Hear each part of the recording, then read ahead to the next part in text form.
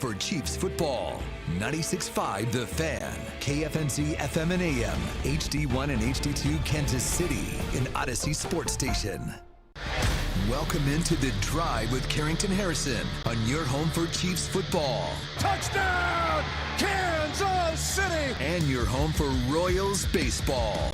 Fastball hit high in the air, deep left field, way gone into the bleachers. A two-run homer for Bobby Witt Jr. Watch The Drive by subscribing on our YouTube channel or listen on demand with the Odyssey app or wherever you get your podcasts. This show is always going to stand on principles. Dippin' Dots are incredible. Red Lobster is the best restaurant that America has to offer, and baked beans are trash. You're listening to Kansas City's FM sports station, 96.5 The Fan. Here's C-Dot.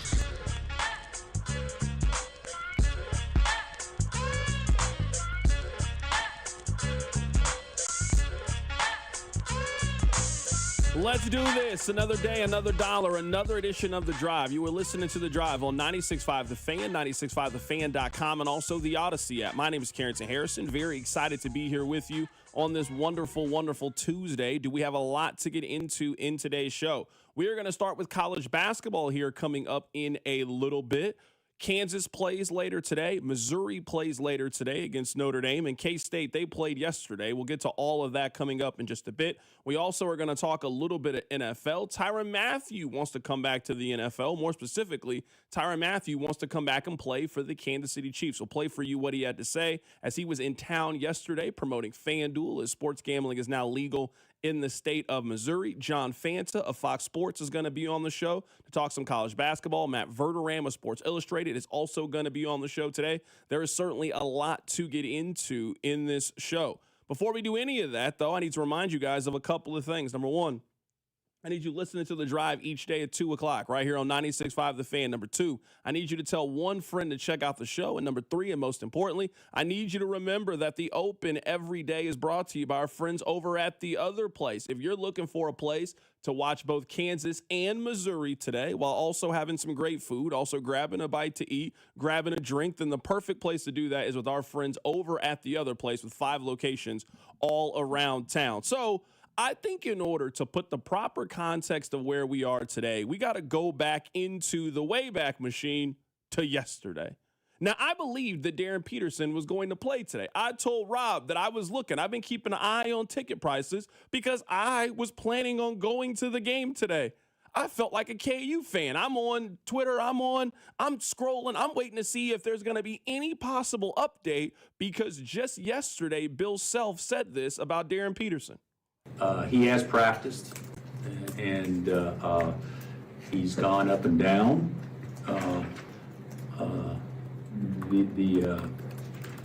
The hesitancy I have is that before we'll announce anything is he has to test out medically from a strength and flexibility standpoint, and we'll know that in the morning.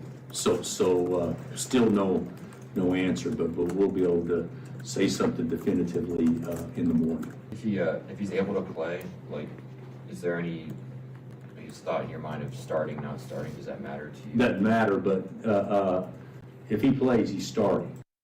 So maybe I fell for the hoodwink. Maybe I was bamboozled. But just as a sports fan, as somebody that covers sports in this town, when I hear that Darryn Peterson is practicing, when I hear that he is up and down, he's running, he's doing basketball things, man, the logical expectation is that Darryn Peterson was going to play as one of the 5 best teams in college basketball comes to town. Darryn Peterson hasn't played basketball in Kansas in a month. So I had this game kind of circled this week. This is a very important week for the University of Kansas. I was anticipating Darryn Peterson being back on the floor. I'm not a doctor. I don't know his medicals. I don't know. This is just my opinion as somebody that is watching it from the outside. And I think that the university and Bill have kind of done Darryn Peterson a disservice in the way that the messaging has formed. I feel like KU fans are getting more and more frustrated, and I can't tell you that you shouldn't be. I feel like we throw this phrase a lot. Well, we pay their salaries. I mean, you do in this sense, I mean, what do we think this NIL money is coming from? It's not falling from the sky. It's falling from donations. It is coming from Kansas fans that want to see the best for their university. You have helped make Darryn Peterson a millionaire. So in now taking all of this money to play basketball at Kansas, the expectation from the people that are paying you is to play basketball at Kansas. You are not right now. And where I think that Bill and the university and whomever, they've just done a really poor job messaging this thing.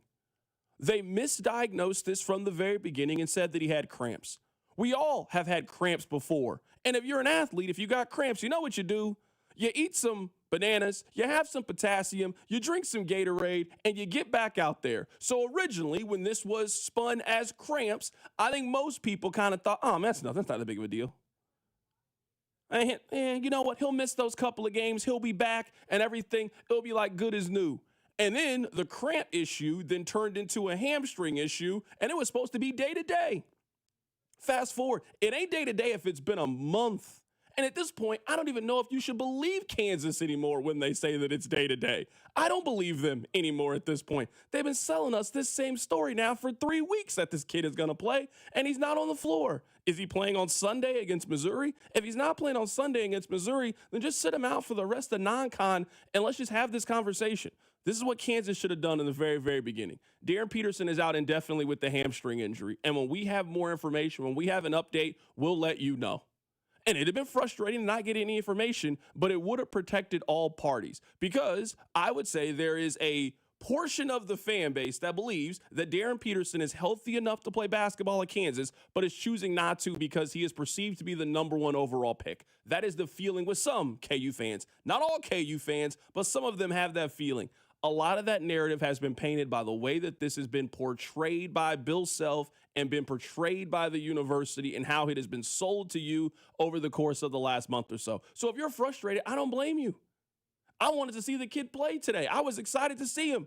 Basically his home debut. I know he played against Green Bay, but that doesn't count. This is KU's first home game. They got UConn coming up today. And Darryn Peterson won't be there. I mean, he'll be there. He'll be on the sideline, but he will not be in uniform. He will not be playing today for the University of Kansas. And now we wait to see if he's going to play on Sunday against Missouri in their matchup. Let's talk about Jerome Tang. Now, I like Jerome Tang on a personal level. He's been good to me. He's been good to this show. I think Jerome Tang is a genuinely good human being. Jerome Tang days are numbered at Kansas State University. And this goes to the same point that I was just making about Darryn Peterson. Expectations and these college coaches, you can't go to all of these people and ask for their money. And when you take their money, you not deliver on what you told them.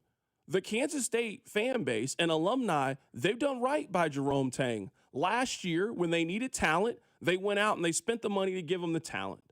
And their team was terrible. They didn't make the NCAA tournament. Fast forward, they might have the best transfer in all of college basketball. It looks like they are getting the exact same results that they had last season. So you can't now, as these universities and these college coaches keep telling your fan base, we need more, we need more, we need more. And this money is coming from somewhere. This money is coming from us. And these NIL collectives and the donations and all the things that they are asking us to do to help support their cause and putting the best team on the floor, and they can't do it without our help. And I think the public has told you, sure, of course.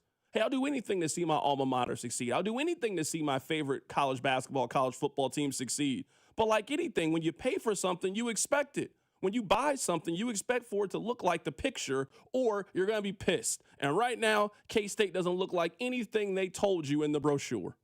Like I open every one of these, I'm blessed to do what I do.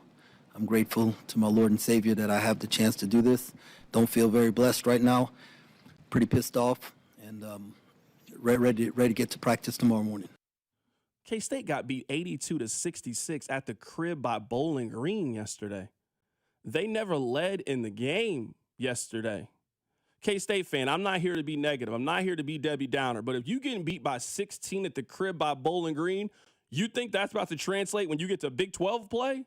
When you start playing Texas Tech? When you start playing BYU? When you start playing Kansas? When you start playing Iowa State? When you start running through that gauntlet of the conference, Arizona, Houston? and you getting beat by 16 at the crib in front of 17 people against Bowling Green, we think that's about to translate? Jerome Tang, I say this because I care about you. And you've been good to me. You've been good to Rob. You've been good to the show, K-State University. You've been good to us. You're friends of the show.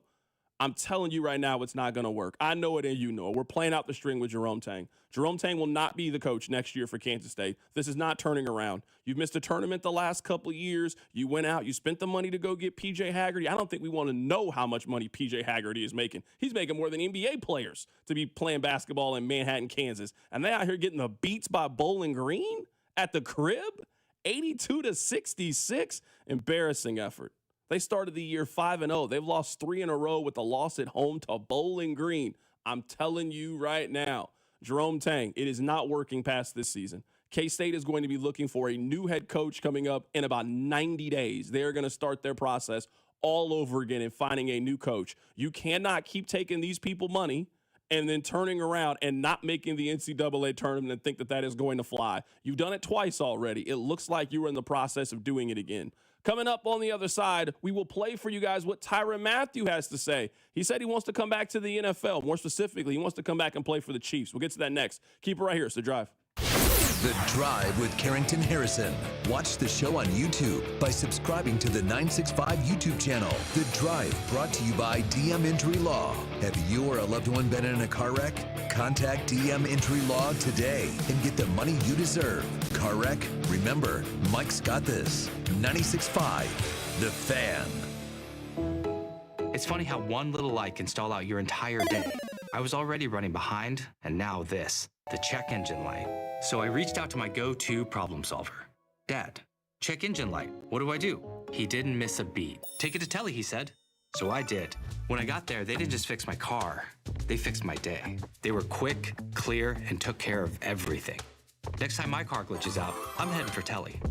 Don't let that little light be game over. Take it to Telly. Hey friends, it's noisy out there with information coming at us all day, every day. It's hard to know what to trust, and the world of wealth management is no exception. That's why UMB Private Wealth Management helps you tune out the noise and tune into what matters most. They'll create a financial plan based on your unique goals, so it's your voice that comes through loud and clear. Get financial clarity. Go to umb.com/private wealth to schedule an appointment. That's umb.com/private wealth. Hey, it's Joshua Briscoe. Join me live at Harrah's, Kansas City this Saturday from 2 p.m. to 4 p.m. Come out and celebrate the recent Caesars Sportsbook launch in Missouri and meet former Chiefs running back Christian Okoye. Bet the game day action right from your phone. Download the Caesars Sportsbook app now and use promo code RADIOMO.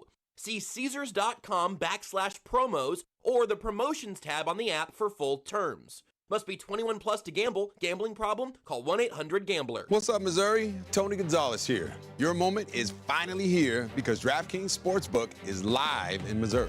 You can get in on all the action with fast withdrawals, a safe and secure app, and betting that's easy to use anywhere you go. And the best part, DraftKings keeps the excitement going with awesome promos and offers all season long. That's why it's America's top-rated sportsbook app. Don't wait. New customers sign up today. Bet just $5 and get $300 in bonus bets instantly. Let's go, Missouri. Get in the game. Download the DraftKings Sportsbook app and use code 965. New Missouri customers bet $5 and get $300 in bonus bets instantly. That's code 965 in partnership with DraftKings Sportsbook. The crown is yours. Gambling problem? Call 1-800-GAMBLER. 21 and over. Physically present in Missouri. Eligibility and restrictions apply. Terms at DraftKings.com/sportsbook. Bonus bets expire 7 days after issuance. For additional terms and responsible gaming resources, see sportsbook.draftkings.com/promos. This is the story of the one. As the purchasing manager at a manufacturing plant, she knows the only thing more important than having the right safety gear is having it there when you need it. That's why she partners with Grainger for auto reordering, so her team members can count on her to have cut-resistant gloves on hand, and each shift can run safely and efficiently. Call 1-800-GRAINGER, click Grainger.com, or just stop by. Grainger, for the ones who get it done. Wesley Financial Group is not a law firm, and Chuck McDowell, definitely not an attorney. This is Chuck. Do you feel stupid for buying a timeshare? Don't. It's not your fault. You were most likely told you could rent it, and it was a great financial investment. And the deal was available today only. If this happened to you, contact your resort or Wesley Financial Group for help today. Call Wesley now for your free exit information kit. 800-242-3131. 800-242-3131. This is the story of the one. As an HVAC technician, he and his digital multimeter are in high demand. So when a noisy office HVAC turns out to be a failing blower motor, he doesn't break a sweat. With Grainger's easy-to-use website and product information, he selects the product he needs to keep everything humming right along. Call 1-800-GRAINGER, click Grainger.com, or just stop by. Grainger, for the ones who get it done.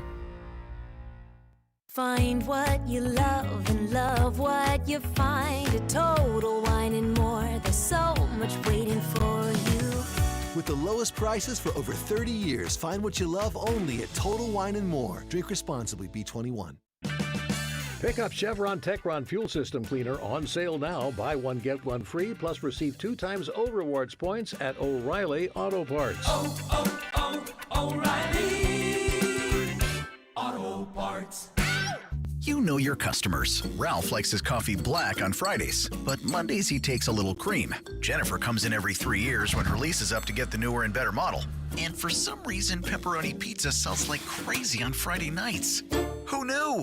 At Odyssey, we have the expertise to get your media plan done right. With ads like you're hearing right now, to targeted social media campaigns, search engine optimization, and location-based advertising. Advertise with Odyssey and help us grow your business. Visit ads.odyssey.com. You're listening to 96.5 The Fan from the DM Injury Law Studios. Mike's got this.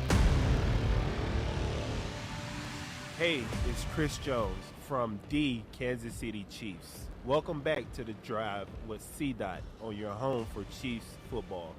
96.5 The Fan.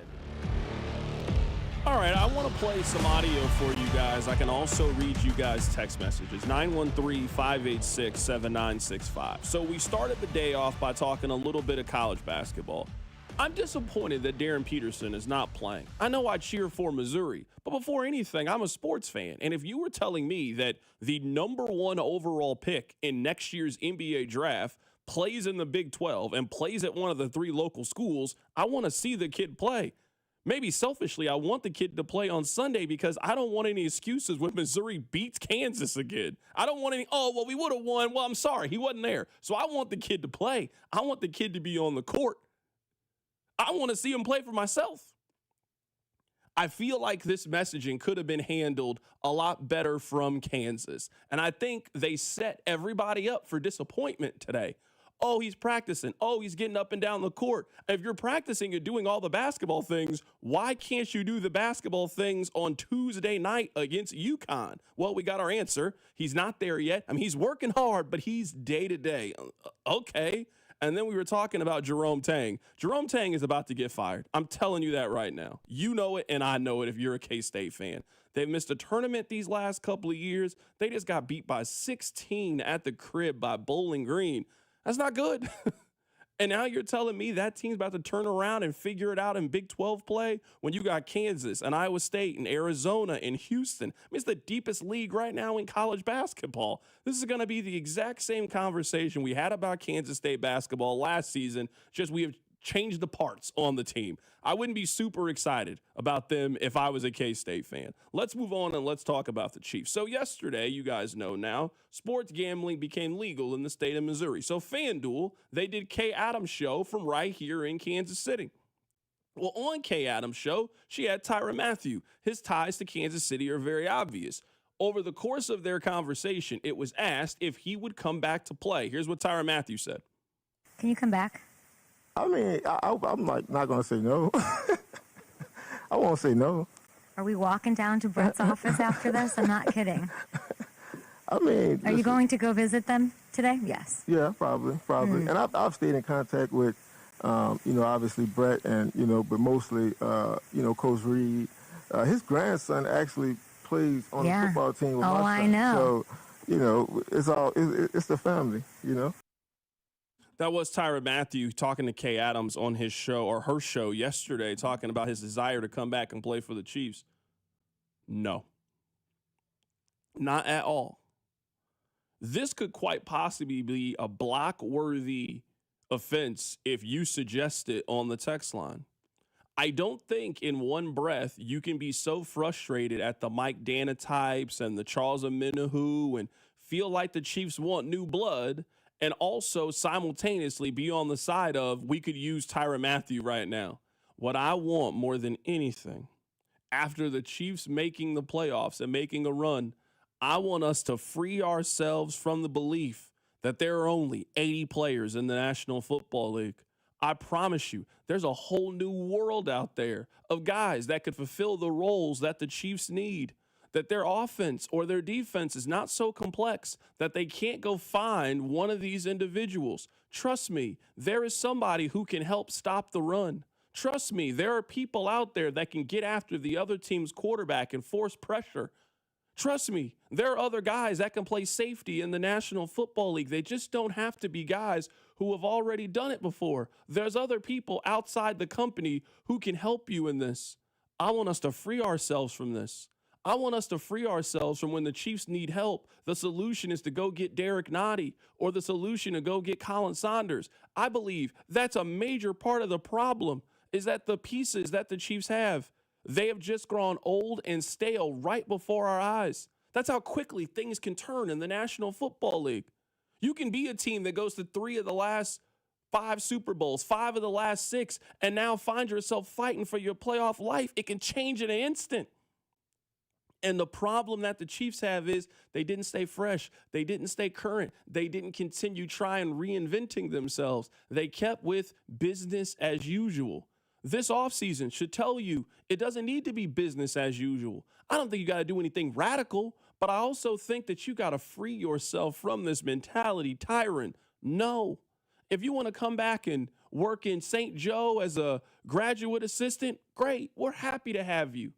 If you want to come in and speak to the guys and be around the locker room and give a motivational speech that goes on NFL films, fantastic. You'd be great to do those things. I don't want Tyrann Mathieu near the football field ever again. I don't want him playing. I don't want him on the scout team. I don't want him on the practice squad. No, I want the Chiefs to free themselves from this mentality, Rob. That's what I want. I was legitimately stunned. Now, maybe social media and the text line are bad barometers, and I am fully open to that fact. But I was stunned by the amount of people I saw on my social media yesterday. They're like, this actually isn't a bad idea. The Chiefs could use his attitude and, his ability to coach in the back. No. We on this show do the Say It Out Loud test, Carrington. The Saints decided to not retain a safety. He has not played football for 4+ months. Should the Chiefs sign him? No. It fails the Say It Out Loud test. A guy who the Saints were like, I don't know, not for us anymore. The Saints, who can't beat anyone, they said no. He then took most of the year off, and now it's December, we could really use something. This has to stop. It just has to stop. Whenever the season ends, which could be Monday for the Chiefs, it could be in January, it could be in February. But whenever the season ends, I can't speak for anyone else's show. This show will be preaching new blood. Fresh, new energy, different. And I'm preaching it right now. I don't even got to wait till the offseason. I'm preaching that right now. I don't care how their season ends. I'm preaching that today. And Tyrann Mathieu is the opposite of all those things in every way. You do not need an AARP member at safety to help this team. It's not going to do anything. I'm with you. 100%. We all got nothing but love and appreciation for Tyrann Mathieu. I really do. I don't want anyone to take it like I don't appreciate what Tyrann Mathieu has done. I have great appreciation for Tyrann Mathieu. He's a Chiefs Hall of Famer. Move on. And their running back mentality, it's gotten stale. This is a marriage in which you guys have stopped going out. Or when you do go out, you go to the same restaurant and you order the same things. There's nothing wrong with that. But right now, your wife just needs a little bit more excitement. Now, when's the last time you took her dancing? When's the last time you guys went to the hot new restaurant in town? She's been begging you to go to the ballet. Take her to the ballet because the person that you love loves the ballet. That's what we're asking the Chiefs to do. That's what I want the Chiefs to do. I want the Chiefs to Hey, stop wearing those same shoes you've been wearing. Let's go down to Foot Locker and let's get you a fresh pair. You're going to feel like a new man. That's what I want the Chiefs to do. I want new blood in the running back room. I want new blood in the wide receiver room. I want new blood on that D-line. I just want new blood. This blood has gone stale. I'm tired of going to that restaurant. I'm tired of going to the same club. It's time to do a renovation. Sometimes you just got to move the furniture around in your apartment. It's the same furniture you had. You just want to walk in and you just want to get a different energy. You just want to get a different feel. That's what I'm asking the Kansas City Chiefs to do. We got to try some different. Also, can we be honest? 90% of the time, the Chiefs retreading their own guys has been worse. Derek Nottie and his second iteration is objectively worse. Mike Edwards, I know he's a practice squad guy, but he got elevated. He's part of that old regime. He was terrible on Thursday. We can name Kareem Hunt has been fine for this team. He's worse now than he was when they had him the first go-round. Juju Smith-Schuster, again, not the problem. First go-round was good in Kansas City. Second go-round, worse. McCole Hardman, he at one point had 600-plus yards a wide receiver in Kansas City. He then came back. He came back twice. You know what he was? Worse. Every time they have tried these retreads, they've gone worse. There is probably one. I just don't have it on the top of my head. But is there a player that was a retread they brought back and it was like, oh man, he was just better in round 2 at Kansas City? I can't think of that guy. Every time they bring back these, let's honor the past and put them back on the field guys, they stink.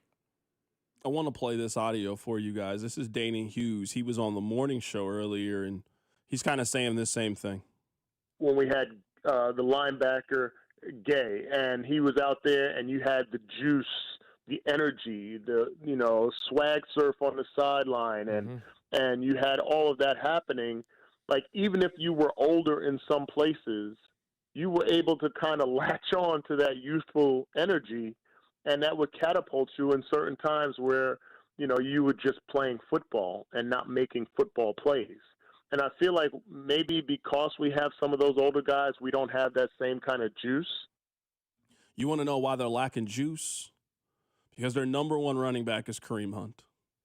You want to know why they're lacking juice? Because their team is very dependent on Juju Smith-Schuster and Hollywood Brown. Their team is really dependent on Charles Omenihu or Mike Dana. That's where this team is lacking juice. They just need to. You gotta just take the game out the Nintendo machine. You gotta blow into the cartridge. You gotta hit reset. The Chiefs need to be focused on finding very talented players between the ages of 22 and 25 years old. That needs to be the mentality this offseason. They need more of those individuals. And if you really think about it, this team, man, they're dependent on a lot of guys who are 30 and above or real close to 30. Man, if they're going to turn this thing around, if they're going to get back to where they should be, which is one of the best teams in the National Football League, man, you got to get back to really honing in on guys who are between the ages of 22 and 25 years old.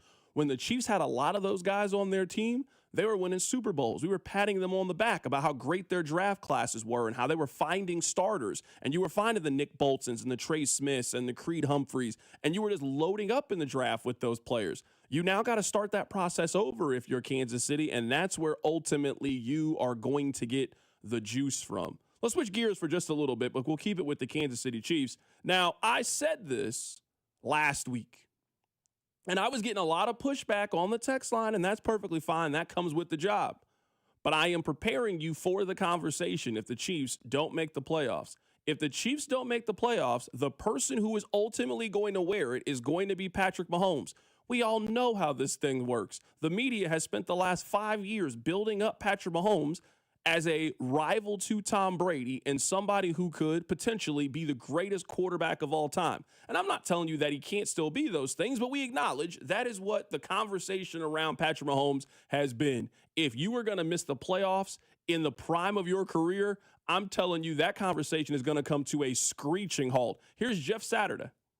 We have all, including myself, and still do, think he is probably the best that's ever done it to this point in his career. It has been a remarkable watch, what he's been capable of doing and what he has done for this franchise. But we can't act like that he hasn't been part of the issues that have happened with the Chiefs. He's thrown more interceptions late in games and done things that have just, and we talk about it, we're like, that's just not normal for Patrick Mahomes. Now, he doesn't have a run game. There's a lot of things. The offensive line hasn't been as good. There's a lot of reasons. It's not excuses. There are reasons. But I think when you looked at Patrick Mahomes, everybody just thought, we just throw whatever we want, and this guy's always going to get us to the Super Bowl, and that's been the expectation. And the problem for me is it's not that we made the playoffs. You're talking about if they don't make the playoffs. You still have a little less than a third of the season left over. If we don't make the playoffs, that means we are in a spiral, which would be shocking to me. But if they did miss the playoffs, it would make me look at Patrick Mahomes differently because I just wouldn't expect a player in the prime. I'm not telling you that's fair or unfair. You were allowed to make that determination for yourself. But Jeff Saturday will not be the only person that has that opinion this offseason if the Chiefs miss the postseason.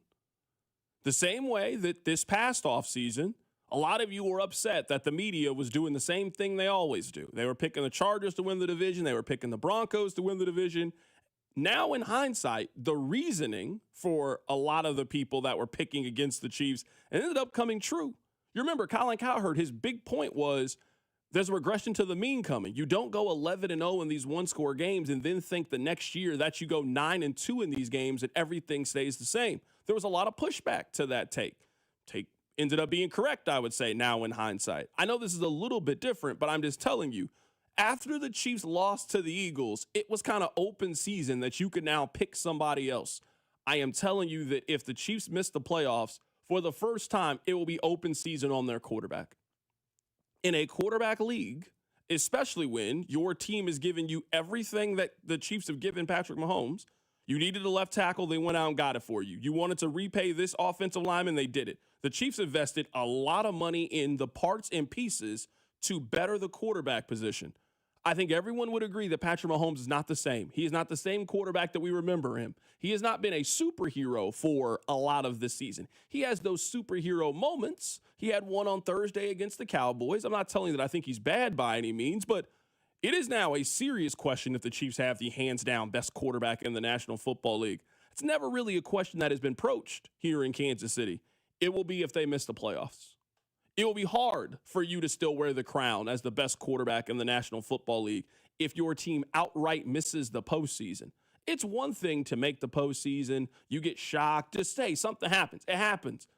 There are not a lot of evidence. There's not a lot of instances where in the prime of your career, I'm not talking about early on. I'm talking about Patrick Mahomes has won MVP multiple times, Super Bowl MVP. He has done all the things. There's not a lot of examples at this stage in the career your team misses the playoffs. There's just not a lot of examples. And I'm not saying it's Mahomes' fault. I think their issues have been a lot more to roster construction and how they've built around Patrick Mahomes when it comes to some of those aging pieces that we were just talking about. I also think their defensive line and their inability to get pressure have really, really hurt this team in the grand scheme of things. But we all know context is not how history tells the story. And if you are looking at Patrick Mahomes' career and there is a year where there is not a wild card loss or a divisional round loss and people ask the question, hey, what happened to the Chiefs that year? Oh, yeah, that's the year they missed the playoffs.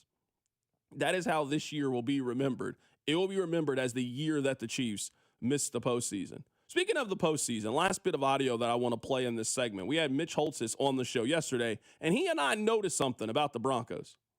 They've done it in different ways. They blocked the field goal against the Eagles. I mean, they've had defensive stops. They've had offensive big plays. And so I would agree with you. I've said that same thing. The narrative to me is somewhat humorous because we're into narratives now, whether it's politics or business or sports. And their narrative last year is the Chiefs can't continue to do this. You can't win 12 straight one-possession games. Like, they're just so lucky how they're doing it. But this year, the Broncos are doing it the same way, and they're just gutsy. I do agree with Mitch Holtz. I think it's kind of hard to disagree with Mitch. I do think that the way the Broncos are being discussed is very, very different than the way the Chiefs were being discussed last year. I actually saw a stat that said that the Broncos are the first team in NFL history to win 10 of the first 12 games of the season despite trailing in those games. You know who's number 2 on that list, Rob? The Chiefs from last year. The Chiefs from last year were on that list. I mean, there have been a lot of similarities between this year's Broncos team and last year's Chiefs team. Man, it got to the point where in the last 5 minutes, the Chiefs would just always figure it out. One of my favorite stories actually from last year was when the Chiefs just had made the trade for DeAndre Hopkins. I believe it was the Broncos game. And it looked like the Chiefs were about to lose. And DeAndre Hopkins goes up to McCole Hardman and says, like, I think we got him. And then the block kick happened, and McCole turns around and says, we always figure out a way to win. Like, that just was kind of the theme in Kansas City. I will say that we have seen a shift a little bit this season in the National Football League. Man, if Sunday is close with 8 minutes to go in the game, how do you feel going into it? Because it usually has been, hey, if we got 15 on our side and you don't have it, we know we're going to figure out a way to win this game. It is going to be some very nervous energy in Arrowhead on Sunday if this game is close with 8 minutes to go. And I believe it's going to be close with 8 minutes to go. The Chiefs, they might end up making the postseason. They are not running through Denver, Houston, and Los Angeles. 2 of those games are probably end up being close. Maybe all 3 of those games end up being close in the final 5 to 7 minutes. It went from having 100% confidence that the Chiefs were going to figure out a way to win in these situations. Rob, I don't know if it can be that right now, given how the first 12 weeks of the season have played themselves out. The feeling in Arrowhead, if what you just laid out happens, will be very, very tense. I was at the Colts and Chiefs game, and I know the result, the Chiefs eventually won, and it was party abound. The ship is back, sailing in the right direction. Everything's perfect because of the win. I get that was the end result from Chiefs fans following the Colts game. But let me tell you something. In the third quarter, in the fourth quarter, after the first Mahomes pick, the RPO play early in the game, it was angsty at Arrowhead. There was a uh-oh energy. And I think that uh-oh energy is everywhere. And I think you will feel it on Sunday if this game is close. Maybe fans won't verbalize and say, oh, we're going to lose. Because you've been to games as a fan where you're like, oh, we're going to lose. Like, you can feel it walking in. I don't think Arrowhead will feel that. But if this game gets tight with 8 minutes to go and it's 21-17, Chiefs leading or trailing, there will be a sense of Arrowhead of, oh boy, here we go again. And there will be some tightening, some angst, some anxiety permeating through the building that last year, it wasn't anxiety, but there was this sense of, oh, they'll figure it out. I don't think that sense exists in Arrowhead anymore. And I think you'll feel it against the Texans. I think you'll feel it against the Chargers. And I think if the Broncos game still carries meaning, which is very possible, the fact the Broncos win all those games and the Chiefs lose them, that feeling will be ratcheted up another couple levels. I think with the season on the line, anxiety is going to spread in Arrowhead with close games. Now, does it hit the team? I don't know, but the fans will feel it. Yeah, I find it hard to believe that it can't hit the team just because, as much as they can say they're blocking out the outside noise, and I think they're doing their absolute best, you also just got to live in reality. There's not a lot of margin for error left with this team. They got to know the tiebreakers the way that we know the tiebreakers. They know who they've beaten. They know who they've lost to. And, losing to Houston, another team that may end up being in the wild card conversation, we'll see how the rest of the division plays itself out. If you want to talk about a game that, quite frankly, the Chiefs cannot afford to lose in any capacity, it's this one. They cannot afford to lose this game. Like, if you're telling me they're going to lose one more game the rest of the season, pick Tennessee. You can't afford for it to be this one. Rob, looking at it right now, the Chiefs currently have the 10 seed in the AFC. They have the 5 seed is the Chargers. They've lost to the Chargers. I also find it hard to believe that the Chiefs are going to have the tiebreaker over the Chargers. The Chargers are 4-0 in the division and 7-2 in the AFC. The Chiefs are probably not going to be that. Buffalo has the tiebreaker over them. You give that then to Houston. We're talking about 3 of the 4 possible teams that could end up being wildcard teams. You cannot lose this game if you're the Kansas City Chiefs and tell me there's a realistic path toward them being in the postseason because of who Houston is and they're standing ahead of you right now in the standings. Coming up on the other side, I want to keep it with the NFL. Rob, it has been a while since we've done this segment. I'll explain. Keep it right here. So drive. This is Wyatt Thompson from K-State, and you're listening to The Drive with CDOT right here on 96.5 The Fan and the Odyssey app. Brought to you by DM Injury Law. Have you or a loved one been in a car wreck? Contact DM Injury Law today and get the money you deserve. Car wreck? Remember, Mike's got this. Men, it's the holidays, the season of all kinds of hustle and bustle. But if your energy is down, if you aren't sleeping well, if your sex drive is MIA and you just don't feel like the guy you once were, maybe it's tough to get excited for all the holiday cheer. This is Jeff for Heartland Men's Health, and if this sounds like you may have low testosterone. And if so, this is the season for you to get treated. At Heartland Men's Health, we're experts in treating low T. If you're like most guys, you'll feel the change in just a few weeks. And truly, the results can be life-changing. You'll have improved mental clarity, your energy will kick up, your workouts will be better, your sleep patterns will improve, and your sex drive will likely heat up as well. So call us and don't go through another season with low T. Your initial visit is only $99 and includes blood work, a medical consult, and if you start on testosterone the day of your appointment, your visit is free. Call 844-447-6600 or go to heartlandmenshealth.com. That's heartlandmenshealth.com. We have 3 offices, Overland Park, Independence, and North Kansas City. Missouri, it's happening. FanDuel Sportsbook is live and ready to roll in the Show Me State, and they're celebrating with a little something for everyone. All this week, every customer gets a no-sweat bet every day. That's right. No matter what you're betting on, if it doesn't hit, you'll get bonus bets back to keep the action going. So whether it's football, basketball, hockey, or whatever you're into, you can bet it all on the app that's safe, secure, and built for every kind of fan. The interface is quick and the payouts are fast, and the experience, top tier. So download FanDuel or visit FanDuel.com/Missouri to get started. FanDuel Sportsbook, now live in Missouri. FanDuel Sportsbook is the official sportsbook of 96.5 The Fan. 21 and present in Missouri. Gambling problem? Call 1-800-GAMBLER. Opt-in required each day. Refund issued as non-withdrawable bonus bets that expire 7 days after receipt. Max refund $20. Restrictions apply, including token expiration. See terms at sportsbook.fanduel.com. You know, there's millions of people without the health insurance they need. I get it. You feel like it's too pricey, a headache to deal with. You deserve something better. And better health. We're on a mission to get everyone high-quality, affordable health insurance. You have health insurance needs. We have plans with low out-of-pocket premiums, with in-network preventive care at no cost to you, and a network of local doctors and hospitals. So if you're still shopping for health insurance, go to ambetterhealth.com/enroll to get your free, no-obligation quote. That's ambetterhealth.com/enroll. For coverage to start January 1st, you must enroll by December 15th. Find the plan that's right for you right now. ambetterhealth.com/enroll. Ambetter Health, on a mission for better. Ambetter Health is the brand name for health insurance products underwritten by subsidiaries of Centene Corporation. Go to ambetterhealth.com to see offerings in your state. This is a solicitation for insurance.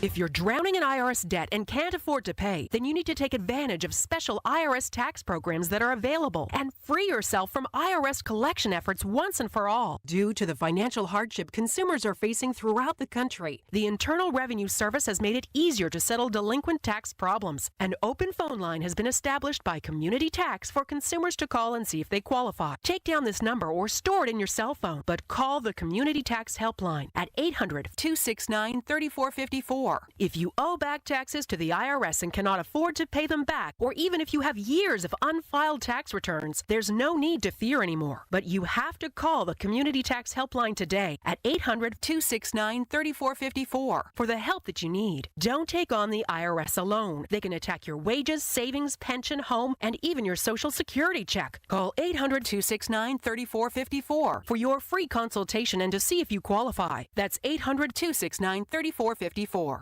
Makita knows that pros never settle, and neither do we. With Makita, you get tools that perform at the highest level on every job without compromise. Makita is for the most detailed pros, expertly engineered to deliver precision, job after job. When your work calls for the best, call on Makita. Makita, built to be the best. Available at the Home Depot.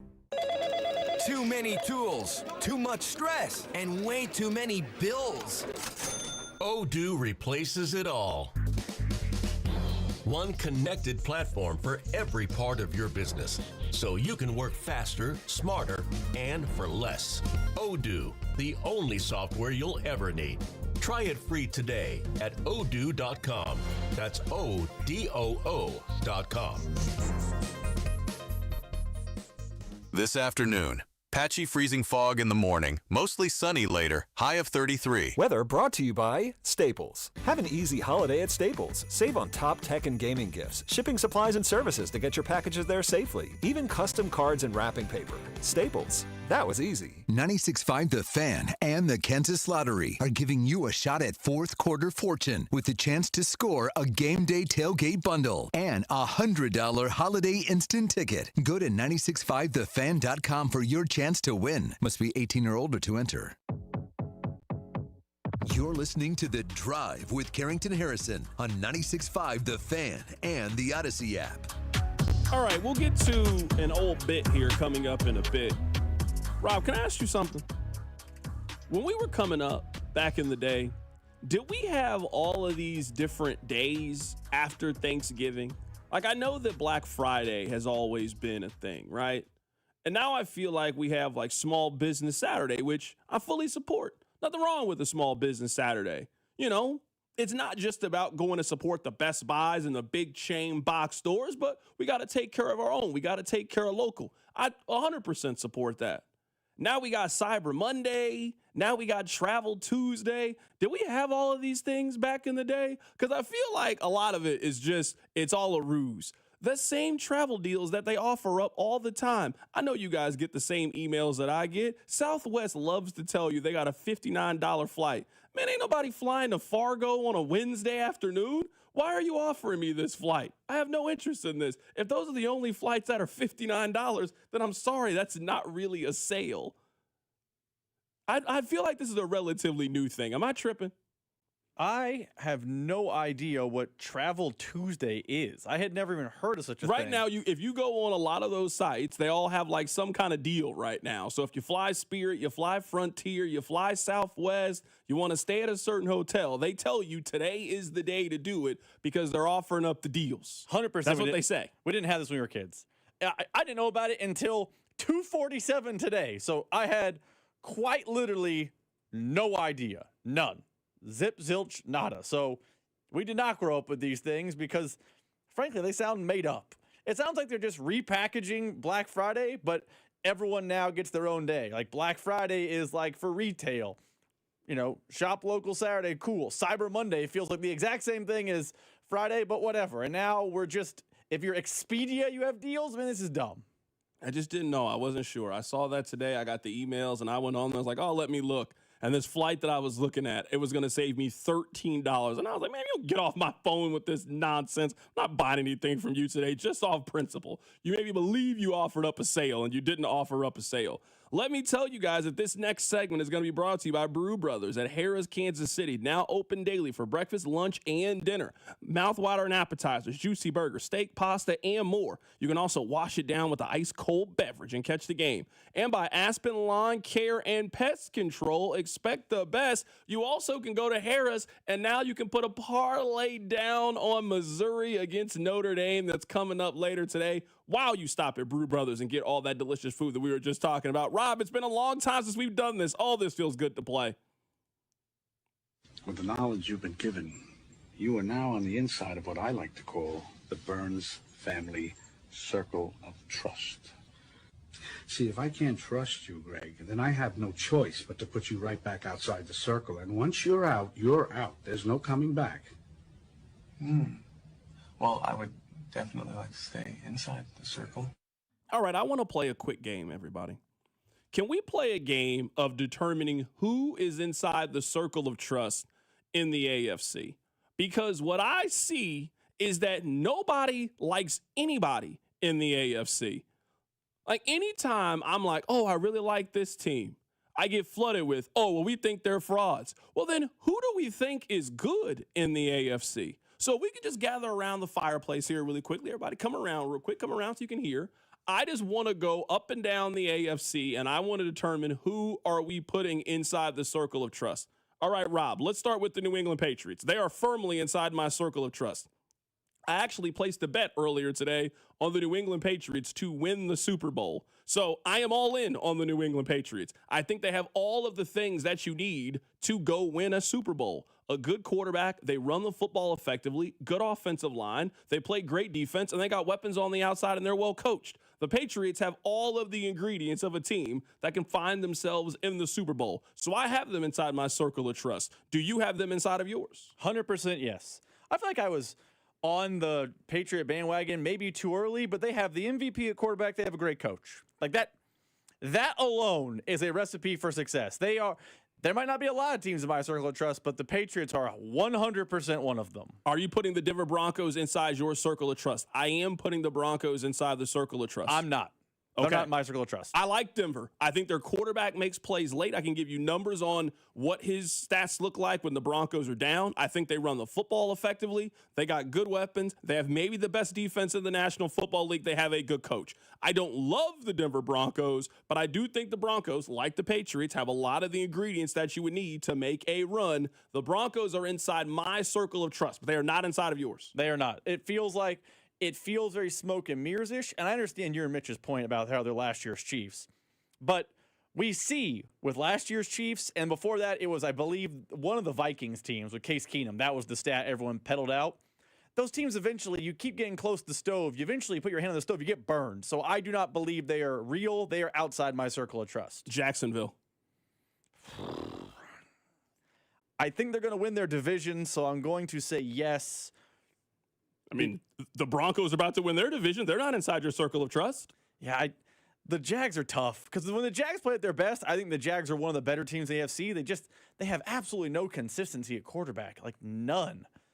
I'm going to lean. Actually, no, I'm going to lean no. They're in the same category the Broncos are. No, not consistent enough. Okay, so we are not putting Jacksonville inside the circle of trust. Jacksonville for you? No, I would not put Jacksonville inside the circle of trust. I mean, their last 4 wins: Raiders, Chargers when the Chargers' offensive line was super banged up, Cardinals, Titans. No. Now, the Jaguars can change my opinion. Right now, they're outside the circle of trust. Twice. I might put them in. They play the Colts coming up on Sunday. They go on the road to play Denver, on the road to play the Colts. Hey, you run through this stretch, and I'm willing to have a different conversation about you. But based on what they have done so far this season, I got to put them inside a no category for me. No, I'm not a believer right now when it comes to the Jacksonville Jaguars. Baltimore, is Baltimore inside your circle of trust? They are not inside of mine. Something's wrong with Lamar Jackson. I don't know exactly what it is. I'm not a doctor. I didn't stay at a Holiday Inn Express, but he has 0 rushes this season over 20 yards. Derrick Henry is not the same running back that he's been. Lamar Jackson also hasn't thrown a touchdown pass in 3 weeks. So if you now got a mediocre quarterback, if you're the Ravens, the answer is a no. They're not inside my circle of trust. See, I feel the same way as you. I really do. But I guess I trust Lamar to figure it out. I mean, Well, tell me if you're putting them in there. I'm going to put them in my circle of trust. Okay, you put Baltimore in there. One of the reasons I have the Patriots in there is coach and quarterback. No, that's fair. And coach and quarterback, if Lamar can get back to being even RC Cola Lamar as opposed to whatever he is right now, that plus John Harbaugh feels like a good combination. You got the Chargers? No, I don't trust their health. You got the Colts? No, I don't trust their quarterback or their quarterback's health. You got Buffalo? Yes, coach and quarterback. Okay. Chiefs are also the yes, by the way, just to get ahead of it. You have the Chiefs inside your circle of trust? Coach and quarterback. Interesting. Coach and we need to talk about this more coming up because you don't have the Chiefs making the playoffs. So I don't know how you can have the Chiefs out of the playoffs, but inside the circle of trust. I am very, very confused if this is the case. I'm perplexed that this is the case. I don't know in what world you can have the Chiefs in the circle of trust and the Broncos are out of it when the Broncos have 4 more wins than the Chiefs. Again, I am perplexed at this. I'm learning so much about it. Last team I'll ask you about. I know we're up against it. Do you have Houston inside your circle of trust? No. Yeah, I do.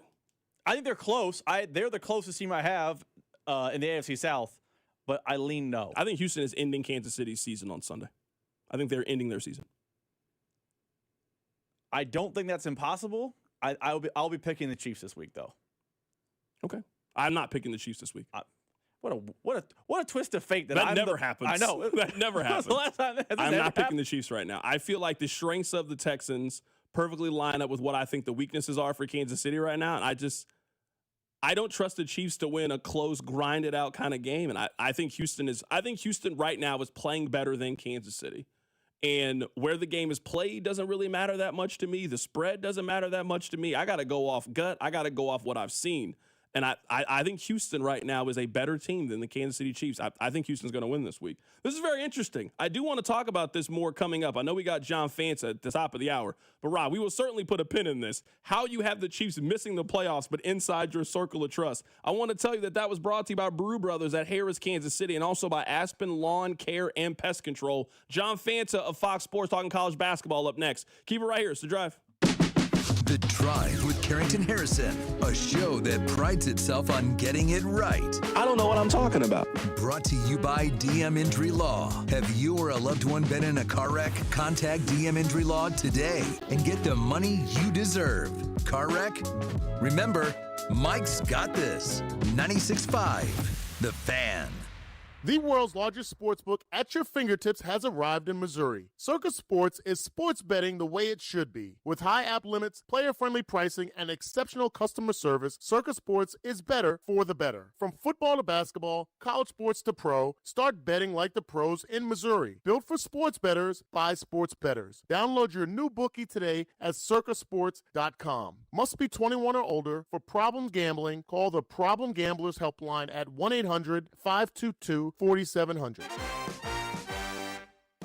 The holidays are here, and so's the newest Academy Sports and Outdoors, right in your neighborhood. Score kids ride-ons that say, my 8-year-old's truck is nicer than mine. Grills and smokers that say, there is no wrong way to cook a turkey. And new Nike fleece hoodies that say, I keep it chill no matter the temp. Academy has all the legendary Christmas gifts your family wants at undefeatable prices, because here, fun can't lose. Win Christmas at your new Academy Sports and Outdoors. The Fed just cut interest rates again, and that means now is the time to refinance with Golden Oak Lending. Lower rates mean lower payments, and our customers are saving hundreds every month. Plus, you can make no payments until next year. And if your loan doesn't close, we'll pay for your appraisal. Call 913-890-GOLD today and start saving. Golden Oak Lending cured my blues. NMLS number 114937. It's Cody and Gold, and you guys know we've been telling you about Centric, whereas in as little as 4 months, you can find a brand new career in IT. Take it from our friend Colin. Before Centric, I tried community college, and when that didn't work, I went to Centric. Their IT career program helped me land my first job in cybersecurity, and in just a few years, I worked my way up to a remote senior role with great pay and real work-life balance. Centric gave me the jumpstart I needed. Colin's got the right idea. He was ready for that new career and knew Centric was his path to do it. Reach out to our guy, Russ Mondry at Centric.com and start that new career. Have you been diagnosed with head or neck cancer? At Kansas City Proton Institute, we're delivering the future of cancer care with state-of-the-art proton therapy right here in KC. Proton therapy means increased precision, reducing side effects like dry mouth, difficulty swallowing, and the loss of taste as compared to conventional radiation. If you've been diagnosed, don't wait. Get your second opinion today and see KC's largest, most experienced proton therapy team. Visit kcpi.com. Kansas City Proton Institute,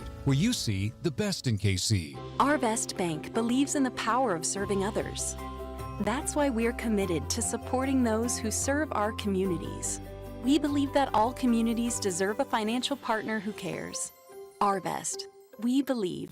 FanDuel is the #1 sportsbook for same-game parlays, from points, rebounds, three-pointers, assists, and so much more. FanDuel is the best place to combine your favorite picks into a same-game parlay or track every stat line live, all in an easy-to-use, one-stop shop app. And right now is the perfect time to join, because new customers get $150 in bonus bets if your first $5 bet wins. So bet on the players that you love the way that you want. Head over to FanDuel and use my promo code FanDuel.com/KFNZ to sign up today. FanDuel is the best place to combine your favorite picks into a same-game parlay or track every stat line live, all in an easy-to-use, one-stop shop app. FanDuel, an official sports betting partner of the NBA, and also 96.5 The Fan. 21 and present in Kansas. First online real money wager only. $5 first deposit required. Bonus issued with non-withdrawable bonus bet, which expires 7 days after restrictions apply. See terms at sportsbook.fanduel.com. FanDuel is offering online sports wagering in Kansas under agreement with Kansas Casino, LLC. Gambling problem? Get up with your best bet. Call 1-800-522-4700 or visit kansasgamblinghelp.com.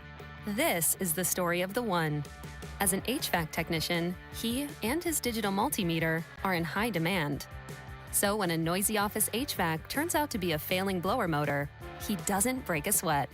With Grainger's easy-to-use website and product information, he selects the product he needs to keep everything humming right along. Call 1-800-GRAINGER, click Grainger.com, or just stop by. Grainger, for the ones who get it done. Find what you love and love what you find at Total Wine and More. There's so much waiting for you. With the lowest prices for over 30 years, find what you love only at Total Wine and More. Drink responsibly, B21. Pick up Chevron Techron Fuel System Cleaner on sale now. Buy one, get one free, plus receive 2 times O Rewards points at O'Reilly Auto Parts. O'Reilly Auto Parts. Brought to you by Duke's Mayonnaise. This is the Duke's Country Song. It's a song about the best mayo. It has a yellow lid, and its full name is Duke's Mayonnaise. Get Duke's Mayo in store. It's got twang. What's up, KC? It's Isaiah Pacheco. Tune in on game days to hear the play-by-play with Mitch, Danon, and Kling on your home for Chiefs football, 96.5 The Fan. KFNC FM and AM, HD1 and HD2 Kansas City, an Odyssey Sports Station.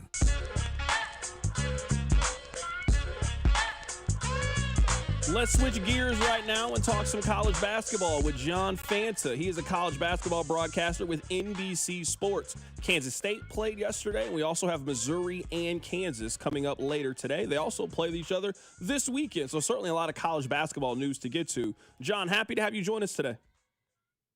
It's great to be with you guys. Carrington, thank you so much for having me, and I'll tell you what, no, you're right. No shortage of storylines here as we hit December, and a huge one at Allen Fieldhouse tonight. I cannot wait to watch. So let's just start with this. I was anticipating Darryn Peterson playing today. My producer, you just talked to him. He's a KU alum, season ticket holder. He was also anticipating Darryn Peterson playing. What do you make of this entire situation?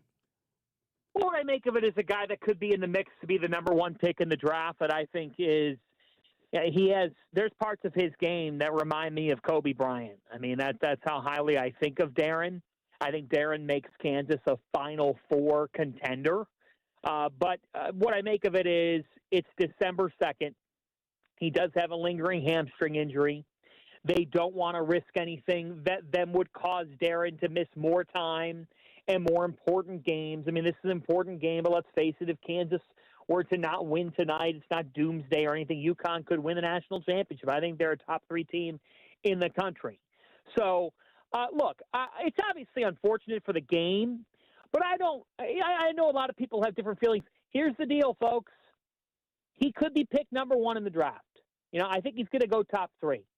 Any little nick, any little bruise right now, it's not March Madness. Right now, they're going to be precautionary and not force it on the kid. And that's what I think is happening.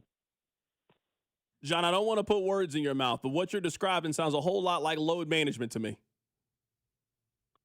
Well, I think it is a kid and his circle looking out for his best interest.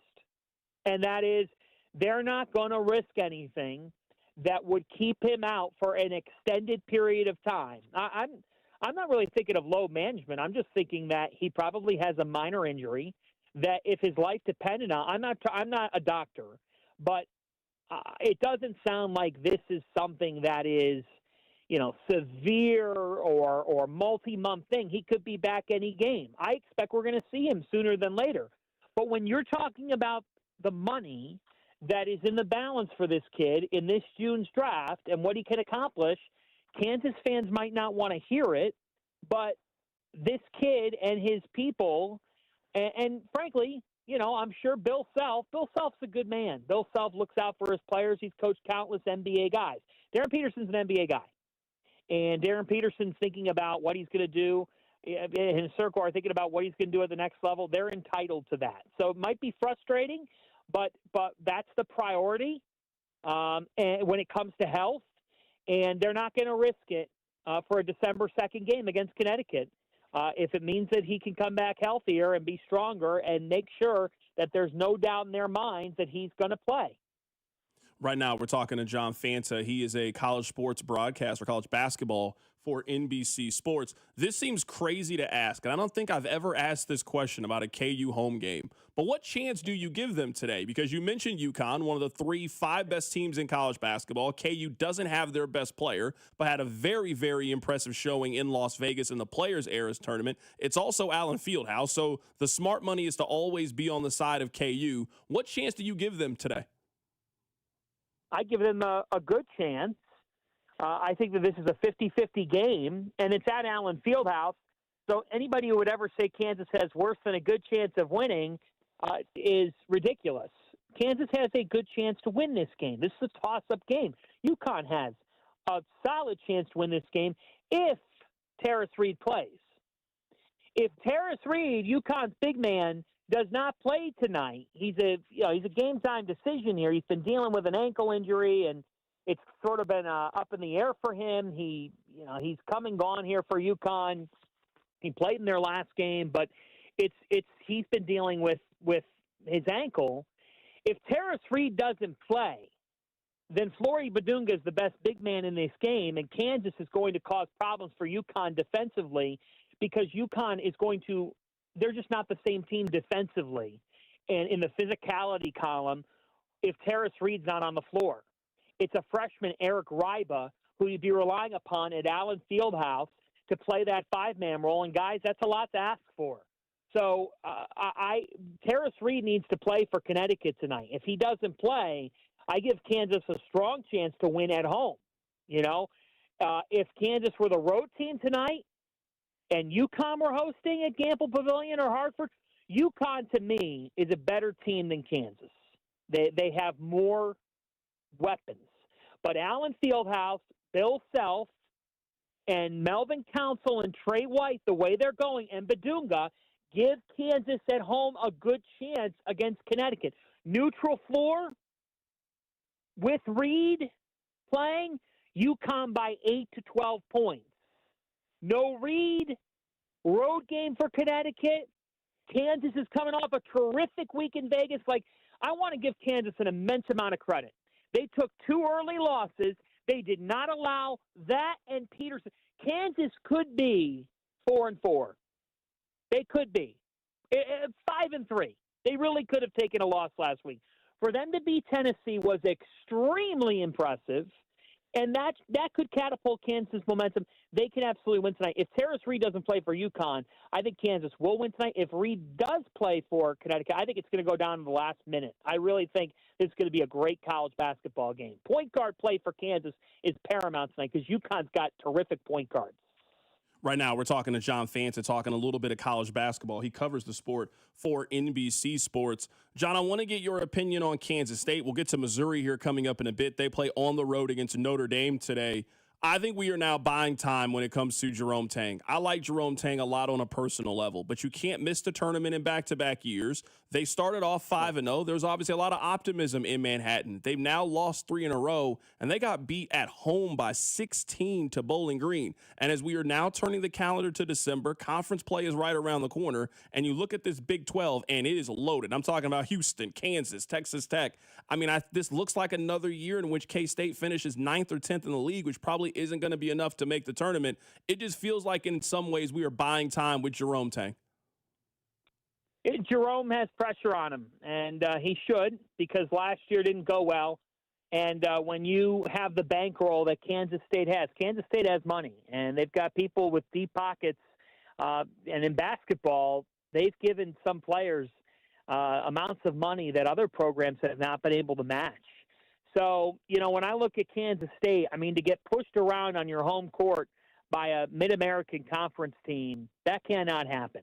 It cannot happen under any circumstances.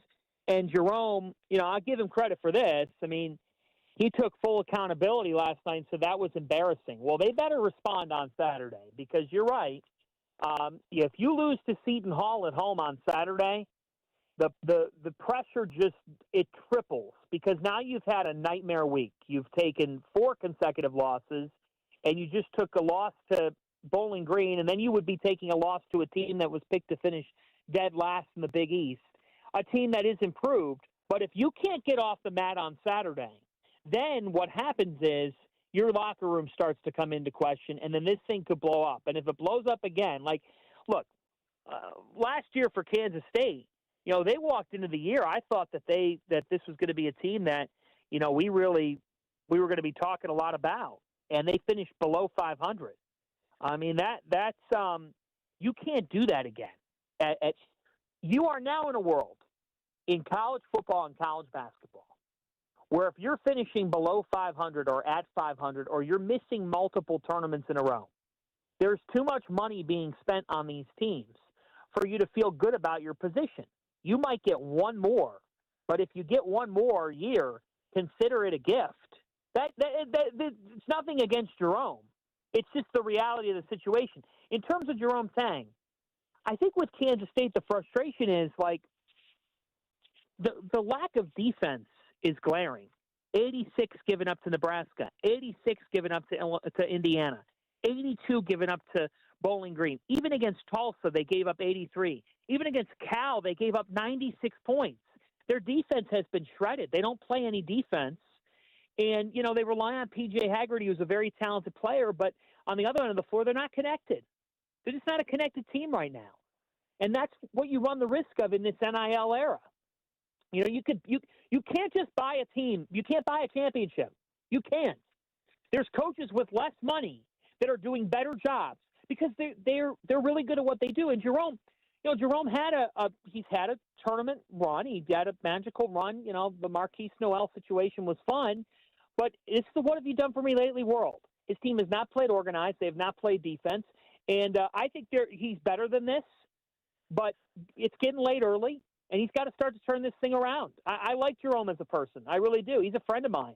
But facts are facts. There's pressure on you to perform at Kansas State when you're the basketball coach, and he's got to get this thing flipped now because you're right. If you're not winning games and if you're finishing 500 or below 500, it doesn't matter how nice of a person you are. You're judged on results.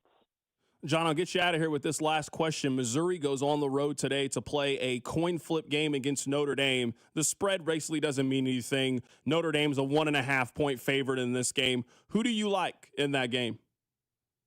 I like Missouri. I mean, I like the way that this team is playing. And I think when you look at how they've played thus far, I mean, their ability to play through Mark Mitchell. Mark Mitchell's having a year where he could be a sleeper to be an All-American. I mean, there's not a lot of players that are averaging 17, 6, 4 assists per game, 65% from the floor. He's been tremendous for them. And I thought we would see this from Coach Gates this season. To what degree? I don't know if I would have had them starting the season at 8-0. But, to me, you look at what he's done, and he has done a really good job of getting a roster with a nice blend of playmaking guards, whether it be Jacob Cruz, who's in his 5th year of college basketball, his 2nd year with the program. Retention is everything in college hoops. He was able to retain him. You get Sebastian Mack from UCLA, who's been tough. And, guys, Notre Dame, the thing about Notre Dame is they're going to have a bit of a matchup problem trying to match up with Mark Mitchell. Like, Mark Mitchell, to me, is the most dynamic player on the floor in that game. Yes, Notre Dame is home, and they've got guard play, and they got tested last week in Vegas, so they come back battle-tested.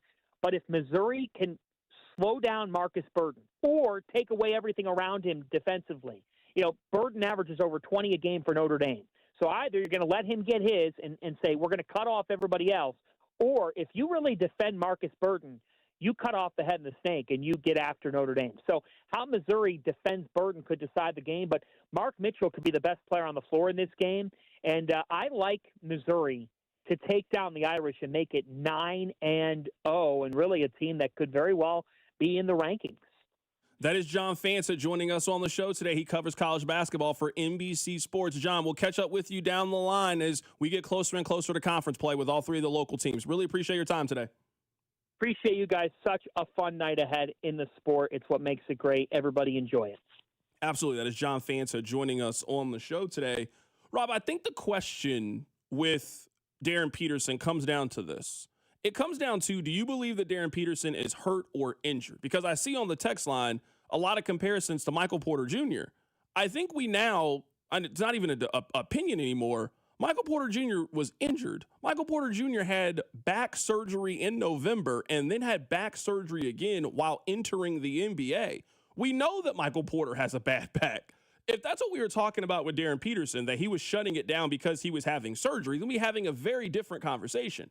I think what opens it up, like in the conversation with John just there, is, well, I think if it was March, he could play, but he's choosing not to play. He is practicing. And I think when people hear that, it's, well, if you're not injured and you're just hurt, and now you are choosing to sit out because you are looking to preserve your draft status, man, that's not what we're paying you for. Darryn Peterson is probably one of the 5 highest paid players in college basketball. We don't have the numbers, but I just find it hard to believe that you're telling me a kid that keeps getting compared to Kobe Bryant, that you know is not going to be in school for more than one season, that just whatever school he ended up going to, Kansas, Duke, Kentucky, that they were not dropping off the bag. I'm going to guess, and this is just speculation on my part based on what we heard other players are making. I think Darryn Peterson is making somewhere between $3 and $5 million this year to play basketball at KU.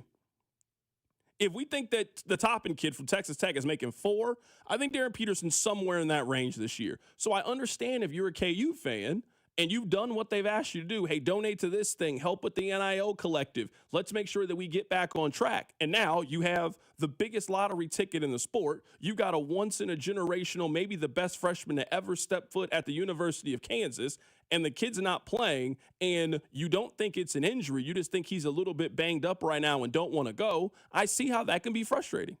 So I think maybe we're saying the same thing, just semantically different. I understand your point about hurt versus injured, but I also think, and whether it's NIL's fault or the portal's fault or just it could be Bill Self's fault with the verbiage around Darryn Peterson, I think people are looking to jump to something more nefarious and malicious at play. If it wasn't Darryn Peterson, let's change the player. If it was Cole Rosario and the messaging was, hey, he could probably go, he's not quite 100%, but we're being, cautious and we are taking steps to protect him in March because December basketball, while I love it and you love it and it'll be a good atmosphere tonight and we got good games on deck, doesn't matter.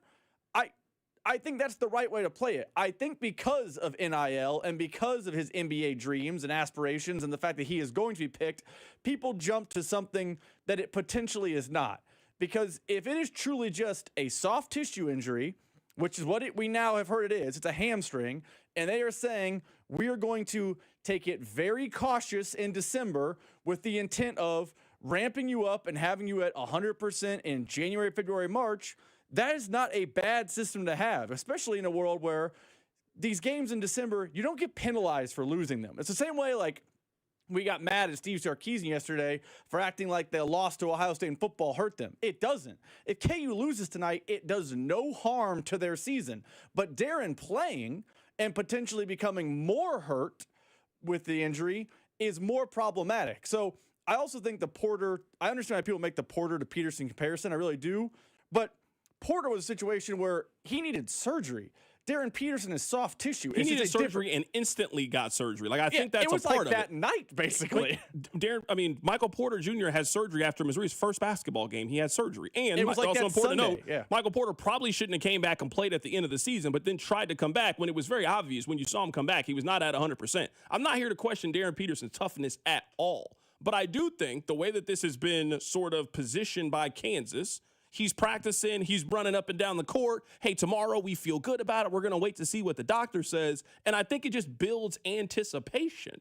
Like if you keep telling your kid tomorrow, I'm going to take you to the park, they're getting excited for it. Oh, well, and then in the morning, eventually your kid's going to get mad at you. And that's what I think is happening right now with Darryn Peterson. They have been playing this game for 3 weeks that he was going to play. And I don't think it was realistic to start to really think that that was going to be true until today. He sat out for a month now.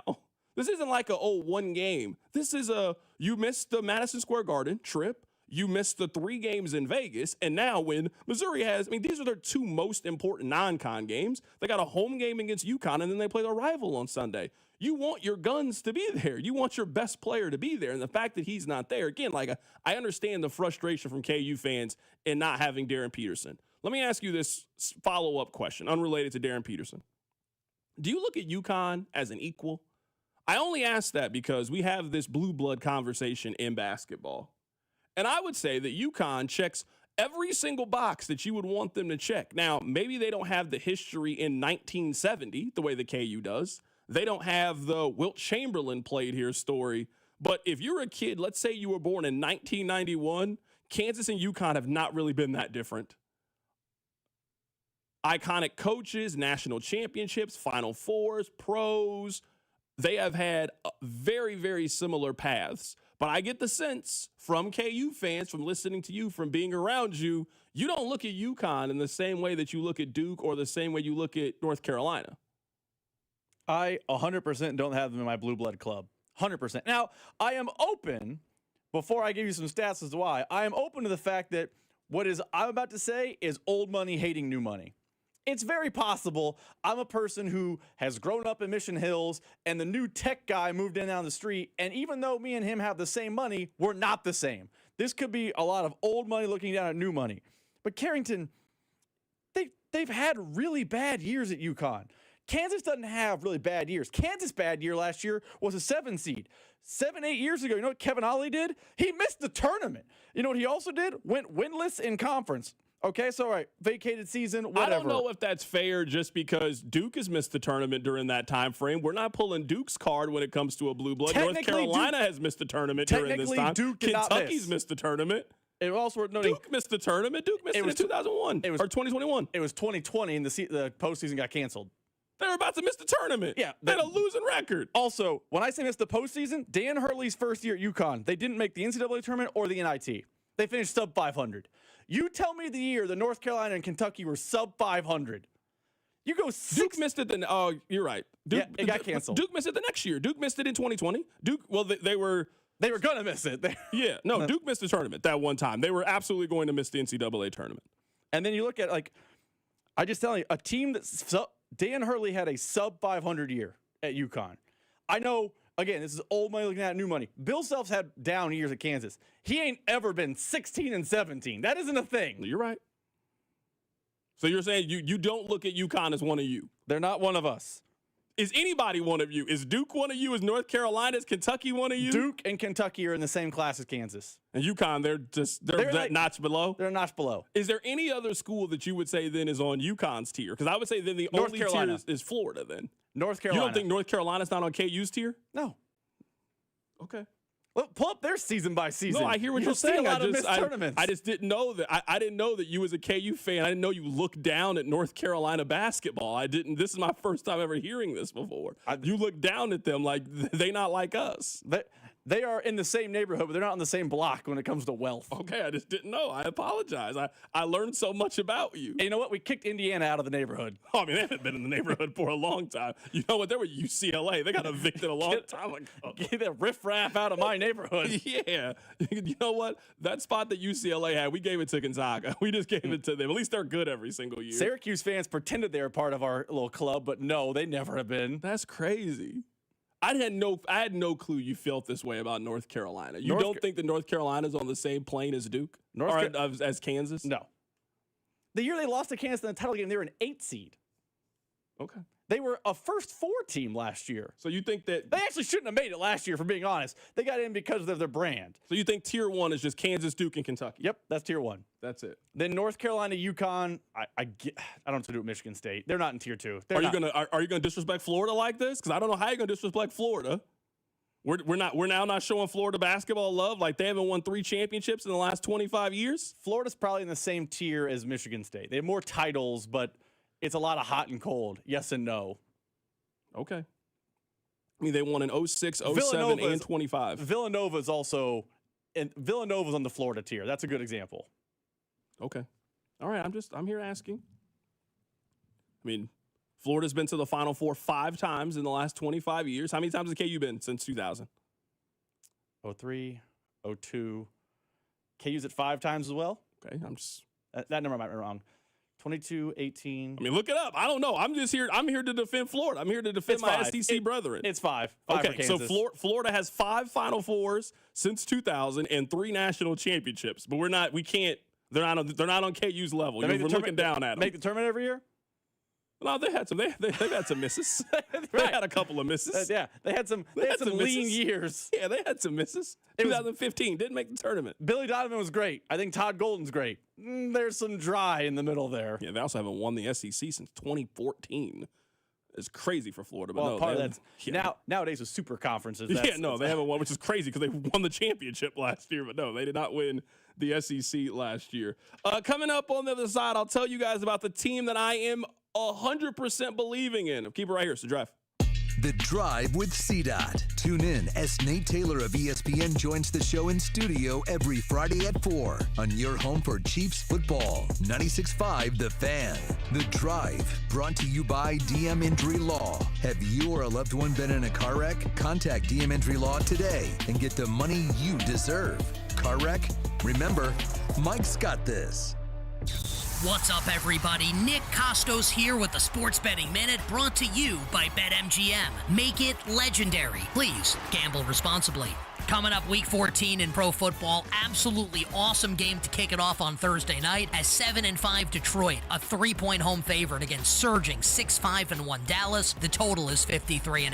And I understand why Detroit's the favorite in the game. Detroit's playing at home. I think Dallas is just a better team right now. Detroit's best receiver is not going to play in this game, and I think Dallas's quarterback playing at an MVP level. I think Dallas is going to win this game. So if you're going to give me 3 points, I'll take it. So let's take Dallas +3 Thursday night in Detroit. That's it for this Sports Betting Minute, brought to you by BetMGM. Download the BetMGM app today, and please gamble responsibly. BetMGM and GameSense remind you to play responsibly. See BetMGM.com for terms. 21 plus only. Kansas only. Please gamble responsibly. Gambling problem? Call 1-800-GAMBLER. In partnership with Kansas Crossing Casino and Hotel. Thanks for calling the Holiday Gift Line from the Missouri Lottery. If you still have presents to buy, don't panic. Missouri Lottery holiday scratchers and draw games are perfect for everyone on your list 18 and over. And you don't even need a gift receipt. Happy holiday gifting from the Missouri Lottery. Play responsibly. Hey, Chiefs fans, Crown Royal is the official whiskey of the Kansas City Chiefs. And this season, it's not game day without the generous spirit of Crown Royal. Whether you're at the tailgate, in the stands, or watching from home, Crown Royal is the reason and the reward for coming together. Grab a glass with the Crown Royal rig at a stadium near you, because we'll be sharing the generous spirit with fans across the country. Crown Royal, fueling game day with a generous spirit. Visit www.crownroyal.com/royal rig for more on the Crown Royal Rig Tour. Please drink responsibly. Shopping for a new Ford? Go where it's easy. Rob Sight Ford. Non-commissioned staff, huge trade-in values, and Kansas City's top-rated Ford dealer. Rob Sight Ford. ROBSIGHT.com. With the first pick in the McDonald's breakfast draft, I'm going with a tasty sausage, egg, and cheese McGriddle sandwich. Bold move, sweet, savory, totally stacked. But wait, that delicious sausage McMuffin with egg sandwich is still on the board. Lucky for me, McD lets you mix and match 2 for just $5. And right now, any size iced coffee is only $1.89. Breakfast at McDonald's. That's the real winning deal. Ba-da-ba-ba-ba. Prices and participation may vary. Cannot be combined with any other offer or combo meal. Single item at regular price. Welcome back to Winter Hack Radio, the place for clever hacks to survive the season. Icy driveway? Well, try spreading sand or birdseed to help with traction. Snowy puppy paws? Well, grab a whisk, brush it off, done. Catch COVID-19? Well, just get... Actually, there's no hack for COVID-19. But if you test positive, prescription medications for COVID exist. Ask your doctor if they're right for you. Visit PfizerForAll.com to learn more. Sponsored by Pfizer.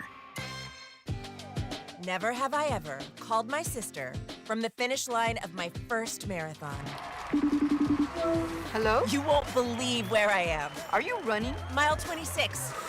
I'm gonna make it. Switch to T-Mobile's 55 Plus plan and get iPhone 16e with its advanced camera system on us. Plus, 2 lines for just $30 a line. Guys, I can't believe it. I knew you could do it, babe. That was amazing. Mom, how do you feel? I feel great. I can't feel my feet. Let's take a picture, and then you may carry me to the car. Share every stride, every mile, every memory on America's best network. Switch to T-Mobile's 55 Plus plan and get iPhone 16e on us and 2 lines for just just $30 a line. With 24 monthly bill credits and 2 eligible port-ins on Essentials 55 Plus for well-qualified customers with autopay plus taxes, fees, and $35 device connection charge. Credits end and balance due if you pay off early or cancel. Contact us. Finance agreement 128 gigabytes, $599.99 required. Best mobile network in the U.S. based on analysis by Google of Speed Test Intelligence data 1H 2025. Visit T-Mobile.com. I'm worth more. I'm worth a little more. I'm worth a lot more. I completely agree. You are worth more, and your car's worth more, and we want to pay more at GiveMeTheVin.com for good cars, because they are worth more, and so are you. And remember, if I don't beat the price on a CarMax or a Carvana deal, I'll pay you $100. For top price, trust, and ease of transaction, GiveMeTheVin.com, America's best car buyer. Sell us your car. GiveMeTheVin.com. So easy you can do it in your underwear. The technicians you can trust with your house keys. Anthony Plumbing, Heating, Cooling, and Electric. This season, enjoy stress-free comfort with easy booking and trusted service from Anthony. Save up to $4,500 on a new high-efficiency HVAC system. Schedule today at AnthonyPHCE.com. Here's traffic, brought to you by DM Injury Law. Have you or a loved one been in a car wreck? Contact DM Injury Law today and get the money you deserve. Car wreck? Remember, Mike's got this. The roads look pretty good, but once it gets dark, that's going to be a different story. For now, we've got a 2-car crash, 49 southbound at Red Bridge, right shoulder, so a lot of onlooker delay, and then 35 northbound, the on-ramp from 119th. Now, the crash is gone, but now we've got a stall in the right lane there in Olathe. I'm Val with traffic on 96.5 The Fan. You're listening to 96.5 The Fan from the DM Injury Law Studios. Mike's got this. Hey, it's Rashee Rice from the Kansas City Chiefs. Welcome back to The Drive with C-Dot on your home for Chiefs football. 96.5 The Fan. Someone on the text line says, C-Dot, Florida is not on the same level as Duke or Kansas. No, I do not think that. I would have assumed that Rob would have had North Carolina in tier number 1. He didn't have tier number 1. I was just wondering where Florida went. I think tier number 1 is Duke, Kansas, Kentucky, and North Carolina. Rob thinks that North Carolina is not there. I also think the UConn has now emerged into tier number 1. I do think Florida is in tier number 2. I think Florida is in that tier number 2 with Villanova, Michigan State, and Gonzaga. That's where I think they are. I think Florida has been pretty clearly one of the 10 best college basketball programs over the last 25 years or so. So I would have put Florida in there. But no, I do not think that Florida is Duke or Kansas. I think Duke is one. You could probably have an argument between Kentucky or Kansas on who you would have as number 2. But, I mean, right now we're splitting hairs. We're talking about the creme de la creme, the top shelf is what we're talking about when it comes to those programs. That's why I was very, very disappointed that Rob didn't show North Carolina a little bit more love during this. Rob's still a little mad they took their coach back in the day. I know you were hurt by that. I know a younger Rob Britton was hurt when Roy Williams left you. You were hurt. Oh, 12-year-old Rob was devastated. After the first press conference, I'm staying. The second time, stupid Matt Doherty couldn't make it work. You know what? The worst thing that Roy could have done was do that press conference at the end of losing in the Final Four. When they lost and then he said, I don't give a blank about North Carolina, that was the worst thing he could have done. He just shouldn't have said, I'm not speaking on that right now. Because then I feel like that soundbite is the one that's followed him the rest of the way. Yeah, I don't give a flip about North Carolina. Yeah. Ugh. And it was 2 years earlier, he said, I'm staying. And they had that big party. He did today, and then things changed. I mean, it worked out fine for Kansas. Yeah, for sure. Bill Self has been... Kansas is the only university that will hold a grudge, even though they... Kansas lost Roy Williams and then got better, which is just insane to think. Like, they lost Roy Williams, and it still just worked out for the best. Like, oh, yeah, it's not that big of a deal. We'll just keep winning championships. I'm trying to think if there's a school in sports that would hold a grudge despite all the success. Ohio State football would probably hold a grudge. If Ryan Day left for the league, they would feel away, even if they went out and hired whoever. Yeah, well... That's who you guys are. I just want to let you know that. We'll get back to Kansas coming up in just a little bit. Rob, I am drinking the Kool-Aid when it comes to the New England Patriots. I am drinking the Kool-Aid for a couple of different reasons. I would say, number one, I'm drinking the Kool-Aid because somebody has to represent the AFC in the Super Bowl. And I don't think we can keep playing this game where you don't believe in anybody. Well, it's like, well, there's nobody left then. Like, somebody, it's not going to be 2 NFC teams playing in the Super Bowl. Someone has to represent the AFC. So then who do you think it can be? I also look at the Patriots, and the Patriots says they check all of the boxes that I think you would need to check. I think Drake May is going to end up winning NFL MVP. I think he's going to win NFL MVP. So quarterback play, check. Now, you go into it with a major question mark about what that quarterback looks like in the postseason. But again, everybody has a major question mark heading into the postseason in the AFC playoffs this year.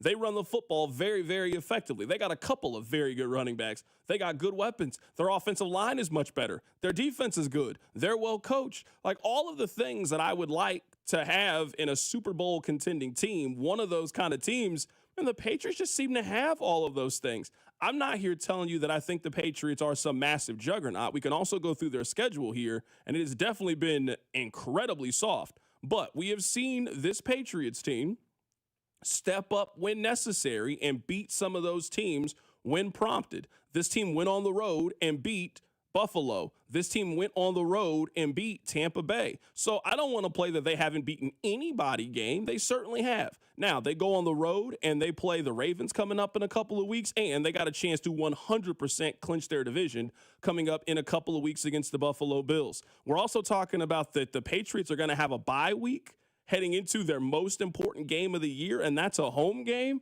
I think there's a lot of things to like about this Patriots team. I think they're getting the 1 seed. I think they're going to represent the AFC in the Super Bowl.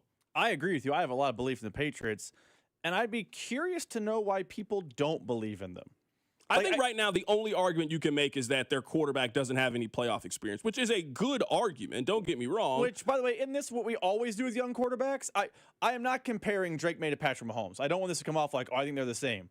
But Patrick Mahomes won the MVP and looked like the best quarterback in the league. He had never, in his first year as a starter, he had never won a postseason game. I don't remember people in Kansas City thinking, well, he can't do it because we've never seen it. Like, I know that seeing is believing, but Drake May is checking all the boxes. Why do we not believe that, not you, but people not believe that in the divisional round against the Chargers, he would do the same thing? It's just, I think people are looking for a reason to knock anyone locally other than the Chiefs, but the Patriots, they check every single box. Like, you're telling me that fan base gets postseason games again up at Gillette in New England with that coach and that quarterback? That's a problem for the AFC.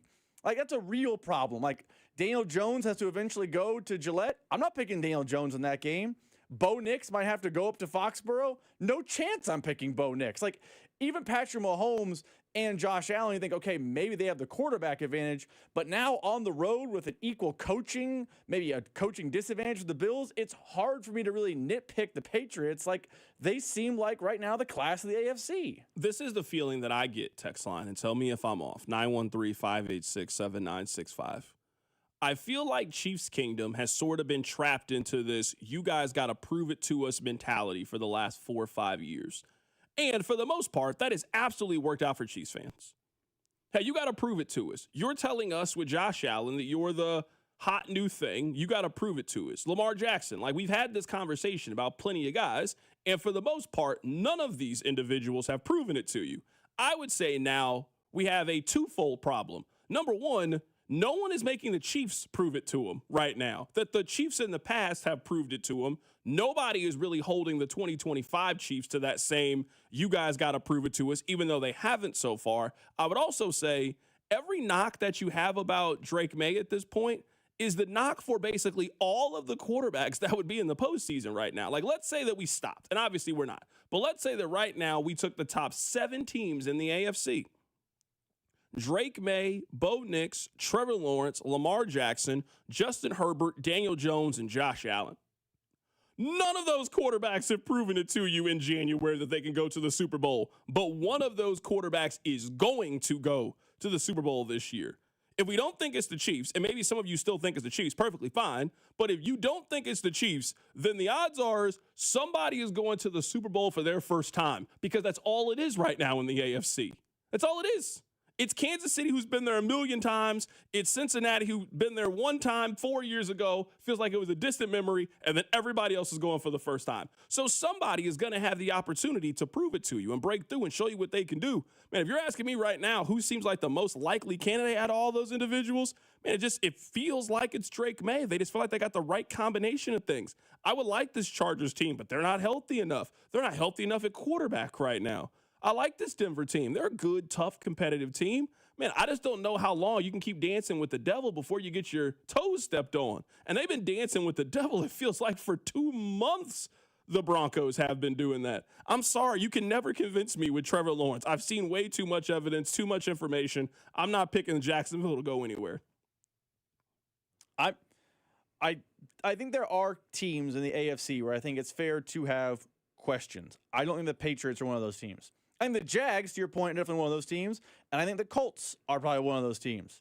The Texans have a chance to kind of squelch those whispers. I think the Texans right now are one of those teams. But, like, it feels like on December 2nd, the Patriots are the class of the AFC. I understand when this conversation happens. I get really tired, because it's just how the NFL works, of, well, the Patriots had an easy schedule. What if we changed their schedule and they played someone else? Like, but they didn't play those teams.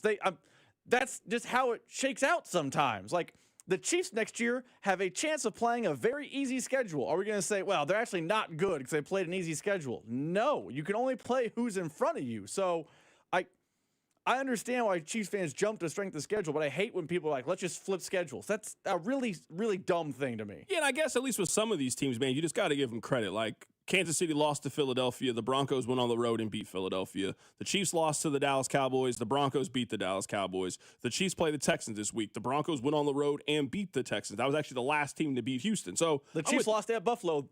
New England went up there and beat Buffalo. Yeah, so at this point, just everybody's resume has a little bit of holes. You can kind of poke holes. You can kind of question every team in the National Football League. So that's why I say going into this, man, you just got to go with your gut and what feels right when it comes to these teams. Like, that's it. That's all you can really go off of. Because on a week-by-week basis, what do you know? You think that the Rams are the best team in the NFC. Next thing you know, they're getting pummeled by Carolina, and now you got to entertain the possibility that Carolina might win the NFC South. The more we think we know about the NFL, every Sunday we find out that we know absolutely nothing about this league. Matt Verderam coming up in 20 minutes. It's The Drive. The Drive with Carrington Harrison on your home for Kansas City sports. 96.5 The Fan. Brought to you by DM Injury Law. Have you or a loved one been in a car wreck? Contact DM Injury Law today and get the money you deserve. Car wreck? Remember, Mike's got this. This is the story of the one. As the purchasing manager at a manufacturing plant, she knows the only thing more important than having the right safety gear is having it there when you need it. That's why she partners with Grainger for auto reordering, so her team members can count on her to have cut-resistant gloves on hand, and each shift can run safely and efficiently. Call 1-800-GRAINGER, click Grainger.com, or just stop by. Grainger, for the ones who get it done.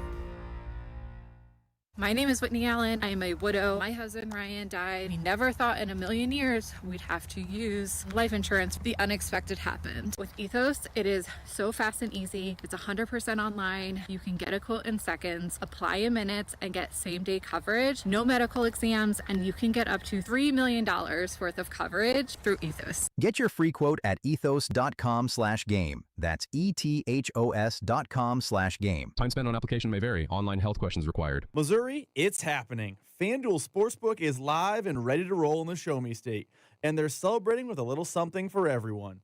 All this week, every customer gets a no-sweat bet every day. That's right. No matter what you're betting on, if it doesn't hit, you'll get bonus bets back to keep the action going. So whether it's football, basketball, hockey, or whatever you're into, you can bet it all on the app that's safe, secure, and built for every kind of fan. The interface is quick and the payouts are fast, and the experience, top tier. So download FanDuel or visit FanDuel.com/Missouri to get started. FanDuel Sportsbook, now live in Missouri. FanDuel Sportsbook is the official sportsbook of 96.5 The Fan. 21 and present in Missouri. Gambling problem? Call 1-800-GAMBLER. Opt-in required each day. Refund issued as non-withdrawable bonus bets that expire 7 days after receipt. Max refund $20. Restrictions apply, including token expiration. See terms at sportsbook.fanduel.com.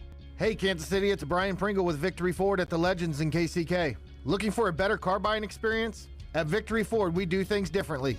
Friendly, knowledgeable people who actually listen. Clear, upfront pricing with no games or gimmicks, and financing that fits your life. Whether you're hunting a rugged truck, a family SUV, or a fuel-smart commuter, our team walks you through every option so you drive away confident. Got a trade? We pay top dollar. No haggling, just a fair, honest offer so your next ride is within reach. Need financing? Our excellent financing specialists work with multiple lenders to get you competitive terms even if your credit isn't perfect. We're easy to get to from anywhere in the city, conveniently located at the Legends in KCK, just off 435 and Parallel Parkway, down the street from the Kansas Speedway and Nebraska Furniture Mart. Stop by, take a test drive, and feel the difference of a dealership that treats you like a neighbor. Visit us today at the Legends in KCK or victoryfordkc.com. Victory Ford, where our first price is better than their last. With Target, gifting has never been easier. This Saturday and Sunday, Target gift cards are 10% off with Target Circle. Treat everyone on your list to something you know they'll love. Gift cards for the trendsetters, the techies, the fashionistas, the foodies, and even yourself. The perfect time to save is now. This deal is a yearly fave, so hurry. Get more gifting for your buck and save 10% on Target gift cards with Target Circle for 2 days only. Only at Target. Restrictions apply. As a mom, comforting my family is what I do best. Vicks Vapor Stick provides soothing, non-medicated Vicks vapors in an easy-to-apply stick, and it dries fast, so there's no mess. I use it to comfort myself and my family. Thanks, Mom. Vicks Vapo Stick, soothing comfort for the whole family. And try Vicks Vapo Shower Max for steamy Vicks vapors when you need more comfort for yourself. Use as directed. This is the story of the one. As the purchasing manager at a manufacturing plant, she knows the only thing more important than having the right safety gear is having it there when you need it. That's why she partners with Grainger for auto reordering, so her team members can count on her to have cut-resistant gloves on hand, and each shift can run safely and efficiently. Call 1-800-GRAINGER, click Grainger.com, or just stop by. Grainger, for the ones who get it done.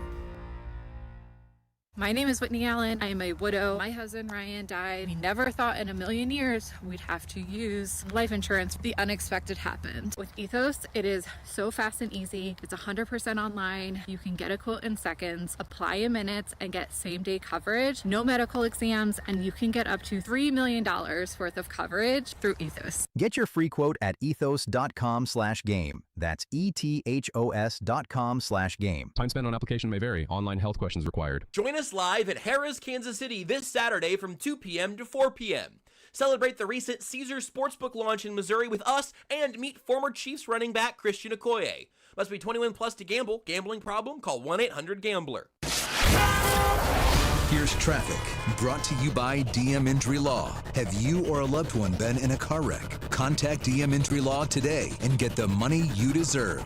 Car wreck? Remember, Mike's got this. A couple of stalls to watch for that are causing problems. 70 westbound past 31st. It is the right lane blocked. And then 435 westbound past State Line. This two-car crash down here tried to make it off to the right shoulder, blocking part of the right lane. I'm Val with traffic on 96.5 The Fan.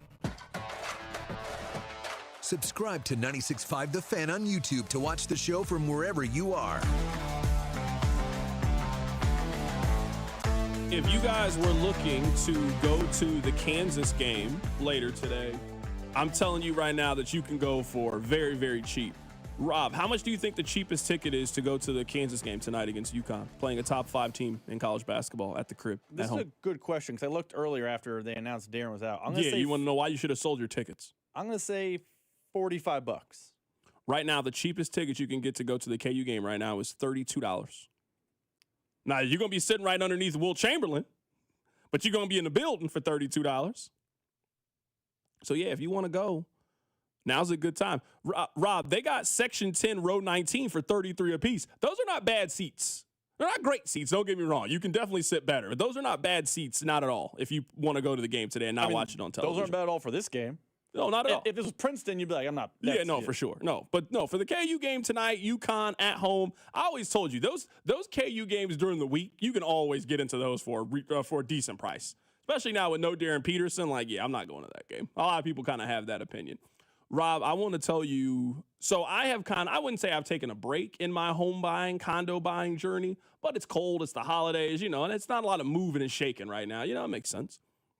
But there is one that I really want to look at. It comes available on the 4th, so I kind of have that marked down as I like the location. I'm really excited to go look at it.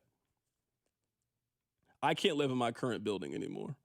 Rob, I'm not joking to you. This is not an exaggeration. The fire alarm went off 3 separate times yesterday. 3 separate times. I left here, got a little dinner, got a little barbecue, little Gates, went home. Fire alarm goes off. Got to evacuate the building. All right. I'll make sure. I'm looking out. I ain't see anything burn. I was like, all right, so we go back inside. Fire alarm went off again, probably like an hour later. Walk back outside. I'm like, all right, hold on now. It's cold out here. We was outside a little longer that time. I was like, hold on here. I got to go back. And that third time, I'd have stayed in there, man. Hey, if this is the way the Lord wants me to leave, then it was my time. I had a good run, man. It was good. I felt the door with the back of my hand. I did all the things that my stepdad, who's a firefighter, I did all the things he told me to do. I didn't feel like I was in imminent danger. I'd have stayed in there, man. I can't do it. I'm telling you, it's time. You know when it's time to walk away, and it's time. So everybody's like, oh, you don't want to rush into it. No, it's time to rush. I've went off 3 times yesterday. Once was in the middle of the night. No, I can't do this no more. No, I can't do it anymore. It's time for me to go. I'm about to move in with you. You guys got an extra bedroom in there?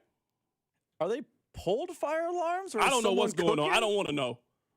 It's like three different times. I'm just asking if there's room over there at your house. Is what I want to know. I mean, you already say you don't want to live in Kansas. I don't want to live in hell. That's where I'm living right now. That's why I don't want to live there. I don't have any interest in doing that.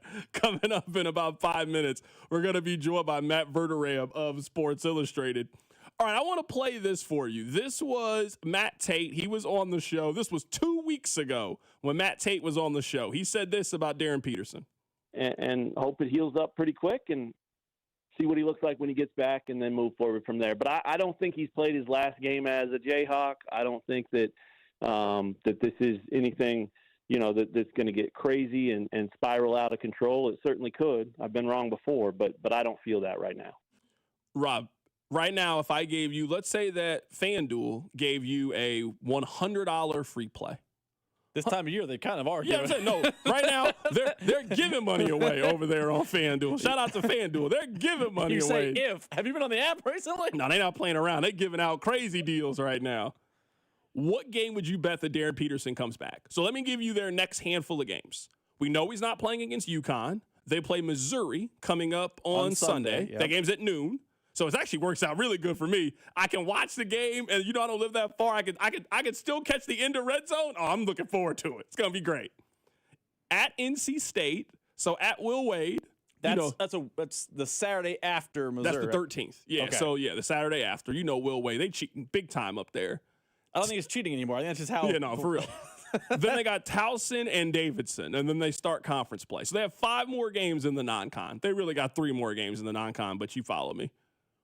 When do you think Darryn Peterson comes back? If I gave you a free $100 if you get it right. Missouri?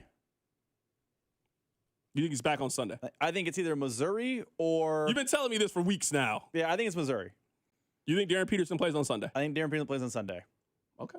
And if he doesn't play Sunday and I'm wrong and I lose the free $100, then I think at that point you're looking at Towson Davidson. Like if he ain't playing against Missouri, there's no point to rush him back for NC State. Honestly, if that's the case, then I would tell Darryn if Darryn Peterson cannot play this week, I would just tell him to sit out for another month and come back against UCF when conference play starts. I would agree with that. I agree with Matt Tate. I think he is playing at Kansas this year. I do think I agree with you. I do believe he will play. I don't think he is resting as a quasi red shirt to protect his draft status. I don't believe that. I think he's playing college basketball this year. I think it's either Sunday or conference play. Because maybe I am falling for the same trap I fell for yesterday.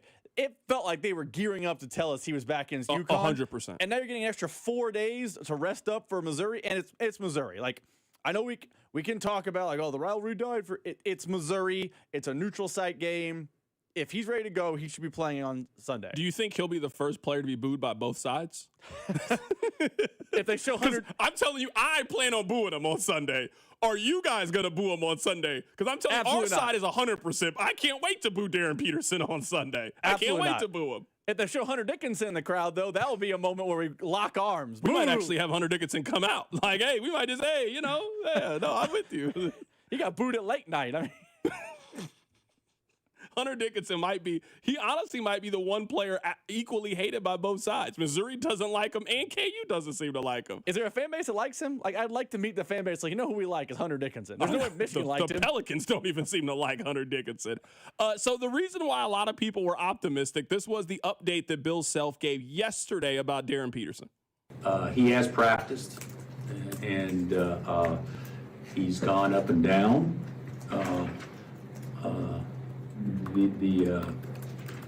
The hesitancy I have is that before we'll announce anything is he has to test out medically from a strength and flexibility standpoint, and we'll know that in the morning. So still no answer, but we'll be able to say something definitively in the morning. If he's able to play, like, is there any thought in your mind of starting, not starting? Does that matter to you? Doesn't matter, but if he plays, he's starting. I know you guys are ready for it. I'm ready for it too. I want to see Darryn Peterson on the court. I want to see him on the floor. And more specifically, I would like for Darryn Peterson to play Sunday against Missouri at Sprint Center. I think that's what we've all been waiting for. I want everybody to be there. I want everybody on Missouri to be there. I want everybody on Kansas to be there. I want to see these two teams. I mean, this is the first time they played a neutral site game. It had to be since Big 12, Big 8 tournament. Do you count the Hurricane game?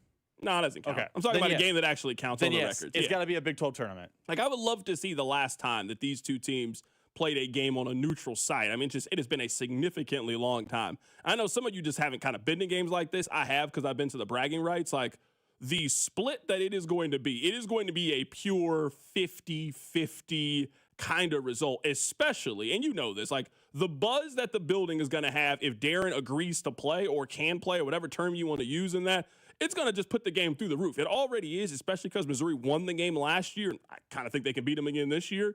But if Darryn ends up signing up, just the energy, the buzz in the building, it's going to be incredible. So really looking forward to the matchup between those two teams coming up on Sunday. But we got a lot of time to talk about that. Coming up on the other side, Matt Verderame, Sports Illustrated. Keep it right here. It's The Drive.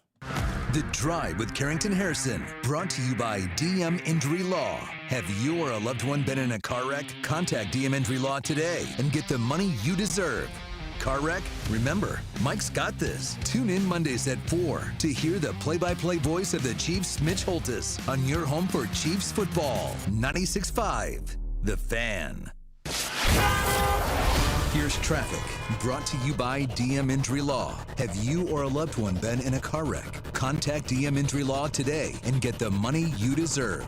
Car wreck? Remember, Mike's got this.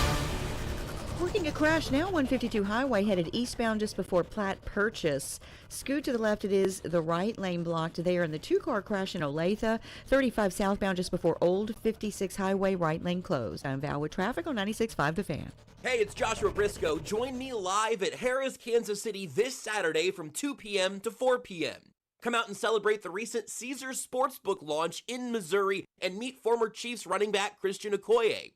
Bet the game day action right from your phone. Download the Caesars Sportsbook app now and use promo code RADIOMO.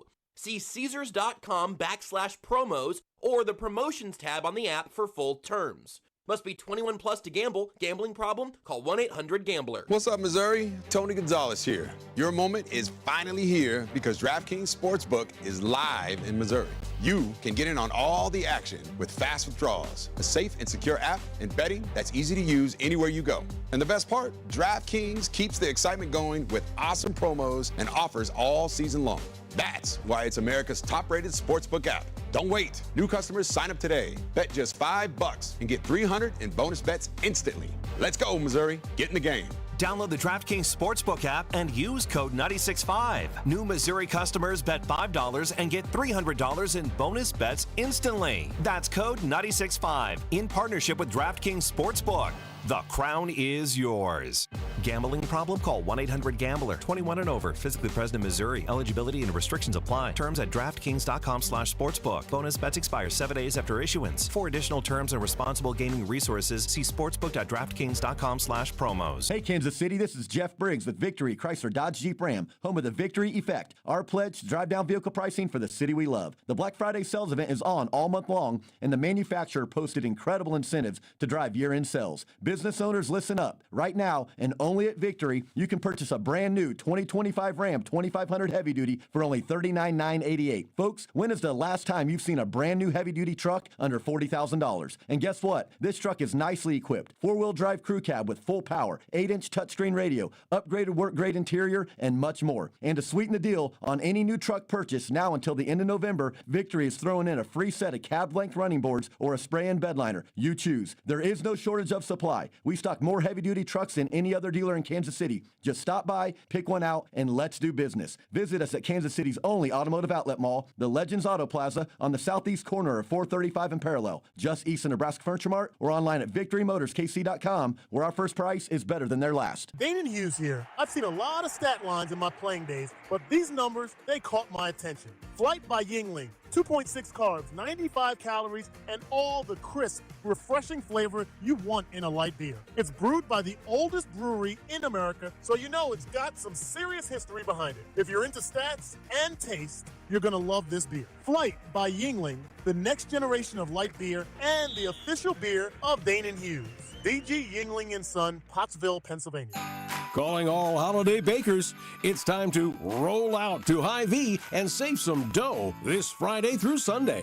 Get the season's hottest deals on dozens of baking essentials, like Hy-Vee brand flour, $1.48, cream cheese, $1.28, Hy-Vee brand chocolate chips, $2.48, and butter, just $2.49. Get ready to double those recipes and whip up some holiday magic this Friday through Sunday only at Hy-Vee. My family and I love seafood. In fact, there isn't a week that goes by where we're not having salmon or shrimp or scallops. And I know that I can count on Hy-Vee for all of my seafood needs. And they're having their annual seafood sale. It's going on right now. So it's time to stock your freezer with the best prices of the year on crab legs, lobster tail, jumbo shrimp, and scallops. Whether you're entertaining at home or want to bring something special to a holiday gathering, don't miss the huge annual crab and seafood sale only at Hy-Vee. FanDuel is the #1 sportsbook for same-game parlays, from points, rebounds, three-pointers, assists, and so much more. FanDuel is the best place to combine your favorite picks into a same-game parlay or track every stat line live, all in an easy-to-use, one-stop shop app. And right now is the perfect time to join because new customers get $150 in bonus bets if your first $5 bet wins. So bet on the players that you love the way that you want. Head over to FanDuel and use my promo code FanDuel.com/KFNZ to sign up today. FanDuel is the best place to combine your favorite picks into a same-game parlay or track every stat line live, all in an easy-to-use, one-stop shop app. FanDuel, an official sports betting partner of the NBA, and also 96.5 The Fan. 21 and present in Kansas. First online real money wager only. $5 first deposit required. Bonus issued with nominal drawable bonus bet, which expires 7 days after restrictions apply. See terms at sportsbook.fanduel.com. FanDuel is offering online sports wagering in Kansas under agreement Kansas Casino, LLC. Gambling problem? Get up with your best bet. Call 1-800-522-4700 or visit kansasgamblinghelp.com. Make sure to subscribe to our YouTube channel to watch all your favorite shows, shorts, and clips. This is your home for Kansas City sports. 96.5 The Fan. KFNZ FM and AM, HD1 and HD2 Kansas City, an Odyssey sports station.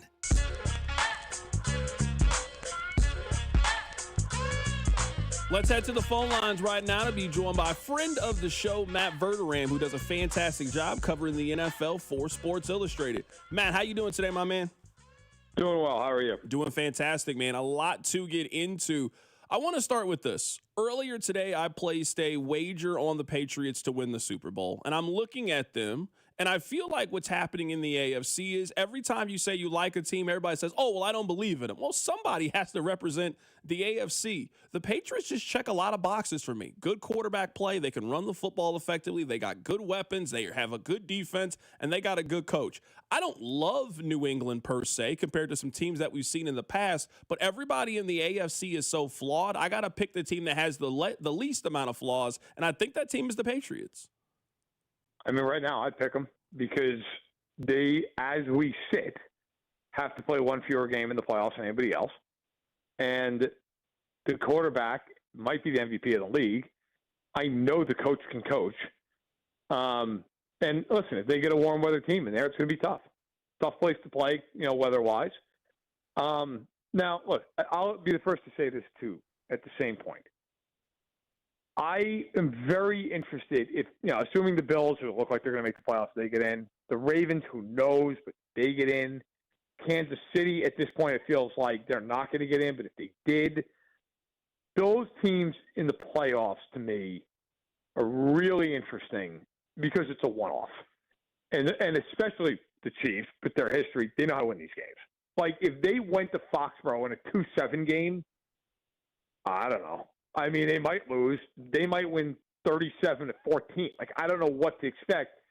But I think right now, based on what you're looking at, New England's probably the best bet of a conference that doesn't really have a best bet.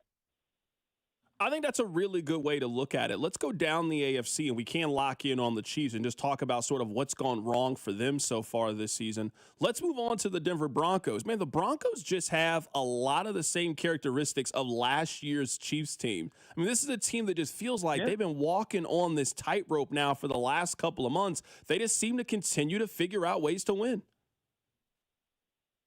Denver reminds me of Denver a year ago. Now, like, to their credit, they're better in the win-loss column, which is what matters.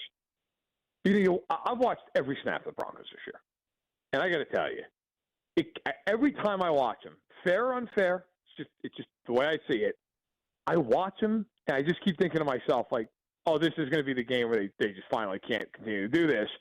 And then they find some way, right? I mean, it's just, they really should have lost to the Giants. They should have probably lost to Philadelphia. They should have lost to Washington. Like, that game, I mean, Benito, to his credit, made a great. I shouldn't say should have. They easily could have. And Benito makes a really nice play and saves them, because otherwise it's a walk-in for the two-point conversion. And there have been so many games like that where you've watched them this year and gone, oh, my God, like, are they going to survive? Even the Raiders game they played earlier this year on Thursday Night Football. The problem I have with Denver, and this is why I think New England, to me, is a much better pick, I just have no faith in the quarterback. None. And if they get into a game in the playoffs where a team really presses the issue with him and just says, look, we can score 24, 27. You've got to do it. I know he's done it against Washington, the Giants. I get all that. They don't score against good teams. Like, go look at their offensive output against anybody who's any good. They don't score. And that's the problem. Like, where I think May could win a 34-31 game, I don't think Bo Nix can. Not in the playoffs. And so that's my concern, is you're just going to come up against a team, whether it's in the wild card round, the divisional round, who just says, you're not beating us 17-14. And I just don't think they're a complete team in the way that some other teams are. Yeah, I feel that same way about them, and that was the point I was just making about them walking on this tightrope. I just feel like they've been on that tightrope for so long. So those are the top two teams right now in the AFC. Yep. So let's just move them to the side. They're the only two teams in the AFC that have double-digit wins. Who else are you a believer in? I'm really starting to come around to this Houston team. I love that pass rush. I've been a believer in C.J. Stroud. They just feel like a team that's playing their best football at the right time. Man, I really struggle with who I believe in the AFC. Once I get past Denver, New England, and Houston, everybody else is just incredibly flawed in my eyes. Honestly, I don't believe in any of them. And New England would be the team if I had to pick for the reasons we talked about earlier. I don't believe in Denver. I think there's a real world if Denver in the wild card round plays a team that can score. They're going home in the first round of the playoffs. I don't believe in them. Houston, look, I love their defense. Everybody loves their defense. That offense is so bad. Like, I've watched a lot of Houston this year. Watched the game against Indianapolis. And Stroud is – look, I'm a Stroud guy. I think Stroud's a good quarterback. And Collins is a great receiver. Carrington, they have nobody else. I mean, nobody. They can't throw the ball to anybody else. They don't run the ball effectively. The line's not good. The way they call plays, their scheme is not great. Now, look, could they just defensively bully their way to the Super Bowl? I mean, yeah, they could. But, again, they're another team. I just look at them, and it's like, they're so one-dimensional. Kind of, they're just like Denver. If you can block them, there's just not a lot they can do. And that Stroud is better than Knicks. But I struggle with them. And the rest of the conference, the Colts might miss the playoffs at the rate that thing's going. With all the injuries and the losses they've had. I don't buy into Jacksonville. Jacksonville, their credit's better than they were a year ago, obviously. But I don't think they're any threat to go to the Super Bowl. I don't think the Chargers – I don't even know if the Chargers are going to make the playoffs. If they do, I think they're probably one and done. Baltimore and Pittsburgh. I mean, Baltimore, to me, they can't do anything. Jackson is clearly not 100%. That offense is not good. Pittsburgh's not good in general. And then you get to a team like the Chiefs, you just look at them and go, yeah, I mean, at what point are they just not good either? You know, I mean, they're 6-6. They can't do anything to get off the field. They can't get a pass rush. It's basically can Mahomes just save them every week? And that's, you know, look, he's done it. I mean, they've got to the Super Bowl with him doing it, but it's a tall ask. Right now, we're talking to Matt Verderam of Sports Illustrated, just getting his thoughts right now on the NFL. Let's talk about the Kansas City Chiefs. I feel like all of us, and I'm at the forefront of this, I feel like I've made excuses for Kansas City all season, and I've kind of given them the benefit of the doubt that I believe they've earned through what they've done over the last 5-6 years based off who they are. And I think with them losing on Thanksgiving, I finally are looking at the Chiefs for what they are. They're just a really inconsistent football team. And now you're asking me for a team that has to play Houston, Denver, and Los Angeles. You got to go 3-0 in that stretch in order to make the playoffs. And just there's very little that the Chiefs have done in 2025 that would lead me to believe that they are going to win all 3 of those games. They can win 2 of those games for sure, but just in one of those games, they make a turnover, they make a penalty, they make a mistake, and ultimately that's going to be the reason why they miss the playoffs. I mean, look, here's the case for them. They have Patrick Mahomes, and they're at home in all 3 of those games. And they've been really good at home this year. That is the one thing for them that they can hang their hat on. They've been good at home. They've been a totally different defensive team at home. And that's not going to help them to get to the playoffs. But maybe in the playoffs, the worm turns because they just look at it like it's their time to shine. I have no idea. But that's it. I mean, I've run through a million scenarios here. There's a world they could go 2-1 in those home games and make the playoffs. It's about a coin flip. But if they win 2 home games, they almost have to be the next 2 games. They have to beat Houston. They have to beat the Chargers. And if they do that, there's about, mathematically speaking, a little better than 50-50 odds they'll get in the playoffs. But if they win out, then they're going to get in. I basically look at the Chiefs like this. If they win the next 2 games, I think they'll make the playoffs because I don't think they're going to lose to the Titans or the Raiders. And I think if they know that their season's on the line against Denver and it's like you win, you get in the playoffs, I think they'll do it at home on a short week. But you're right. I mean, the inconsistencies, I also sat here and thought, okay, you know, Dallas, look, I respected Dallas, but I figured it'd be a game the Chiefs will find a way. And you watch that game, they just can't do anything. I mean, the biggest problem the Chiefs have, they just cannot get a pass rush at all. And that's brutal when you're paying, $55 million a year between Jones and Karlaftis, and you can't do anything? And it's not really because of those 2 guys. I mean, look, Jones would like to have more sacks. Karlaftis has been hit and miss at times. But it's everybody else. I mean, do you know Mike Dan this year has 4 tackles? He has 4 tackles. Played, I think, 11 games. That's impossible. Like, you're in the defensive line. Somebody just runs into you 5 times a year. You have 5 tackles. Amena, who's done nothing. Gelati's done nothing. And Norman Lott, of course, is hurt. Like, they just – and that's the thing. These next 2 weeks, they're playing bad offensive lines. I have no idea if the Chiefs can take advantage of it or if they're just going to lose these games because – these are the 2 weeks that Houston and the Chargers can protect, and Stroud and Herbert just light them up. Right now, we're talking to Matt Verderam of Sports Illustrated.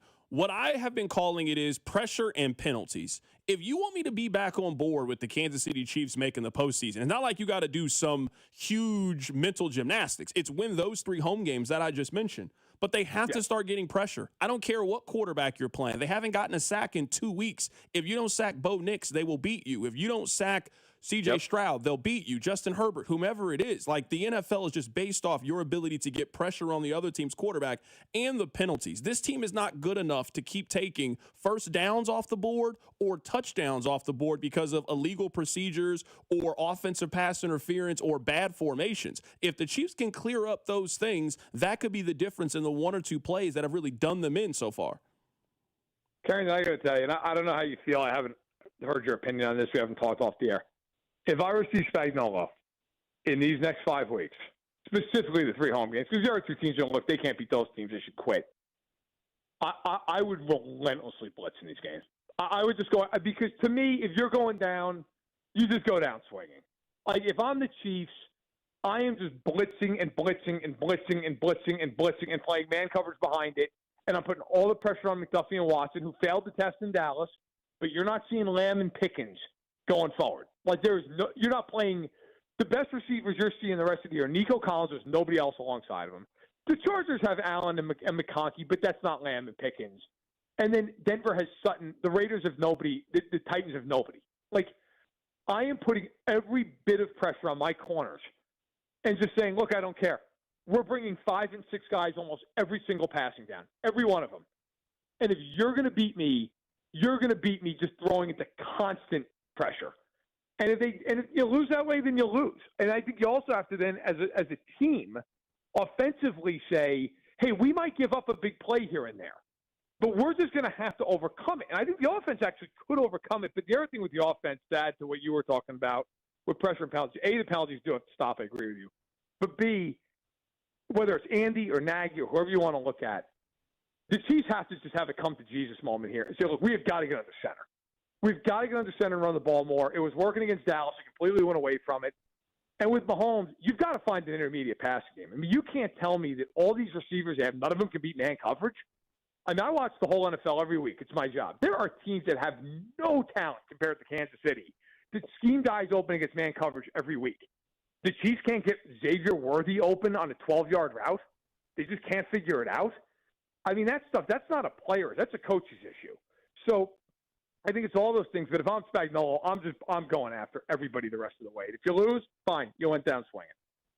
A couple divisions I want to get your opinion on who you think could win the division or who you are projecting. Let's start with the AFC North. Who do you think ends up grabbing that 4 spot in the AFC out of the AFC North? I think it's Baltimore because I don't think Pittsburgh is any good. I think Pittsburgh's going to finally have a losing season with Tomlin. And it feels like that thing's kind of coming apart at the seams. Who could have imagined that Rodgers would start sniping at guys in press conferences? The Bengals, Burrow being back is great. They're 4-8. They're going to have to win out. And I don't know. They might. I mean, they got the Cardinals and the Dolphins and the Browns. Like maybe they can do it. But it's just too big of a stretch. I won't rule it out. But I'll just say I think it's Baltimore. But I will tell you right now, I don't think if the Chiefs get in the playoffs, I think they're actually intriguing because it also would mean they're playing really well at that point. I think Baltimore's cooked. They can't do anything on offense other than Henry running the ball. So I think they'll win the division, but it's almost by default. I don't think it's because they're an actual threat to do anything significant. I will tell you this, and maybe I am just overreacting to the one game that they had on Thanksgiving night. Cincinnati, if they can figure out a way to win these next 2 weeks, they have Buffalo and Baltimore, and they've already won the first game against Baltimore. If they win those first 2 games, Cincinnati is going to be as hot as anybody and absolutely has a chance to steal that division. Oh, I agree. If they win those 2 games, I think they will win the division. But you know what it is, truthfully? I just look at this Bills game. They're going to score on Buffalo. They might also give up 55 points. I have no idea. I mean, that's the problem with betting on teams with no defense is it's not on Joe Burrow. It's not on Jamar Chase. They're going to score. I don't have any doubt in my mind. They're going to score points. It's just, when you're that bad defensively, you could even lose to a bad team. You could just have a game where Jacoby Brissett throws for 400 yards because you can't do anything. That's the problem. But I agree with you. They win these next 2 games. It's intriguing. It's certainly on the board. Let's continue on in divisions in the National Football League just to get your opinion on who you think could potentially win. Let's go to the AFC South. You got 3 teams that are certainly in the mix. Jacksonville and Indianapolis both have the same record. Houston is right there behind them at 7-5. Who do you think wins the AFC South? I don't think they're the best team in it. I think Jacksonville. Because Jacksonville is the Jets and the Titans left, right? So barring blowing a complete tire, which they could, but provided they win those games, that puts them at 10. They play the Colts twice. I actually think it's an advantage right now. The Colts are not playing good football. The Colts feel like we're 1 loss away from full-blown panic meltdown mode. And they go into Jacksonville with Jones on one leg and injuries to Gardner and Buckner. I think Jacksonville is going to find a way to win the game. And if they do, I don't think Indy's going to cast them. Indy's schedule is brutal the rest of the way. Houston's got to go to KC. He's got to play the Chargers. They still have to play the Colts. I think Houston probably finishes 10-7. Which, I think Jacksonville, even though I think, honestly, of the 3 teams, they probably scare me the least playing them. I will pick them to win the division just based on the way the schedule falls. I'll take it one step further. I think Indy could miss the playoffs just outright with the way that they've played. Like, looking at them down the stretch and with who's left on the schedule, like, I'm not really sure if I see this slide ending with Indianapolis anytime soon. I think, Karen, this is the week. Like, if they lose this game, by the way, they haven't won in Jacksonville since 2014. Like, they don't ever win down there, ever. There was a year that Jacksonville won 1-15, and the one win was week 1 against Indy at home. And then they just lost every game the rest of the year. I look at the Colts, and if you lose this game, you've got major problems. Like, you have Seattle up next in Seattle, followed by the Niners on a Monday night. You still have to play Jacksonville and Houston again. And the other problem that they have, they've lost everybody. So they've lost to Pittsburgh, which I don't think is going to matter tiebreaker-wise, but it could. They've lost to the Chiefs, which could absolutely matter tiebreaker-wise. I mean, you start looking at this thing, Houston they've lost to. Jacksonville, if they lose this week, they will have lost to. You're not doing yourselves any favors here. I mean, they would be in a spot. Now, they did beat the Chargers. So that helps them. But, yeah, no, listen, I'm with you. Like, this, if they lose this game, it is like a Chernobyl-level meltdown on hand in Indianapolis. Right now, we're talking to Matt Verderam. We're going through his predictions on who's going to win divisions as we head into December. All right, Matt, we've done the AFC. Let's go over to the NFC. The NFC North, super competitive. You got Chicago, Green Bay, Detroit. Which one of those teams you think wins the division? I like the Packers. The Lions were a team that all year, kind of like, they're like the Chiefs in the NFC, where I've spent all year saying, yeah, I think they'll figure it out. Injuries are a huge problem for them right now. And Campbell, look, I don't like the way they coach the offense. The offense is a team, they're too predictable at times. And I feel like at some juncture here with Campbell, buddy, kick a field goal. Like, just stop with these, like, 4th and 5s. And, I mean, that 4th and 5 or whatever it was, 4th and 4, you had 10 points with 9 minutes left. It's a 30-some-odd-yard field goal. Just kick it. Like, why are you going for that? What are you doing? I feel like, to have problems that I don't know are going to be quickly reversed. I like the Packers more than the Bears. The Bears, to their credit, are winning games and run the heck out of the ball. The defense is coming around. Caleb Williams scares the heck out of me, man. If you watch those games, and he'll make 2 or 3 throws in a game, like, wow. And then he'll make 4 or 5 other throws. Ooh, what does he look at? He's kind of like Trevor Lawrence in that regard. So I think the Packers are going to win this Sunday. I think they'll win I think they'll sweep Chicago. I think the Bears make the playoffs, but I think the Bears are going to go as a wild team. I think the Packers will win it. All you got to do is show me with the Bears is their point differential, and they're +6, even though they're 9-3. Like, good. That evens out eventually. Like, I'm sorry, that evens out eventually. I'm with you when it comes to Chicago. Let's go to the NFC South. You got Tampa Bay. You also got Carolina. Carolina is the most confusing team in the National Football League. I see them get blown out one week by the Bills. I then see them go on the road and beat the Green Bay Packers. I have no clue what to make of the Carolina Panthers. They have now made this a really tight divisional race. Tampa Bay or Carolina, which team wins the South? Tampa. Look, I think even if all Tampa's got to do is split with Carolina because their schedule's a joke. Like, they might win out otherwise. And Carolina's problem is they still got to play Seattle on the road. I just think the schedule gods are kind of against Carolina at this point. But I'll say this. Congrats to the Panthers, man. Like, whether they win the division or not, like, what an incredible year. I mean, nobody thought the team was going to do anything. I think I wrote about this a couple weeks ago on the heels of that Monday night against the Niners. Big question I have with the Panthers is, what are you doing at quarterback? Because I actually think that team is starting to kind of round into form. Bryce Young can't play. Like, he's just not good. And I know he threw for 3 touchdowns against the Rams. That's fine and well. But, like, for every game he has like that, he's 3 other games, he looks like he doesn't belong in the sport. They have to make a decision on his 5th-year option this offseason. How do you pick that up? How do you pick up an option on him? Like, I don't know. So, look, that's a question for another day. I think the Bucs will win the division. I love Tampa going into the year, but the injuries, Mayfield's clearly not – he's not right. He's not playing his best.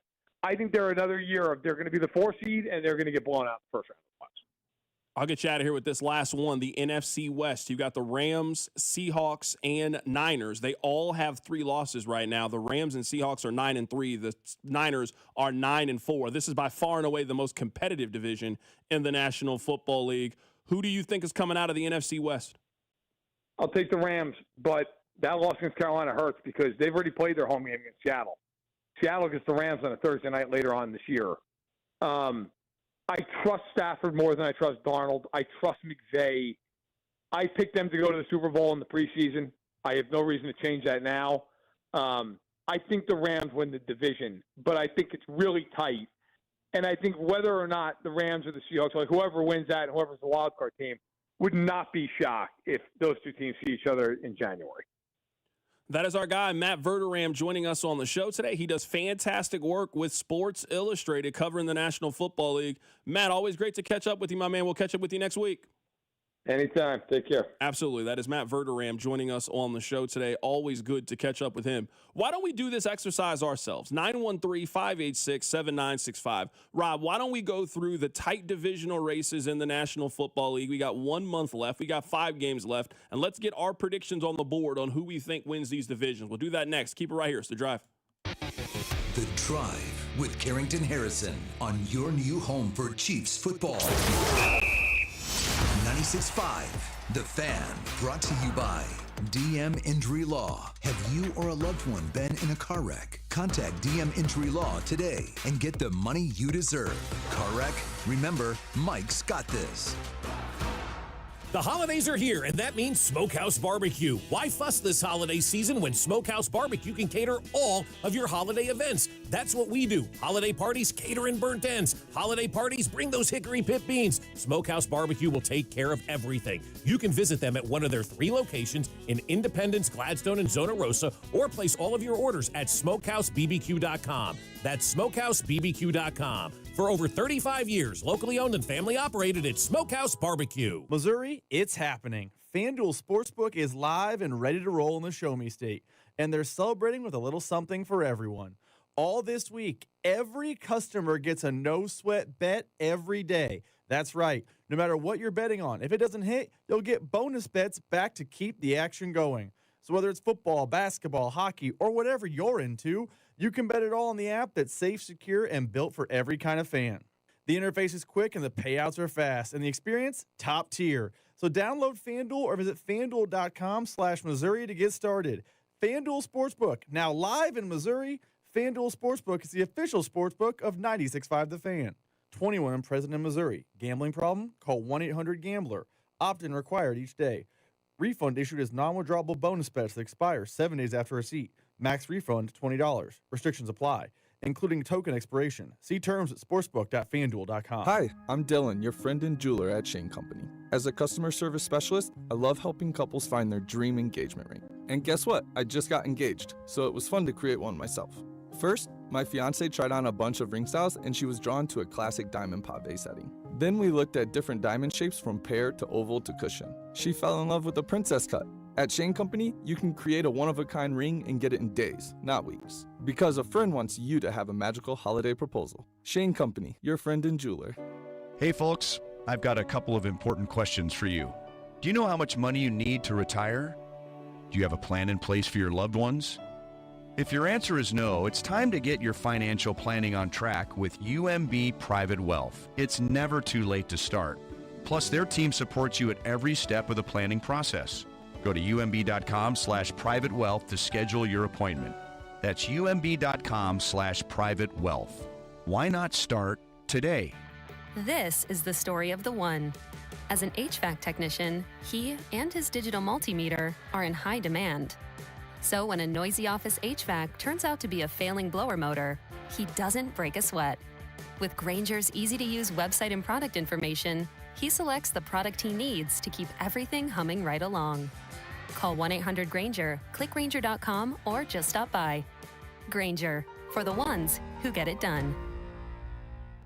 It's time for Cyber Monday, Dell Technologies' biggest sale of the year. Enjoy the lowest prices of the year on select PCs like the Dell 16 Plus featuring Intel Core Ultra processors. And with built-in advanced features, it's the PC that helps you do more faster. Plus, earn Dell rewards and enjoy many other benefits like free shipping, price match guarantee, and expert support. They also have huge deals on accessories that pair perfectly with your Dell PC and make perfect gifts for everyone on your list. Shop now at Dell.com/deals.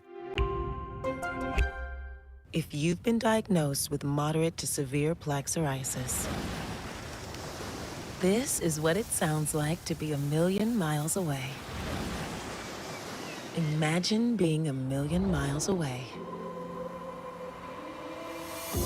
Tremfya Guselkumab taken by injection, is a prescription medicine for adults with moderate to severe plaque psoriasis who may benefit from taking injections or pills or phototherapy. With Tremfya, clearer skin is possible. In clinical trials, at least 70% of patients saw at least 90% clearer skin at 16 weeks. Results may vary. Tremfya is also indicated for adults with active psoriatic arthritis. Serious allergic reactions and increased risk of infections and liver problems may occur. Before treatment, your doctor should check you for infections and tuberculosis. Tell your doctor if you have an infection, flu-like symptoms, or if you need a vaccine. Ask your doctor about Tremfya. Call 1-800-526-7736 or visit Tremfya.com. The technicians you can trust with your house keys. Anthony Plumbing, Heating, Cooling, and Electric. This season, enjoy stress-free comfort with easy booking and trusted service from Anthony. Save up to $4,500 on a new high-efficiency HVAC system. Schedule today at anthonyphce.com. Here's traffic, brought to you by DM Injury Law. Have you or a loved one been in a car wreck? Contact DM Injury Law today and get the money you deserve. Car wreck? Remember, Mike's got this. Still working with the crash, 152 highway eastbound just before Platte Purchase. Right lane is blocked. And a two-car crash 35 northbound, the on-ramp from 119th. It's been a problem spot for us this afternoon, so be prepared to tap your brakes. I'm Val with traffic on 96.5 The Fan.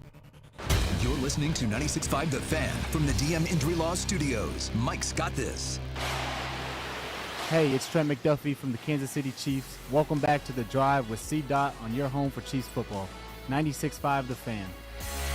Coming up in a little bit, we'll get back to Kansas basketball. They have a top 5 game coming up today at home against UConn. Unfortunately, they will not have Darryn Peterson in uniform for the Jayhawks. So let's take a little break from college basketball. Let's keep with the NFL, and I want to do a little bit of an exercise. We have now seen almost every team in the league play 12 times. We got a good feel for these teams. So what I would like to do is let's go through the tightly contested divisional races and let's put our predictions right now on the board. Who do you think is going to win the division? We'll do that now. Hit it, Rob. Rob, let's start in the AFC North. You have Baltimore at 6-6. You have Pittsburgh at 6-6. Cincinnati is at 4-8. I am not eliminating Cincinnati, especially because they play the Ravens next week and they just won a matchup against them. If Cincinnati wins these next 2 games, they are very much in conversation in the AFC North. Who do you think wins the division out of the North? Ravens. I'm going to take the Ravens. I think the Steelers have real defensive issues, and we know they have a quarterback issue, and their quarterback's now sniping at their receivers. That's not a good combination.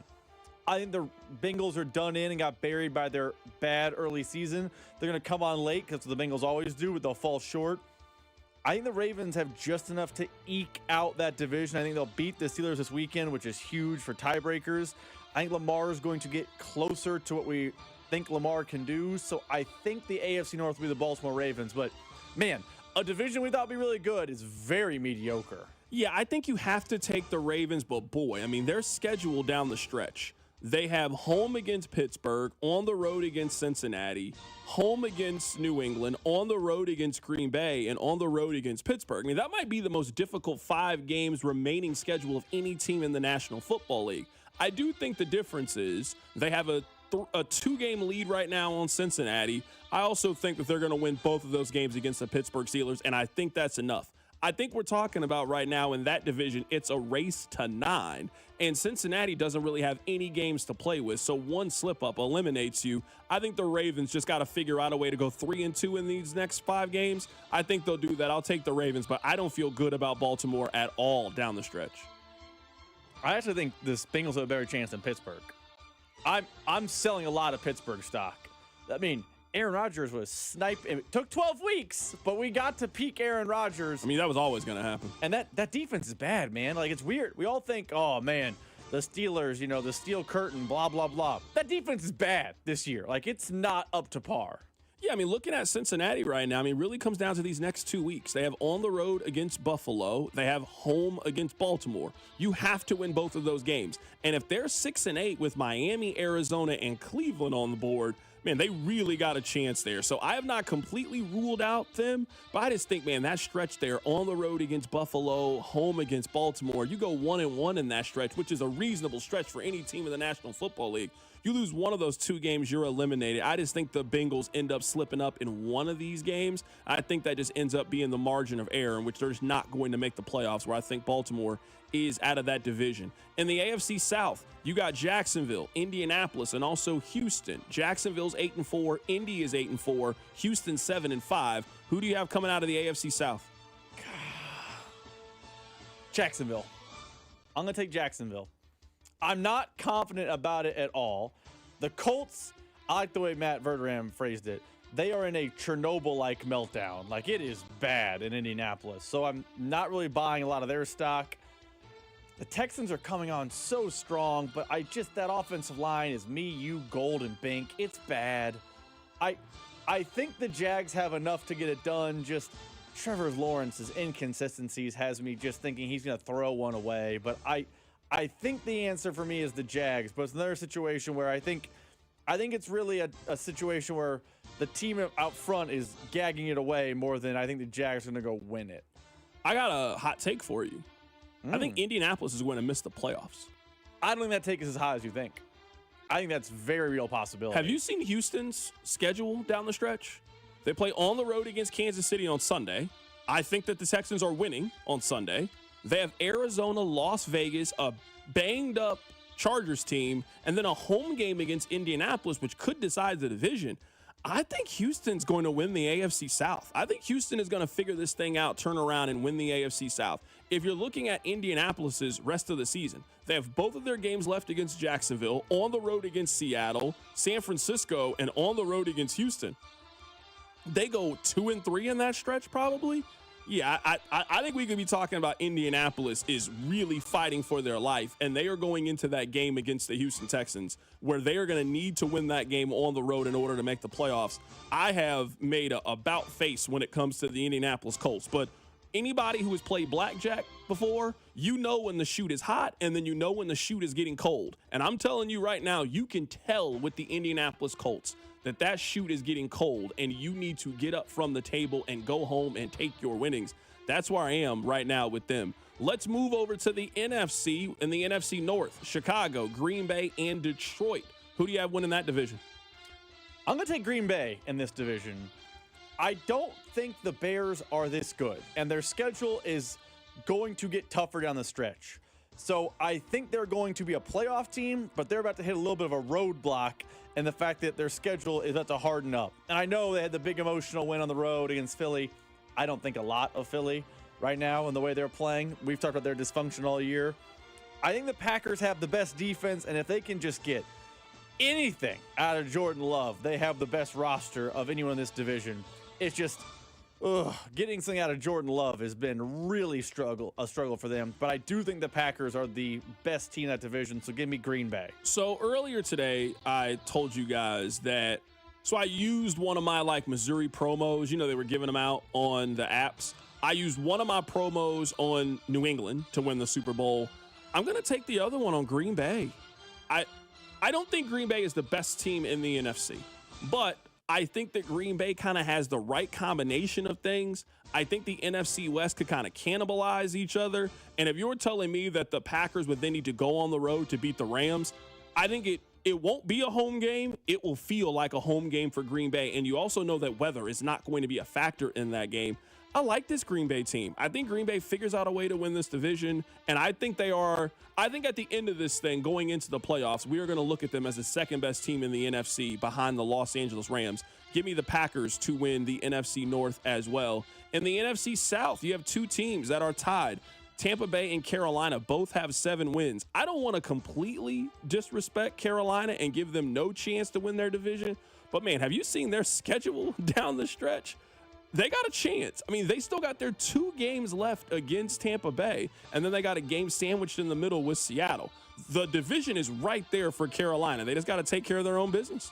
Yeah, I'm taking the Bucks, and maybe I'm going to be late to the party with the Panthers because I feel like they have been a lot better than I anticipated this season. And I don't know. I agree with our guest, Matt Verderame, that he's their quarterback is a problem. He's definitely inconsistent, but that's kind of the name of the game in the league this year. When he's good, he looks like Alabama Bryce Young, the guy that was a no-doubt Heisman winner. I just think the Bucs are more talented top to bottom. Like, I think one of the reasons the Bucs have kind of floundered this year is that they've taken on so much water 100%. health-wise. And I'm not saying they're healthy right now, but if they can just get a little bit of health, they got Bucky Irving back, I know. If they can get a little bit healthy down the stretch, their roster is better. So I'm taking the Bucs. Last division here, the NFC West, Los Angeles, Seattle, San Francisco. All three of those teams have 9 wins. The Rams have the second best point differential. Seattle actually has the best point differential. The Rams are second. Niners are third in that one. I mean, this is the most tightly contested division out of any in the National Football League. If you're looking at the gambling odds, the Rams are minus 145. Seattle is plus 210. San Francisco is plus 500. I think Seattle at plus 210 is probably the best odds if you're talking about it out of that division. But who do you have coming out of the NFC West? I really like Seattle. I don't know what it is about Seattle this year. I understand you're about to tell me about Darnold and all his shortcomings. I get it. But that Seattle defense It's just kind of hard to beat the Rams schedule down the stretch. Keep going. But when I tell you the Rams schedule, it's just hard to not pick them. But I would also tell you, the Rams speaking out of both sides of my mouth here, the Rams gagged one away earlier at Carolina. If we played the scheduled game 6 days ago, you'd be like, well, they're at Carolina this week, and they found a way to lose that one. I don't think the Rams are bad. I don't want this to come off like I'm anti-Rams. I just think the Seahawks are really good. So, mostly for that defense. So I'm going to take Seattle in that division. The Rams schedule the rest of the way. They have the Lions at home, on the road against Seattle. So they got a chance to kind of in Seattle, especially if they sweep the series between those two Seattle teams. Getting them in Seattle is a huge deal. Cold weather too, we presume. And it's a Thursday night football game, so you know that's always a weird one. On the road against Atlanta, and then they play Arizona. So they still got both of their games left against Arizona, and they got Atlanta. It's going to be very, very difficult, I think, to take the NFC West away from the Los Angeles Rams. I'm with you. They're the best team. I thought they were looking that way, and then they go on the road and lose to Carolina, and then it just questions everything that you feel about them. We'll get back to college basketball coming up at the top of the hour. Darryn Peterson is not going to play today for KU as they get ready for their game against UConn, but we'll talk a little bit of Chiefs here. Keep it right here. It's The Drive. The Drive with Carrington Harrison on your new home for K-State Athletics, 96.5 The Fan. Brought to you by DM Injury Law. Have you or a loved one been in a car wreck? Contact DM Injury Law today and get the money you deserve. Car wreck? Remember, Mike's got this. This is the story of the one. As an HVAC technician, he and his digital multimeter are in high demand. So when a noisy office HVAC turns out to be a failing blower motor, he doesn't break a sweat. With Grainger's easy-to-use website and product information, he selects the product he needs to keep everything humming right along. Call 1-800-GRAINGER, click Grainger.com, or just stop by. Grainger, for the ones who get it done. Hey, I'm Mike Slater. My dad passed away at the age of 63. It's out of nowhere. Had a stroke. Super hard, obviously, for the whole family, but my dad had life insurance. This is why I have life insurance for my family, for my wife and 4 kids. And the best place to get life insurance is ethos.com because you can do it in 10 minutes. And there's no medical exam and no blood test, just a few health questions. Get life insurance in 10 minutes so your family is protected. Ethos, E-T-H-O-S, ethos.com/play. BetMGM is now available in Missouri. The wait is over, and BetMGM, of course, I said it, is now available in Missouri. Sports fans in Missouri can sign up for BetMGM and get up to $1,500 paid back in bonus bets if their first bet loses. Enjoy a betting app that was designed for game day with features like live bets, same-game parlays, and BetMGM reward points. Plus, be on the lookout for surprise boosts dropping in your account all throughout the season. Sign up now for BetMGM and get up to $1,500 paid back in bonus bets if your first bet loses. BetMGM, it's everything a sportsman could want in one app. BetMGM is now available in Missouri. Sign up today. BetMGM, make it legendary. Gambling problem? Call 1-800-GAMBLER. See BetMGM.com for terms. 21 and older only. Missouri only. New customer offer subject to eligibility requirements and minimum deposit of $10. Bonus bets are non-withdrawable and expire in 7 days. Please gamble responsibly. What's up, guys? It's Drew. You know, confidence is key. You hear that all the time when it comes to everything in your life. The players that we watch and all the winning that we see comes from players who are confident and are able to deliver when it matters most. What if you could be more confident where it counts? I'm talking about Blue Chew. They provide access to chewable tablets that help you feel and perform at your best. Stronger, harder, longer lasting, like someone gave your downstairs a pep talk and a gym membership. Because showing up matters during life's most exciting moments. Day nights just got longer and better for everyone. Be ready when she is. Turn oh no into oh yes with Blue Chew. This isn't just about performance. Nothing makes you more of a legend than a little Blue Chew. Discover your options at BlueChew.com. There's an offer for you there. You get your first month free when you use our promo code KFNZ at checkout. Just cover $5 in shipping. That's it. Head to BlueChew.com for details and safety info. Then you'll be ready to chew it and do it. Hey, Kansas City, it's Brian Pringle with Victory Ford at the Legends in KCK. Looking for a better car buying experience? At Victory Ford, we do things differently.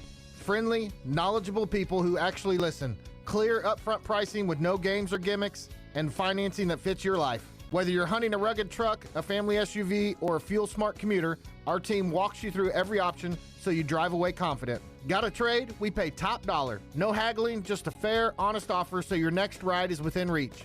Need financing? Our excellent financing specialists work with multiple lenders to get you competitive terms, even if your credit isn't perfect. We're easy to get to from anywhere in the city, conveniently located at the Legends in KCK, just off 435 and Parallel Parkway, down the street from the Kansas Speedway and Nebraska Furniture Mart. Stop by, take a test drive, and feel the difference of a dealership that treats you like a neighbor. Visit us today at the Legends in KCK or victoryfordkc.com. Victory Ford, where our first price is better than their last. This is the story of the one. As an HVAC technician, he and his digital multimeter are in high demand. So when a noisy office HVAC turns out to be a failing blower motor, he doesn't break a sweat. With Grainger's easy-to-use website and product information, he selects the product he needs to keep everything humming right along. Call 1-800-GRAINGER, click Grainger.com, or just stop by. Grainger, for the ones who get it done. Hey, I'm Mike Slater. My dad passed away at the age of 63. It's out of nowhere.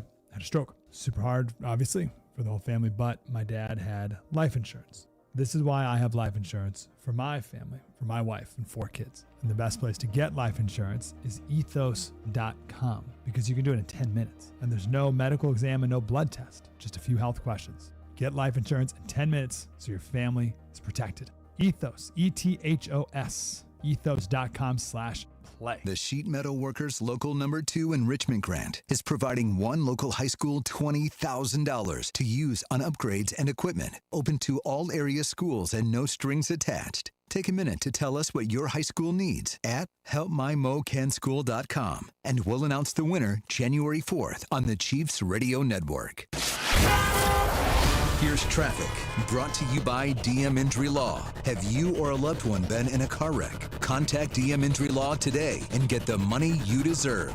Car wreck? Remember, Mike's got this. Okay, 2-car crash working 435 southbound as you approach Midland. The left lane is blocked. Lee Summit, this crash is still working 470 westbound. It's the on-ramp from 350 Highway eastbound, but big delays. I see a lot of red in the area. I'm Val with traffic on 96.5 The Fan. Hey, it's Juju Smith-Schuster from the Kansas City Chiefs. Welcome back to The Drive with C-Dot on your home for Chiefs football. 96.5 The Fan.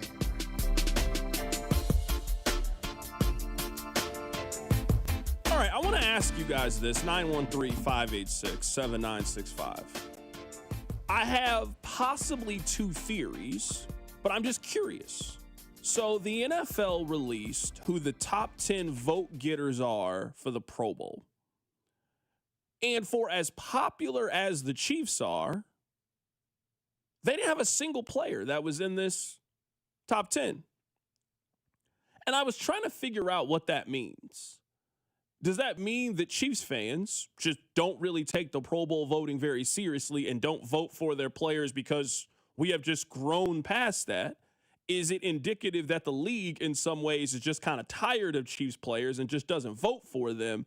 I was trying to figure out what that means because I'm looking at the list and it's guys you would know. It's not like it's a lot of random players. It's Drake May, who certainly is deserving this year of going to the Pro Bowl. Jackson Smith-Njigba, who has been one of the top 5 receivers, if not the best receiver in the National Football League. Micah Parsons, Jonathan Taylor, Jahmyr Gibbs, Christian McCaffrey. Like, It's been guys who have played really, really well this season. But we also then call the NFL Pro Bowl a popularity contest. Well, right now, at least according to this, and it's obviously one very small metric, Chiefs players don't really seem to be very popular in this conversation.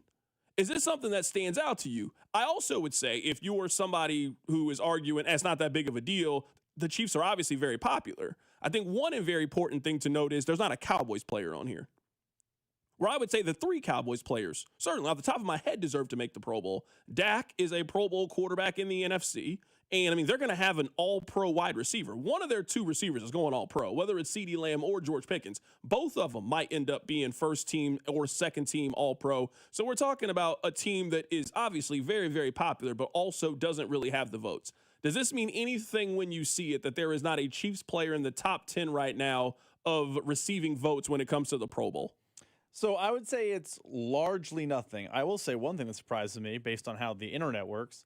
The Swifties aren't pumping Travis Kelce like that. Like, I understand. I think a lot of your reasons make sense. I think if I had to vote for my leading reason why the Chiefs players aren't getting votes is that Chiefs fans don't care. Like, have the Chiefs put out a campaign to have their players get voted for? If they have, I've missed it because it's just such a nothing burger for fans. But I'm surprised that Taylor Swift's legions of fans isn't giving Kelce a boost. Like, we joke sometimes in the office that if you tweet out or post something on our social media channels that mentions Taylor Swift or Travis Kelce, you're going to get buoyed in the views and the retweets and all the things. Like, I'm surprised that hasn't happened with the Pro Bowl, which makes me think the Chiefs team really hasn't promoted the Pro Bowl. Like, have they tweeted out hashtag Chiefs Pro Bowl or anything? They just started this week. Yeah, they just started. Maybe that's what every team is doing, but that feels like you need your team to kind of lead the way there, and the Chiefs don't feel like they're leading the way there. Someone on the text line says, I didn't even know you could vote for the Pro Bowl already. No, you certainly can right now. This is just the first wave of votes. They're going to be taking votes here for a couple more weeks. I just saw this was the first installment of information that they gave us in relation to the Pro Bowl. Just kind of curious what you guys think when you heard that. But right now, the Chiefs, they do not have a player in the top 10 when it comes to the Pro Bowl. I do have this question. This is a very small question. I'm wondering if Mahomes is going to make it. Do you think he's going to make it this year? Because that's actually a great question. Saying, Drake May should make it. Josh Allen should make it. Mm-hmm. Are we sure that third spot's going to Patrick Mahomes this year? And I know we can say it doesn't matter. Sure, it doesn't matter. Mahomes is going to be a Hall of Fame quarterback. So, no, it doesn't really matter in that context. But I'm curious if, like, whenever we get the original and it's the first 3 quarterbacks, is Patrick Mahomes going to be one of the top 3 quarterbacks in the Pro Bowl when it comes to the end of this thing? Because, I mean, I would say 2 of the spots are locked up. He is not taking Drake May's spot. He is not taking Josh Allen's spot. I mean, I don't think he's making it on the top 3. I don't think, based on current season, I don't think he's in the top 4. Like, I could see a scenario where Daniel Jones makes the Pro Bowl over him. I'm not saying Daniel Jones is better than Patrick Mahomes. I don't want people to hear it that way. I mean, I'd be really surprised. I'd be surprised if Daniel Jones made it because Mahomes is thrown for more yards than he has. He has more touchdown passes than he does as well, and also fewer interceptions. I'd be surprised if Daniel Jones was in over Mahomes. People vote on narrative, though. Daniel Jones was dead and gone. He was nothing. He was a backup for the Vikings. Now he's resurrected his career. I think you're right that Jones has not been as good as Mahomes. But do people vote with the stats, or do they vote on the story? And the story is Mahomes is down, Jones is up. I think Mahomes has been better than Bo Nix, but Bo Nix is the quarterback of a team that might be the second best in the AFC. I could see Joe Schmo clicking Bo Nix just because, the Broncos are good this year and he's their quarterback. Like, I think Mahomes not being in the top 3 or top 4 is more indicative of people's voting patterns than his actual ability on the field. Yeah, I mean, looking at the season that Mahomes has put together, he's put together a strong season. And sure, it hasn't been one of those MVP kind of years, but Mahomes is completing 65% of his passes. He has 3,200 passing yards. So let's say he'll get to 4,300, 4,400 by the end of the season. He has 22 touchdown passes. They got 5 games left, so let's give him 2 apiece, 1 apiece. So he gets to about 30. I mean, Mahomes is going to throw for 4,000 yards and 30 touchdown passes. That usually is enough to grab you one of those Pro Bowl spots. I'm going to guess that it's Drake May, Mahomes, and Josh Allen. Those are the 3 quarterbacks. But also, you got to throw in Justin Herbert. Like, Herbert has played really, really well this season.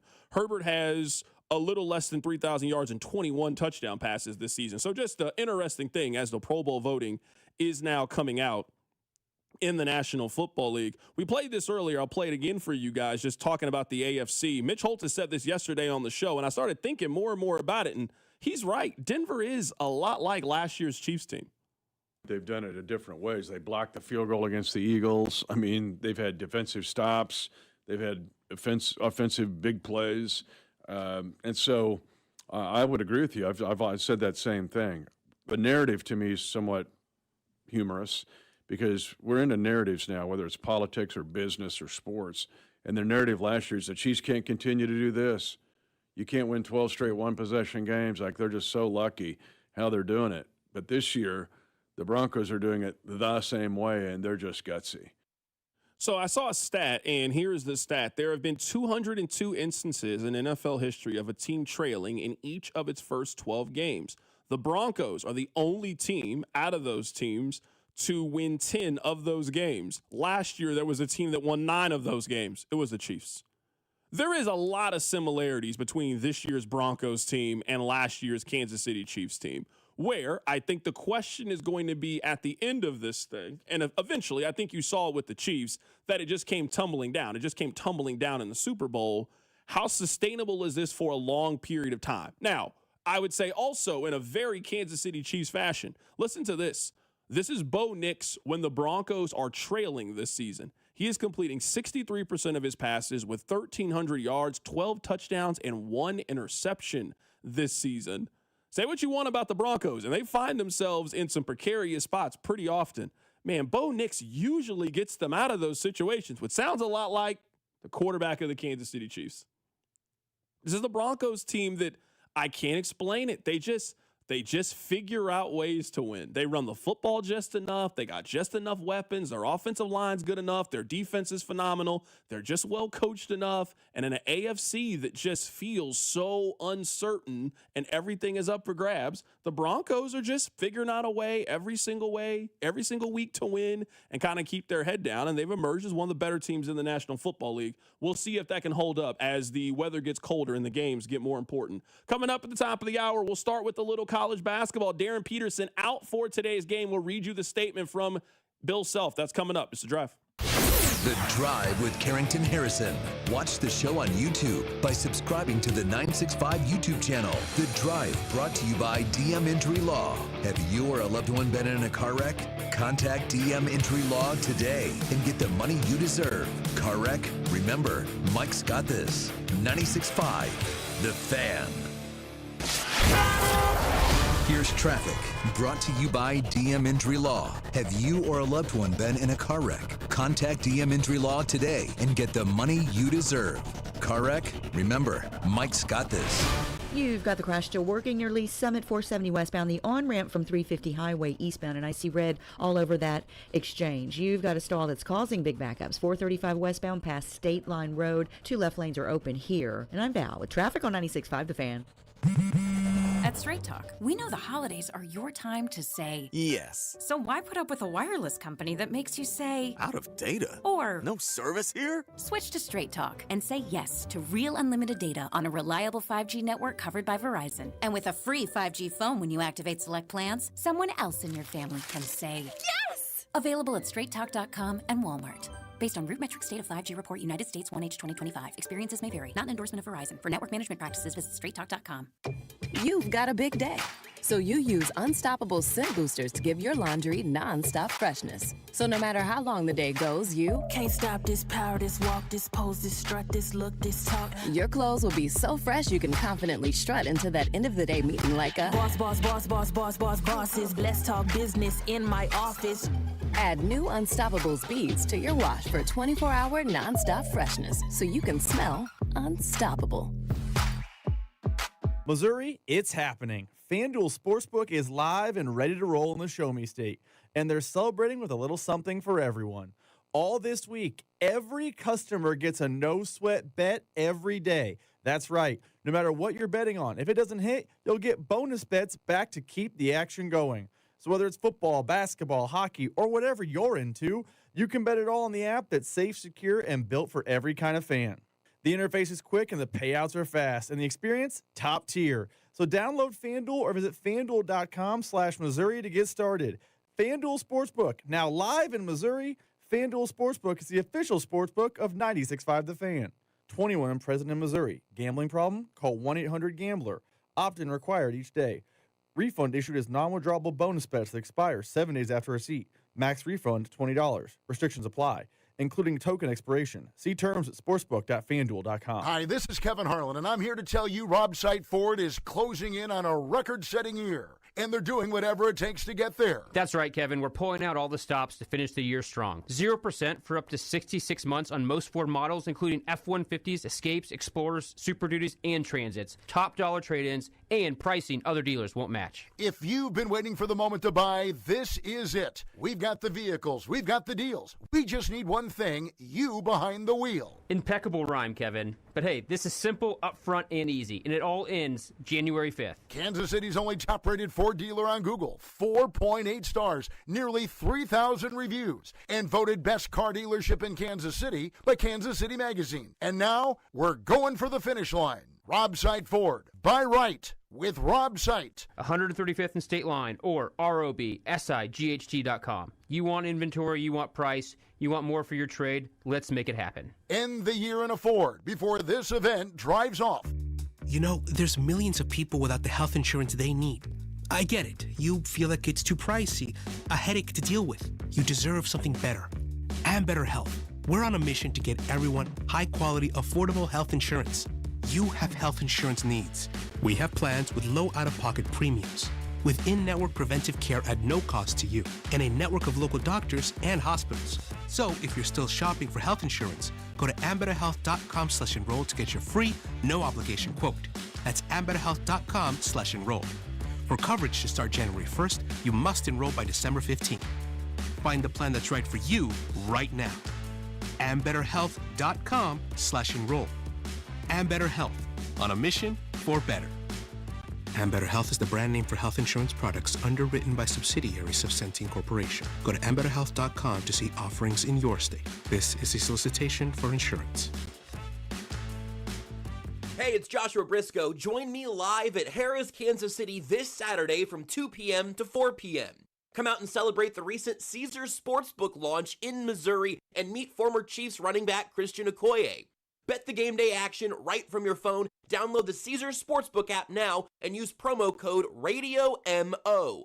See Caesars.com/promos or the promotions tab on the app for full terms. Must be 21 plus to gamble. Gambling problem? Call 1-800-GAMBLER. I'm worth more. I'm worth more. I'm worth a lot more. And I completely agree. That's why I'll pay more for your car at GiveMeTheVin.com. That's the name of our new campaign. I'm worth more. You are worth more, and your car's worth more. And that's why I will pay more. And remember, if I don't beat the price on a CarMax or a Carvana deal, I'll pay you $100 at GiveMeTheVin.com. Sell us your car. GiveMeTheVin.com. So easy you can do it in your underwear. Chiefs coverage sponsored by Park & Go. Your holiday travel made easy with all covered airport parking. Heading out of town for the holidays? Make travel easy with Park & Go. Enjoy all covered parking, free shuttles, and luggage help that'll have you feeling merry and bright. Reserve your spot now at bookparkandgo.com. Happy holidays from Park & Go. Be sure to follow us on Instagram at TheFan965 for behind-the-scenes videos like MVP Monday, Chiefs Take Tuesday, and Best Bets. This is your home for Kansas City sports. 96.5 The Fan, KFNZ, FM and AM, HD1 and HD2, Kansas City, an Odyssey sports station.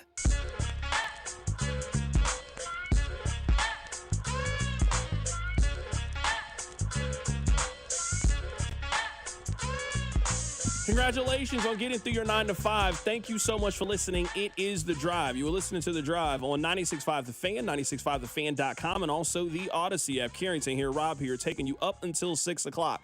We are going to talk a little college basketball here in the 5 o'clock hour. Also talk some NFL. Certainly a lot to get into in the show in the 5 o'clock hour. So I think in order to properly have the Darryn Peterson conversation, you have to play what Bill Self said yesterday regarding their number one recruit, This is a player that has come in with more hype than any KU player that I can remember, certainly on this side of Andrew Wiggins. So it's understandable, certainly now in this NIL era, hey, we've done what we were supposed to do. We have donated. We have raised the money. We did everything we could to help you guys get back on track after a disappointing year. We paid for Darryn Peterson. Why are we not getting a chance to watch Darryn Peterson? This was the update yesterday from the Hall of Fame coach. He has practiced, and he's gone up and down.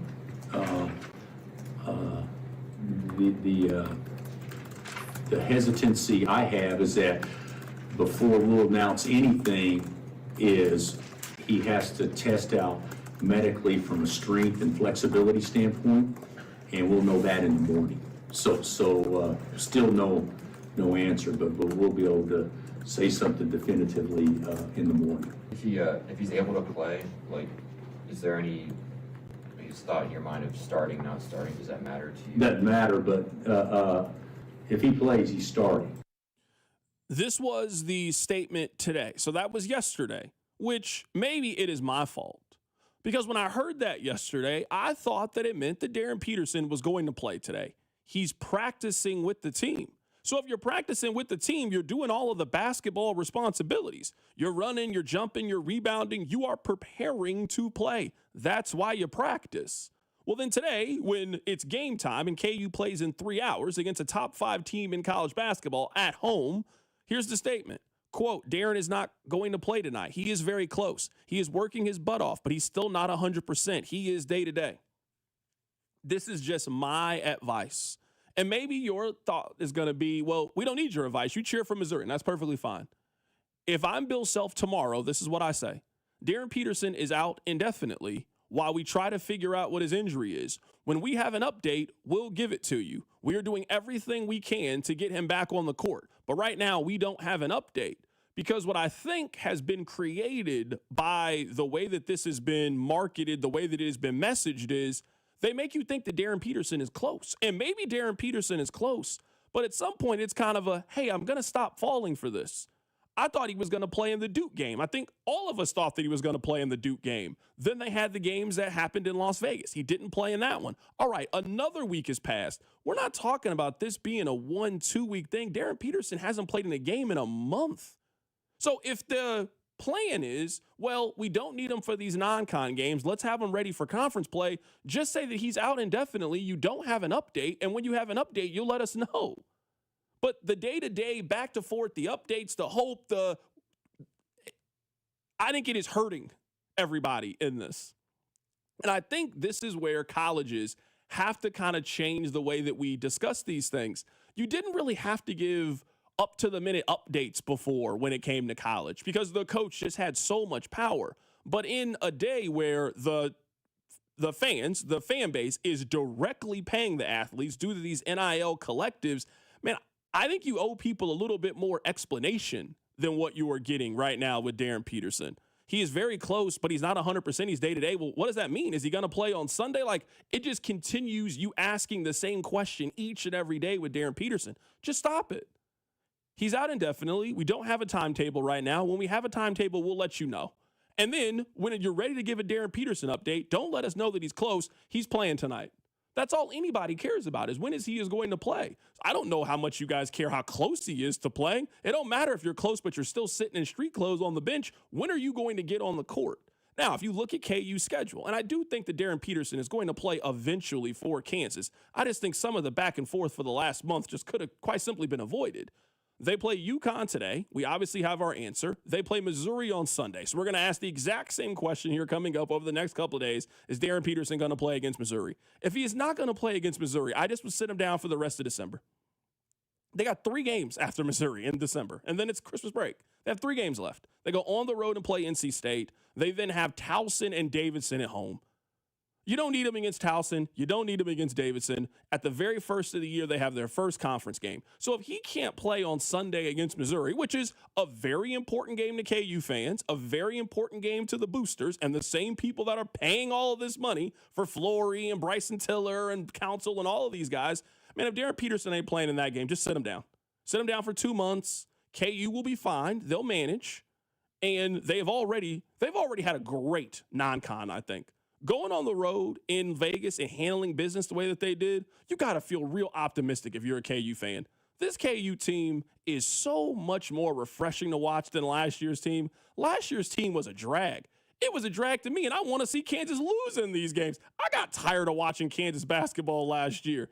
This team is fun. They're cohesive. They play together. Where in some ways, I would say, by you continuing this day-to-day conversation, it takes some of the focus off the current team and who's there and continues the conversation about him. So I try to stay out of KU business. I try to leave KU alone. But, Rob, this was a game that you and I had circled. I did think that Darryn Peterson was going to play. I was looking for tickets this morning because I wanted to go to this game. Wait, Peterson's back. It's basically his home opener. They're playing a top-5 team. I'll go to this game. I don't mind going to watch this game. Man, when Darryn Peterson, when I read that, I exited out of FanDuel and StubHub so quickly. I'm not going to this basketball game. I'll happily watch this game at home on television. You got tickets to this game. You were hoping that Darryn Peterson was going to play. What do you make of this news? So I think, first and foremost, I am, as a fan going to the game tonight, disappointed. Also, only hardcore basketball fans care about this. UConn's without their best player tonight either. Terrace Reed is going to not play. John Rothstein just tweeted that out. So official. So the two best players in the game are going to be in street clothes tonight. I mean, that means Flory should eat then because it does. Because Terrace Reed's their big guy. Yeah, he's a very good center. He's averaging 15 a night. Like, as a fan, a lot of the juice and energy is kind of out of the game when Darryn doesn't play, and then you get the extra body blow of, UConn's best player is also in street clothes tonight. So as a fan, it sucks. I also think, and this is a college sports problem, and they got to figure out a way to fix this. But we live in a world now where we treat all player injuries like it is some massive conspiracy that the player is upset with his NIL, or he's just looking to go pro, or he doesn't want to play. He doesn't want to risk injury. We are always just, we're pulling yarn on the cork board. Like, oh, look, this and this and that. Sometimes players are just hurt. And with Darryn Peterson, I understand why people are worried or concerned or jump these things. It's soft tissue. It's not like a broken bone or something. It's a hamstring. I'm with you. But to me, though, this is where I think it's different. And someone on the text line asked the question that I have. Is he hurt or is he injured? Everybody understands if you're injured, you can't go. Everybody gets that. I think Darryn Peterson was injured, but it sounds to me like Darryn Peterson. So if the expectation is Darryn Peterson has to be 100%, he ain't playing on Sunday then. He ain't playing on Sunday because if you weren't good enough to play on Tuesday, you are not now magically healed in the next 3-4 days where you are 100%. So if that is the only metric to get Darryn Peterson on the court, he ain't playing in a while. So that's why I think the question is, are you hurt or are you injured? And I think the way that KU has spun it and the way the messaging has been is that Darryn Peterson is hurt right now and somebody is choosing for him not to play. Whether it is Bill Self, whether it is his parents, his handler, his agent, whether it is Darryn Peterson himself. That is how it sounds to me. It sounds to me like Darryn Peterson could play in these games if he wanted to, but because he has so much riding in his future, and I'm not 100%, and I'm not willing to chance it, I'm not going to play. That's how it comes off to me. I don't think you're wrong to ask that question, but I think people ask that question because of what the injury is. It was a soft tissue injury, and this exists across all sports. I'll use baseball for an example because he's allowed to pull hamstring pulls in baseball. Lorenzo Cain was notable for always having a hamstring injury. People questioned, hey, is he hurt or is he injured? Because it's not an injury we see. Broken leg, Isaiah Pacheco got hurt last year in the Bengals game. We all saw it. Hey, he has a broken leg. We understand what that means. Soft tissue is kind of about pain management and, what's your threshold. So I understand how people jump to that, but I think people jump to that strictly because what the injury is. If he had a broken ankle, no one is saying anything. If he had a sprained ankle, no one is saying anything. It's because of what the injury is. People ask that question. You're right, but I think and I understand the analogy you're making. If he had a broken ankle, they also wouldn't be playing this day-to-day game. He wouldn't be practicing either. You're right. It's imperfect. You know what I'm saying? So I'm saying a sprained ankle, they would be playing. I think part of it is Darryn Peterson has been doing basketball stuff with him. And if you can do basketball stuff with them, why can't you do basketball stuff with them for the part that we played? It is not like Darryn Peterson hasn't been playing basketball during this. They have told us that. Hey, he practiced yesterday. I'm assuming when you play basketball, you're running, you're jumping, you're cutting, you're getting rebounded. People are hitting you.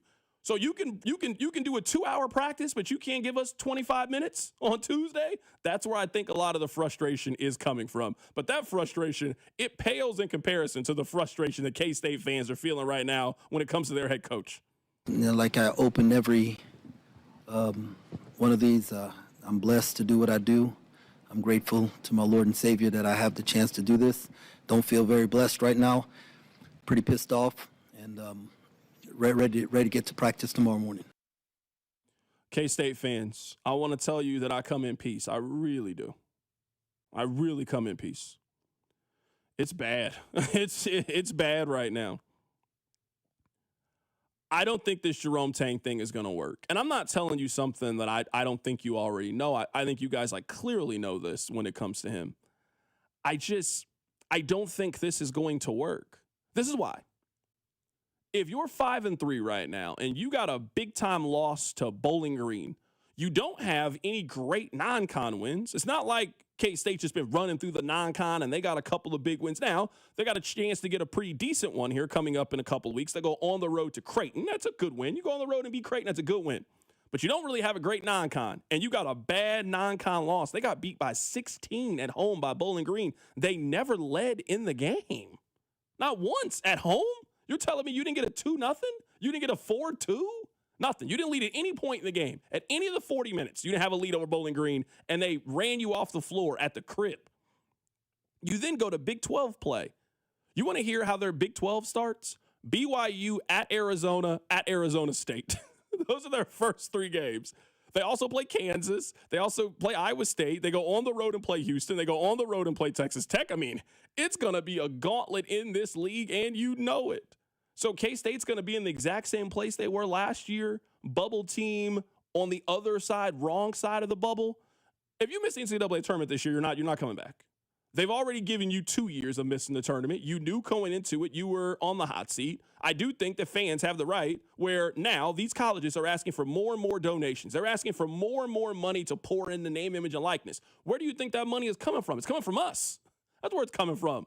It's coming from the Williams Fund, Rob. You were helping pay for the NIL that they're playing for these players. And when you're asking for all of this money and ticket prices keep going up, and people want what they paid for. And Jerome Tang, you ain't giving it to them. You're getting beat by 16 right in front of your boosters, right in front of your donors, right in front of your base. And now you think you're going to turn it around and be a top 6-7 team in the Big 12? I haven't talked to anybody at K-State. I haven't talked to Derek Young. I haven't talked to Tim Fitzgerald. Got great respect for those guys over there. My advice to them would be I would start working on a coaching search and start figuring out who that short list is right now, because we are about 90 days away from that with K-State basketball and them finding out who their next head coach is going to be. It ain't going to work for Jerome Tang. As bad as you want it to work, it ain't going to work.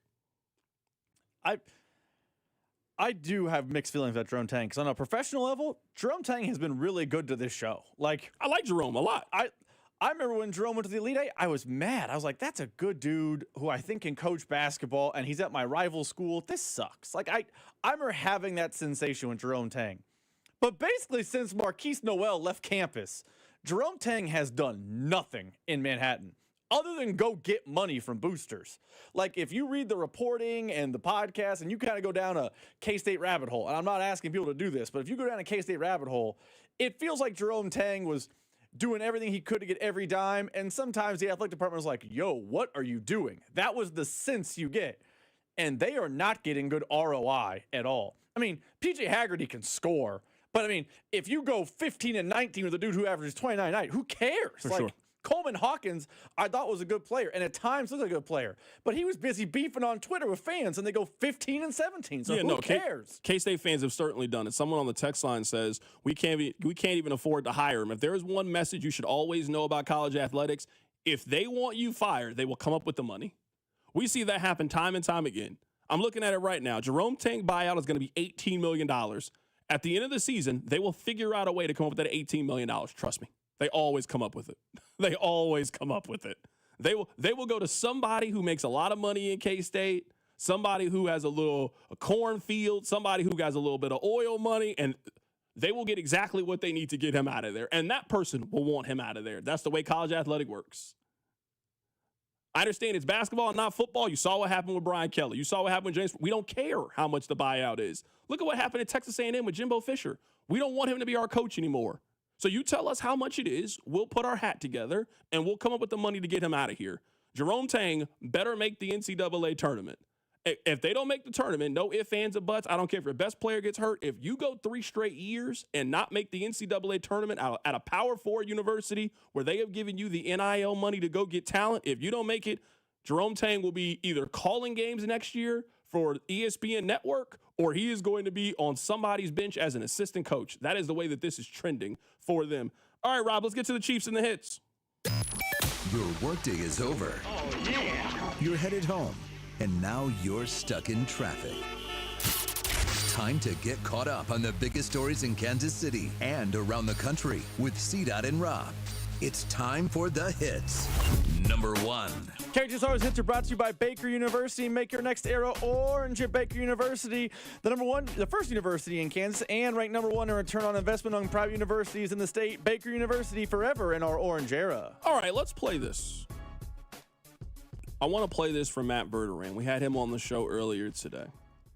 I told you guys that my theme for the Chiefs is going to be pressure and penalties. Those are 2 things that the Chiefs need to fix if they're going to turn this thing around.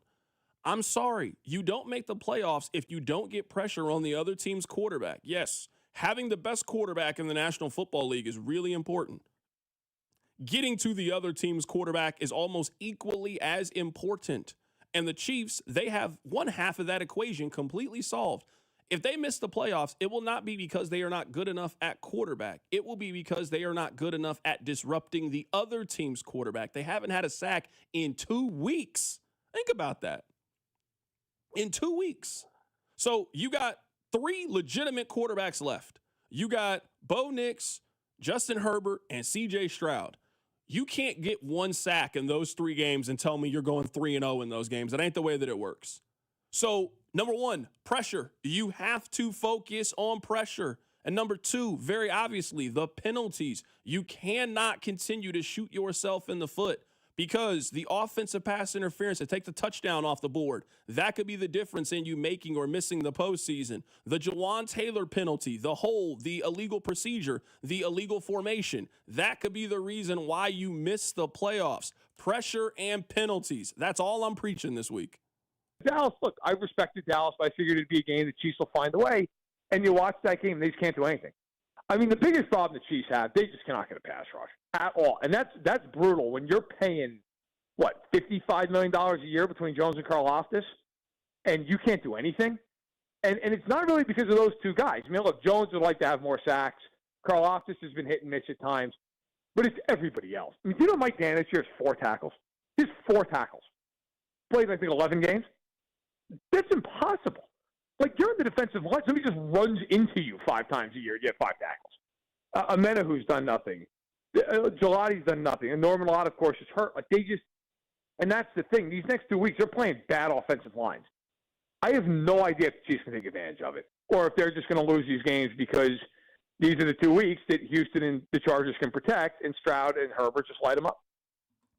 4 tackles from Mike Dana is borderline theft. I'm serious. It is borderline theft. He has 4 tackles? 4 this season. The Chiefs, to me, there are 2 pathways for them fixing the defensive issues that they have. They have 2. They have to get more pressure with their front 4.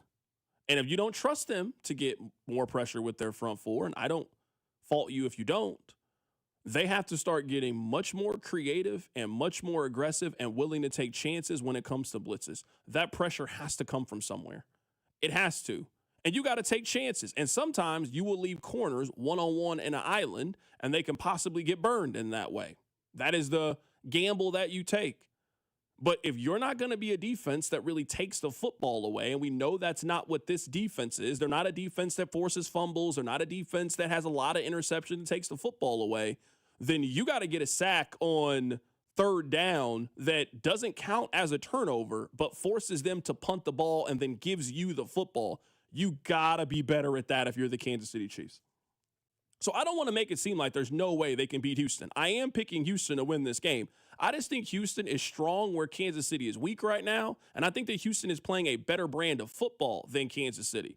But I'm not going to come at this like the Chiefs have no chance of winning, and I also don't think that Houston runs away from Kansas City.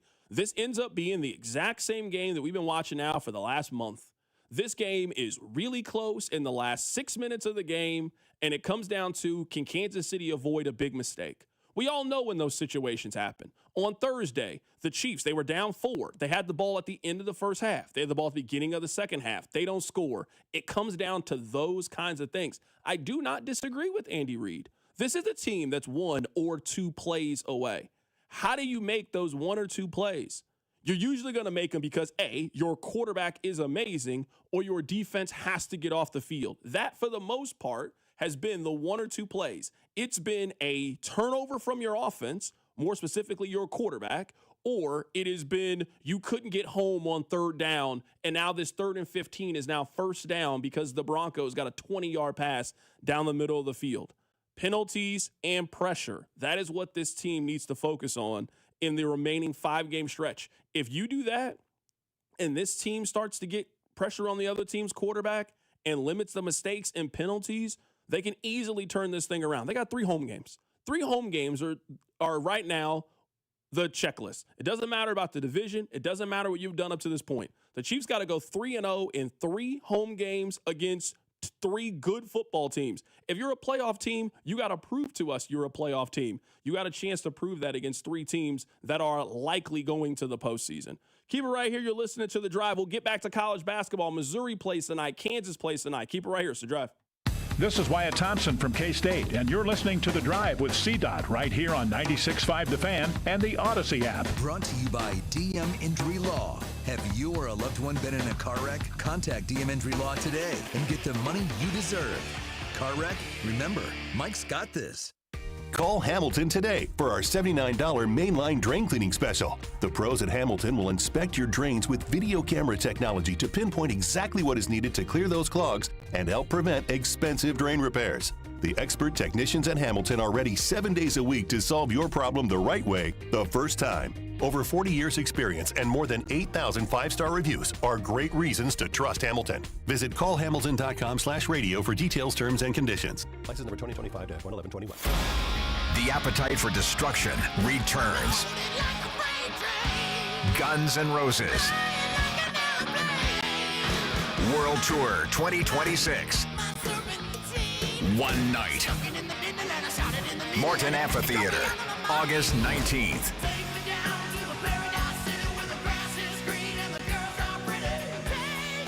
Tickets on sale Friday, December 5th at 10 a.m. at livenation.com. What's up, Missouri? Tony Gonzalez here. Your moment is finally here because DraftKings Sportsbook is live in Missouri. You can get in on all the action with fast withdrawals, a safe and secure app, and betting that's easy to use anywhere you go. And the best part, DraftKings keeps the excitement going with awesome promos and offers all season long. That's why it's America's top-rated sportsbook app. Don't wait. New customers sign up today. Bet just $5 and get $300 in bonus bets instantly. Let's go, Missouri. Get in the game.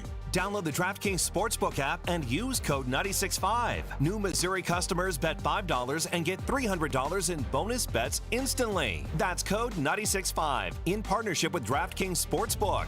The crown is yours.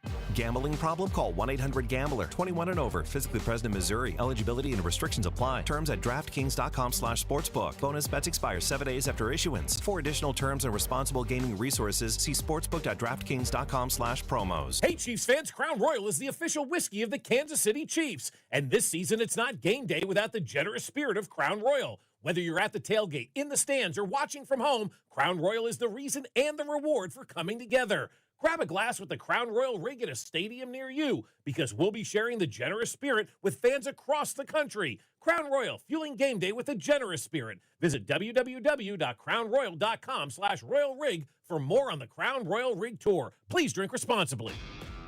This is the story of the one. As the purchasing manager at a manufacturing plant, she knows the only thing more important than having the right safety gear is having it there when you need it.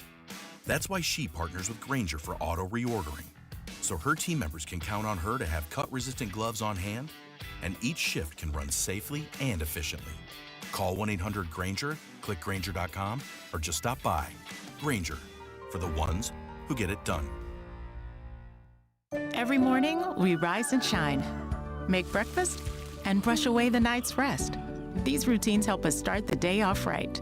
Nature-Made vitamins are a simple step in that daily care regimen. Multivitamins with daily essentials, clinically studied probiotics for gut health support, magnesium to help relax the body.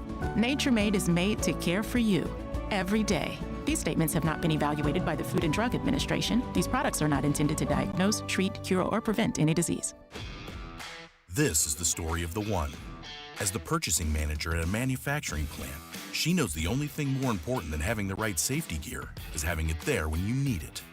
That's why she partners with Grainger for auto reordering, so her team members can count on her to have cut-resistant gloves on hand, and each shift can run safely and efficiently. Call 1-800-GRANGER, click Grainger.com, or just stop by. Grainger, for the ones who get it done. At Audion Hearing, our mission is simple: to make better hearing affordable for everyone. This Christmas holiday, enjoy exclusive savings on our high-quality rechargeable hearing aids. Clear, comfortable, and ready to use right out of the box. And here's a study worth hearing. Research shows that wearing hearing aids can reduce your risk of dementia by up to 61%. Join over 1 million happy customers and shop Christmas holiday deals before they're gone at audionhearing.com. That's AUDIEN hearing.com. My name is Whitney Allen. I am a widow. My husband Ryan died. We never thought in a million years we'd have to use life insurance. The unexpected happened. With Ethos, it is so fast and easy. It's 100% online. You can get a quote in seconds, apply in minutes, and get same-day coverage. No medical exams, and you can get up to $3 million worth of coverage through Ethos. Get your free quote at ethos.com/radio. That's ETHOS.com/radio. Time spent on application may vary. Online health questions required. Car, truck, or motorcycle wreck?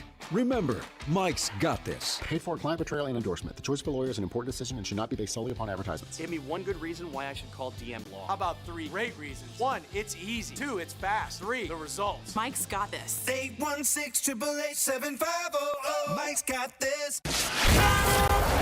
Here's traffic, brought to you by DM Injury Law. Have you or a loved one been in a car wreck? Contact DM Injury Law today and get the money you deserve.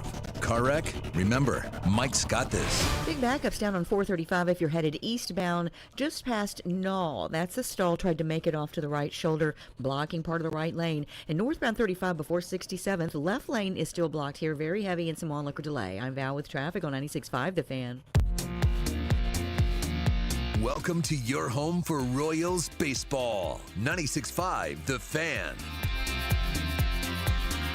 All right, welcome back into the show. My name is Carrington Harrison. Very happy to be here with you. So I want to play for you guys what John Fanta had to say. He covers college basketball for NBC Sports. We'll go through each of the 3 local schools, and then we'll get to the Chiefs here coming up in just a bit. So we asked John Fanta about the Darryn Peterson situation. Here's what he said. There's parts of his game that remind me of Kobe Bryant. I mean, that's how highly I think of Darryn. I think Darryn makes Kansas a Final Four contender. But what I make of it is it's December 2nd. He does have a lingering hamstring injury. They don't want to risk anything that then would cause Darryn to miss more time and more important games. I mean, this is an important game, but let's face it, if Kansas were to not win tonight, it's not doomsday or anything. UConn could win the national championship. I think they're a top 3 team in the country. So, look, it's obviously unfortunate for the game, but I know a lot of people have different feelings. Here's the deal, folks. He could be picked number 1 in the draft. You know, I think he's going to go top 3. Any little nick, any little bruise right now, it's not March Madness. Right now, they're going to be precautionary and not force it on the kid. And that's what I think is happening. All right, Rob, I'm curious as a KU fan. I'll give you this pie chart. What percentage of blame do you think goes to Bill Self? What percentage of blame do you think goes to Darryn Peterson? What percentage do you think it goes to maybe people around Darryn Peterson? a father, an agent. There's always people involved. If you're the number 1 overall pick, it ain't just you. There's a team around you at this point. He's had an Adidas deal since he was a junior in high school. So we're talking about a very, very prominent prospect. What percentage of it, how would you break it down between those 3 entities? That's a good question. I would say the majority to me falls on Bill Self, because I think one of the problems with this whole injury snafu is the messaging around it. Because remember, it started as cramps. Oh, he's got cramps. He's good, though. And then it was, oh, it's a hamstring strain, but he'll be back soon. And then it was, he's day-to-day, and now it's been 3 weeks. So I think the majority of the pie chart falls on Self. I think the next part would be, I don't want to say Darren's fault, but it's the fault of the sport, the NIL world, all those things where people like to jump to conclusions and make, wide-ranging, oh, he's definitely sitting out to protect his status, that type of thing. I think it's just those 2 entities gobble up the majority of the pie. But I do agree with you. We opened the show with this. Catch up the podcast page. If Bill Self's messaging had been better from the jump, or if they had said it's a hamstring strain as opposed to cramps at the jump, I don't think people would be reacting the way they are now. But I think the messaging has been bad. So the majority of the blame falls on Self to me. Here's John Fanta. He covers college basketball for NBC Sports. Let's just go down the line. Here's John Fanta talking about K-State and how their season feels like it could be on the brink. You have the bankroll that Kansas State has. Kansas State has money, and they've got people with deep pockets. And in basketball, they've given some players amounts of money that other programs have not been able to match. So, when I look at Kansas State, to get pushed around on your home court by a Mid-American Conference team, that cannot happen. It cannot happen under any circumstances. And Jerome, I'll give him credit for this.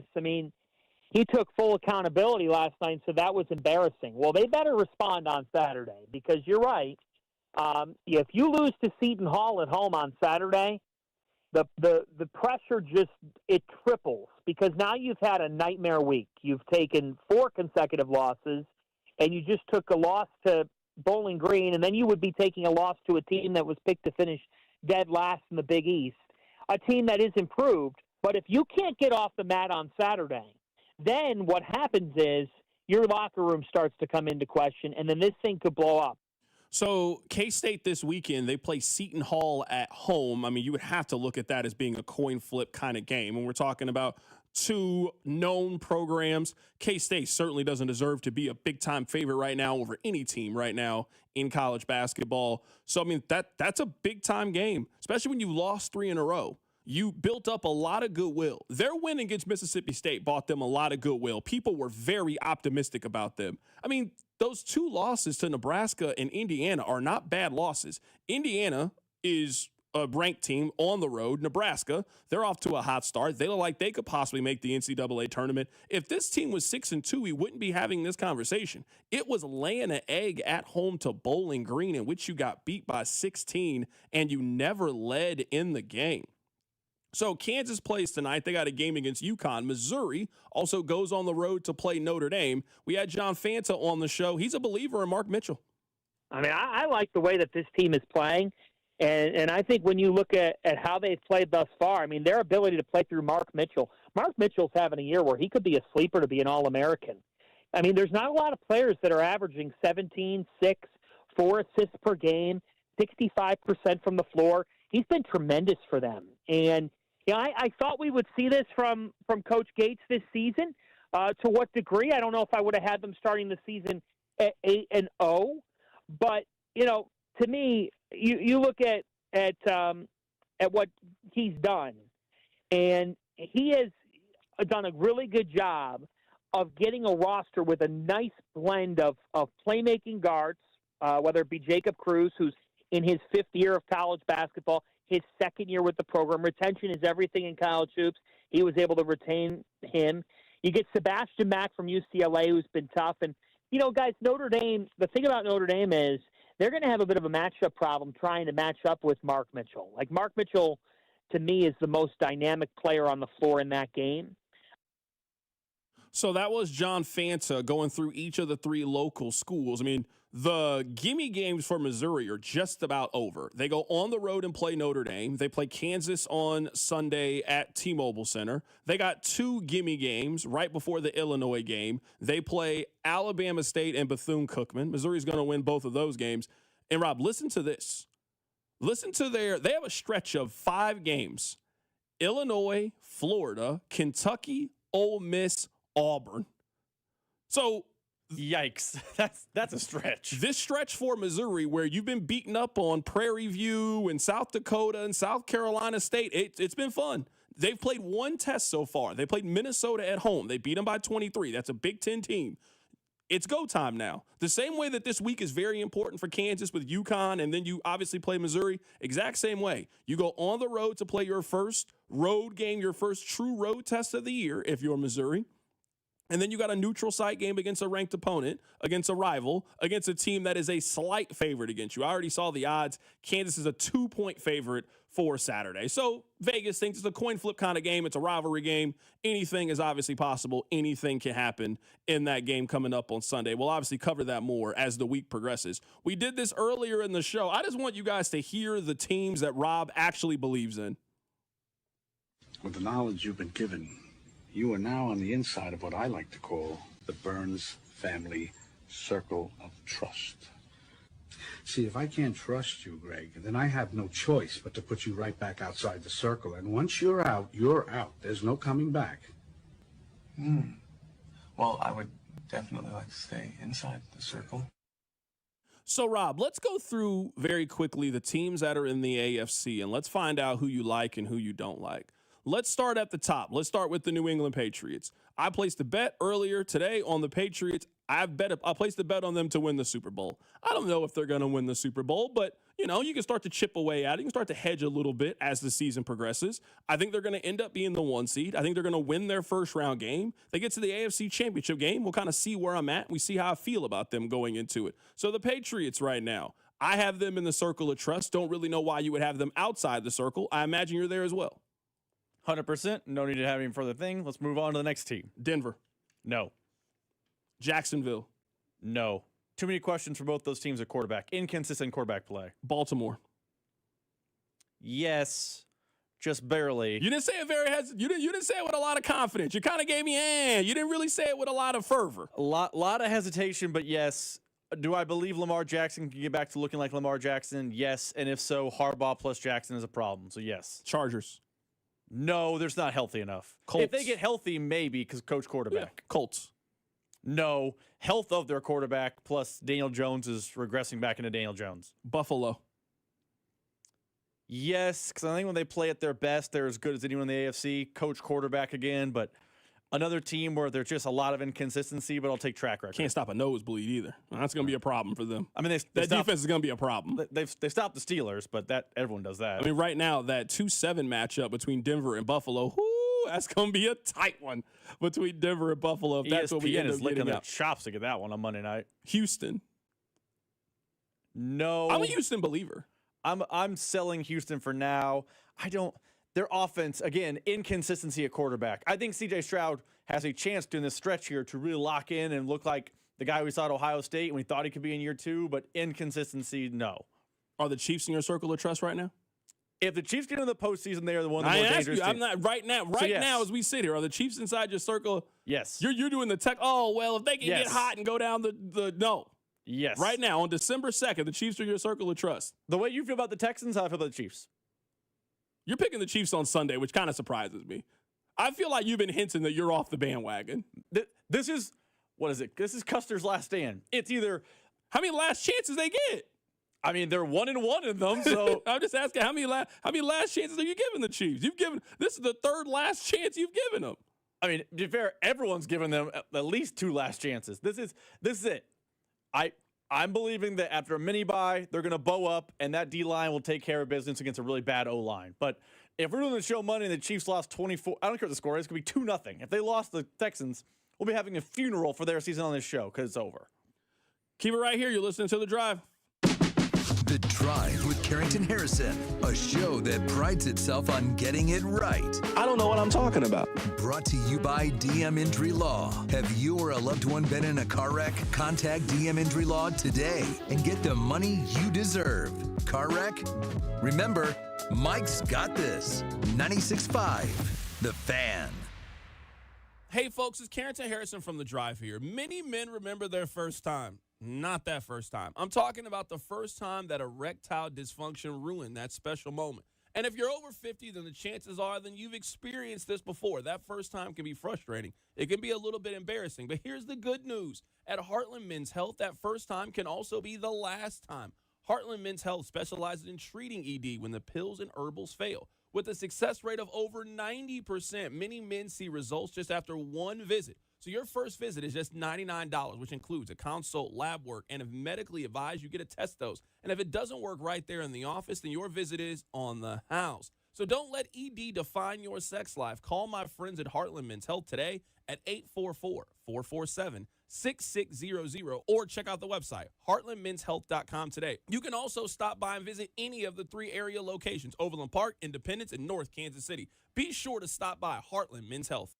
FanDuel is the #1 sportsbook for same-game parlays from points, rebounds, three-pointers, assists, and so much more. FanDuel is the best place to combine your favorite picks into a same-game parlay or track every stat line live, all in an easy-to-use one-stop shop app. And right now is the perfect time to join because new customers get $150 in bonus bets if your first $5 bet wins. So bet on the players that you love the way that you want. Head over to FanDuel and use my promo code, FanDuel.com/KFNZ to sign up today. FanDuel is the best place to combine your favorite picks into a same-game parlay or track every stat line live, all in an easy-to-use one-stop shop app. FanDuel, an official sports betting partner of the NBA, and also 96.5 The Fan. 21 and present in Kansas. First online real money wager only. $5 first deposit required. Bonus issued with nominal drawable bonus bet, which expires 7 days after restrictions apply. See terms at sportsbook.fanduel.com. FanDuel is offering online sports wagering in Kansas under agreement Kansas Casino, LLC. Gambling problem? Get up with your best bet. Call 1-800-522-4700 or visit KansasGamblingHelp.com. Looking for the ultimate spot to watch Sunday football? It's all happening at Brew Brothers inside Harris Casino, Kansas City. With NFL Sunday Ticket, you'll catch every game,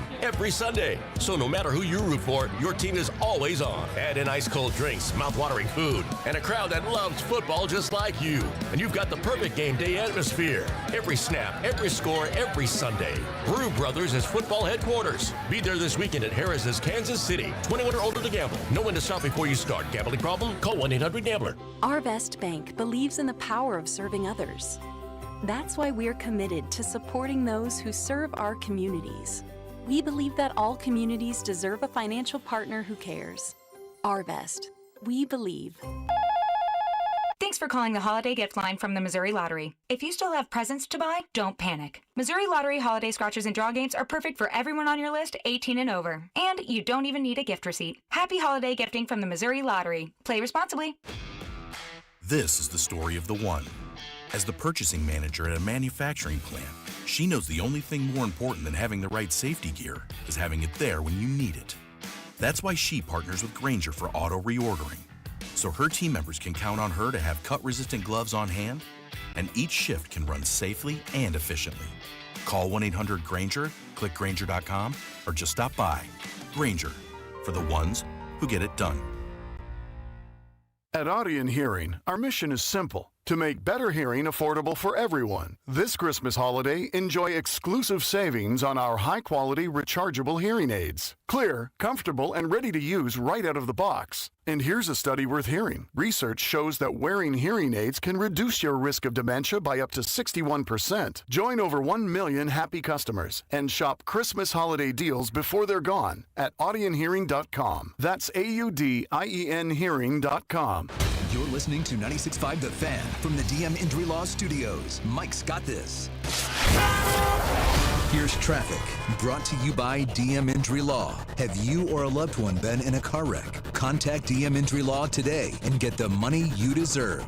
Car wreck? Remember, Mike's got this. Big backups down on 435 if you're headed eastbound, just past Knoll. That's a stall, tried to make it off to the right shoulder, blocking part of the right lane. And northbound 35 before 67th, left lane is still blocked here, very heavy and some onlooker delay. I'm Val with traffic on 96.5 The Fan. Hey, it's George Karlaftis from the Kansas City Chiefs. Welcome to The Drive with CDOT on your home for Chiefs football. 96.5 The Fan.